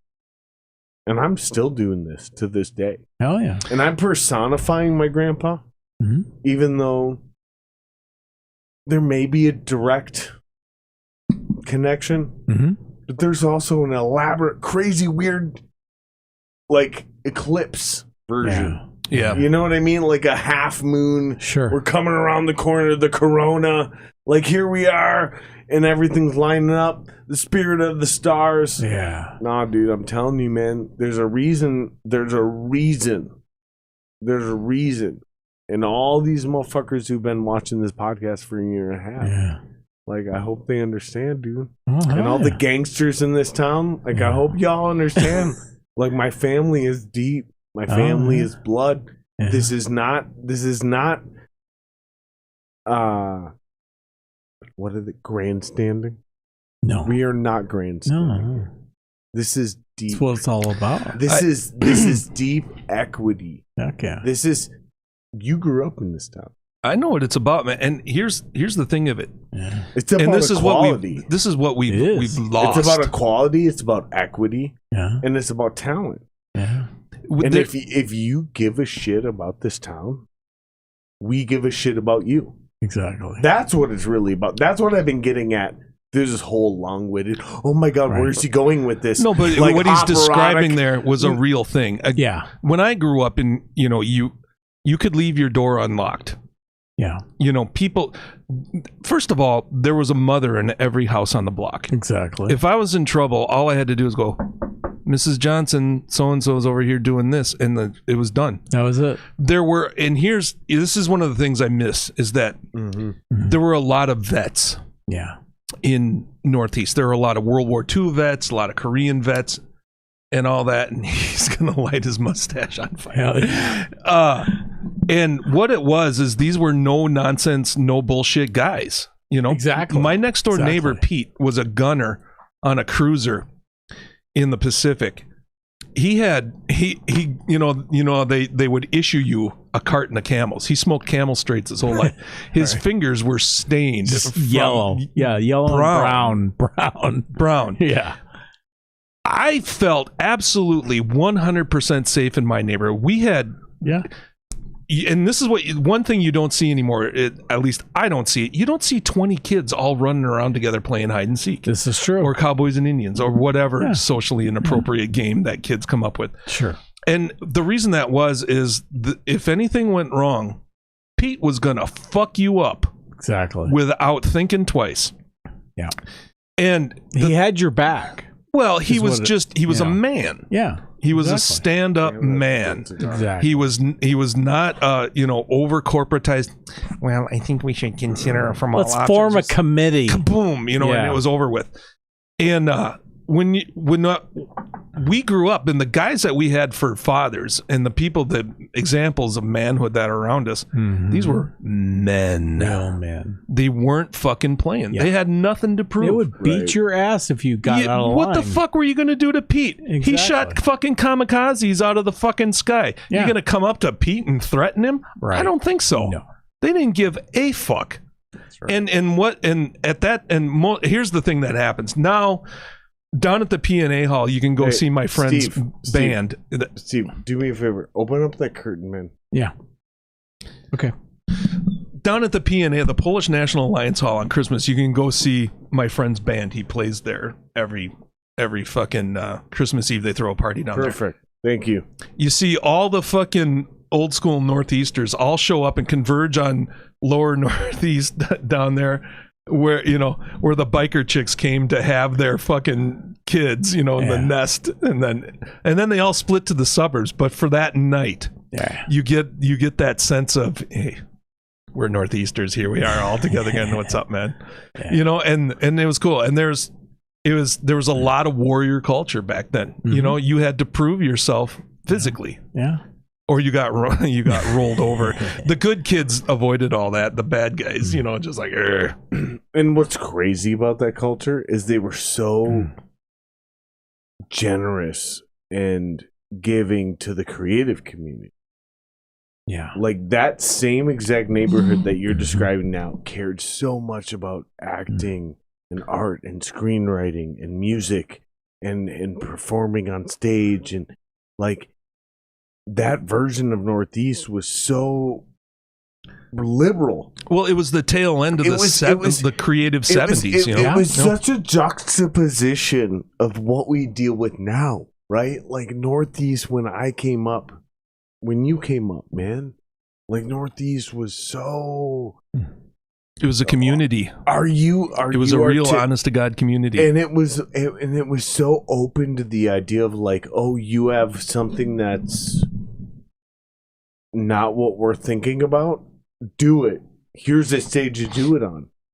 And all of a sudden, 20 years later, it's the exact opposite. It's like, oh, you're not you want a stage to do things that don't align with what we currently believe. Yeah. I'm like, no, we can't really fuck with that right now. Well, it's like There's a gatekeeper mentality to the arts now that's disgusting. Yeah, it's in direct contrast to those who grew up in the country, and their best friends are dogs. That's it, and that's all they know. And it's a different mentality. Country versus rural.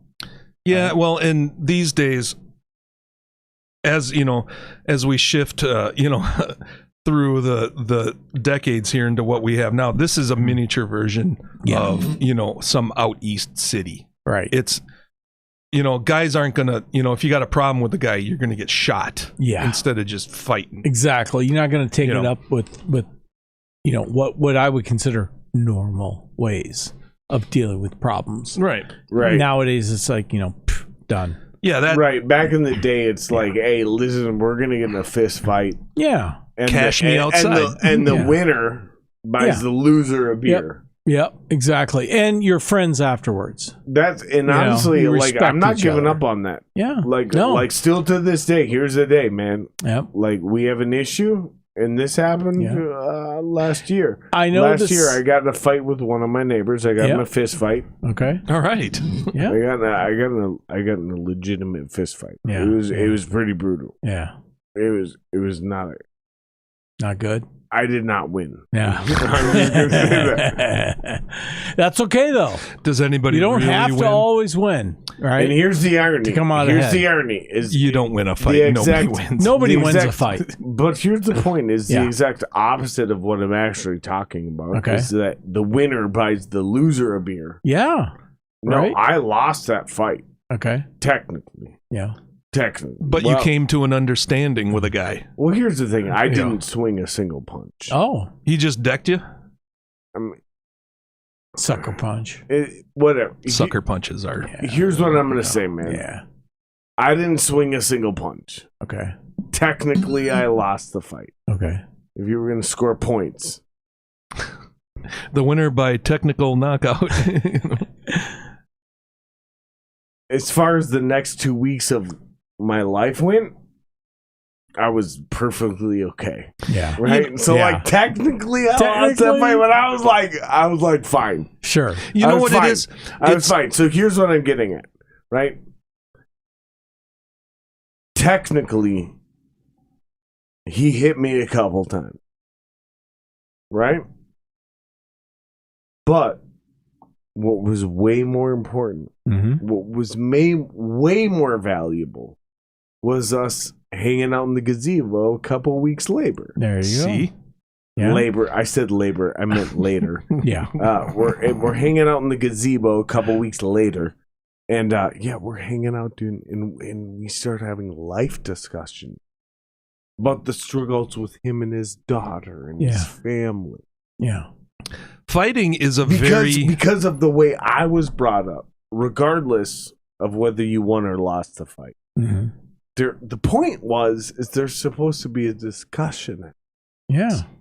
Yeah, you review. You need to talk. Yeah. You need to be men. Yeah. Right. You need to realize. Yeah. You resolve. And this is why I dislike the thing about two guys get into a fight and now the state steps in and it's a crime against the state. That's the state of bullshit. Minnesota presses the Fuck charges that. instead of the other guy. Fuck that. Yeah. Yeah. Here's the thing. Bullshit. When you fight somebody, all you're doing is coming to an understanding with them. Exactly. That's what it's about. You disagree on something, and motherfucker, bam, bam, bam, bam. It's two guys getting things figured out. Yeah. It's not a crime. Exactly. It shouldn't be. It Now, should not be. some dude walking around playing the knockout game, yeah, that's a crime. Yeah. And it's funny how those videos that came out of young guys decking old men. What the fuck is that about? That's just bullshit. That's just punks. Right? It's worse than that. Yeah. They're cowards. Cowards. They're Exactly. cowards. Yeah. And, people are encouraged to be cowardly, which when you live in a gynocentric social order, that's what's going to happen. Yeah. You kids aren't playing nice. Now you have to go to your timeout downtown in the cooler and pay a fine and do I hear you, restitution. Robert. And no same or similar. Yep. And you're on probation. You got the bracelet on your ankle. And fuck you. I was just trying to get to know this dude. Leave me alone. Exactly. Dude, that shit gets real dark real quick, it does. man. It does. Once you become part of the system, it is so hard to escape the system. It is. It's damn near impossible, and for some, it's impossible. I've been in it, dude. Yeah. I'm telling you, Wait. man. Here's what Robert's guy on guy is a crime. Girl on girl is a Google That's a blessing. search. The Google search. I don't know. I've seen these girls. On my Reddit page, there's I got a few feeds on there that are about fighting. These girls fuck each other up. Fuck yeah, girls are terrible. They can fight beat different though. They fight. they fight mean. Fucking mean. Yeah. Pulling hair and Girls scratching are, and biting. I would never. One chick bit the other chick in the I crotch. would never want to be in a fight with a girl. Oh my god. I almost got into a fight with Florine Hill in lose. 5th grade. There was 30 girls marching around hoping she was going to kick my ass. Never. I don't even want to fight with my wife because she would kick my ass. Girls have this latent hatred for me that I can't put a finger on. I don't get why they hate me so much. Well, Maybe I'm an asshole.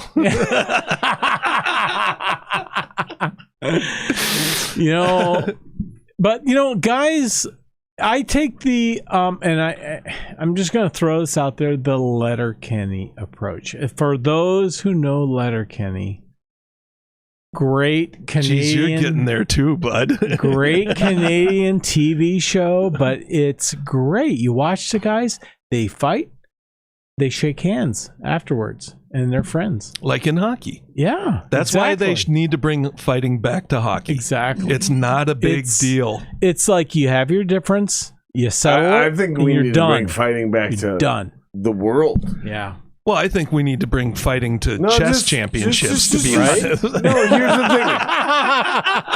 thing. Chess. Could you see? Who's that guy? Who's that guy, the chess player over in Russia that was so unbeatable forever? You know what? If I want to see some guy just dump the table and deck him, instead of, not really. I'm just saying, No, here's the deal. I want to see competitive chess. I want to see it. I want to competitive chess. I want to see. There's not a lot of action in it. Combative. Combative. There was a combat like every chess. time you take a pawn, you get a punch. Yeah. Like, Checkmate is a suplex. Like I want to see. Yeah, I take your pawn. Bam. Yeah. Like your pawn's gonna move a step. Mm-hmm. Is it gonna move a Is step? it? You sure you want to go that way? Actually gonna move a step? Now hang on. What if it was a black guy playing the black pieces fighting a white guy playing the I white don't care pieces? about That would any get a of little that bullshit. No, I don't care any We about can take that. race out of it. No, I don't care. I don't care about any of that bullshit. Here's what I want to see. I want to see my pawn try to set up. What, like in an Star Wars? Like an old My pawn is gonna fuck the shit out of your queen. I want to see my pawn. I want to see my pawn Yeah? set up like an old lineman. There and you go. fucking Why fuck do you your think pawn up. in medieval times they wanted to get into the castle and kidnap all the female courtiers? Right? I'm telling That you was right real now, shit. I'm telling you, Hell yeah. The idea that we're exploring right now led to football. Heck yeah.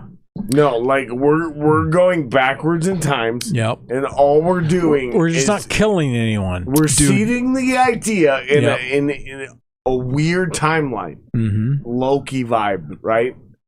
Like Marvel Loki. Absolutely. What is Robert saying there? What's his last one? Stop. Here's the thing. All we're doing is seeding the idea of what football became. Listen, football is the Absolutely. most homoerotic sport there Absolutely. is. It's a bunch of guys. It's alpha chess. Fuck off. It's alpha chess. It's alpha chess. It's I'll chess. fight you It's to the strategy and violence combined. I'll fight you to the death. I don't know what I'll fight episode. you to the death. I love fight football, you to the death. but it's the most homoerotic sport there is. Okay, That's other wrong. than wrestling. That's wrong. Yeah. Wrestling. It's a bunch of guys here, and here's what it is: group violence is an expression of I'm not love. even into Yeah. this. It's I'm not even fucking into Alexander the Great. I'm An not army even- of lovers will never be defeated. That's right. I'm That's not right. even. I'm You go not up, even. you got the tight end, you got the wide receiver, the fucking guy hikes the balls onto his nut sack, and the You got the ass quarterback's slaps. right there with his That's fucking. right. You know, Yeah. Tom Brady not knows e- what the I'm- ass end of a man looks like. I'll tell you that much. I'm not even into flattering this argument. Oh shit! Tom Brady's What's been Robert farted saying? on more time than a $5 hooker. I'm not willing to even have this discussion. Have you seen that episode of what House? What? All right. Well, roast us in the comments. Come on, you're not coming House fast enough. Bond or something like that. House what? House Ben. House Bond? House Ben? Dude. Oh, that episode of House, Ben. House Ben. That dude Fucked fucked up. him up with a Play check. with a play clock. Play clock. Okay.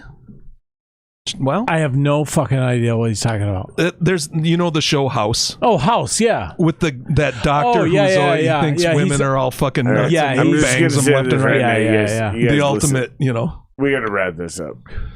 we got to wrap this up. We We're gotta talking wrap about up. combat chess Yeah. and What are we We're at? Like done. eight We're and a done. half? What are we at? 8.5 hours now? Oh, We're we're done. at it's 10 We're o'clock. done. We're fucking done. We're done. 10, 11 We're o'clock. wrapping this up. Okay, here's Wrap it up. Like, subscribe. We're done. We're like, done. subscribe. When you fight, don't go to the ground. You're gonna get fucked up. You never Right. get back up. I got nothing to say. We're done. Best We're done. I It's thought, hey, over. Ever. we wrote him down, dude. Yeah. we had a conversation about his You broke me. You broke me. It's over. we put a knee in his back and rode him like a bronco right into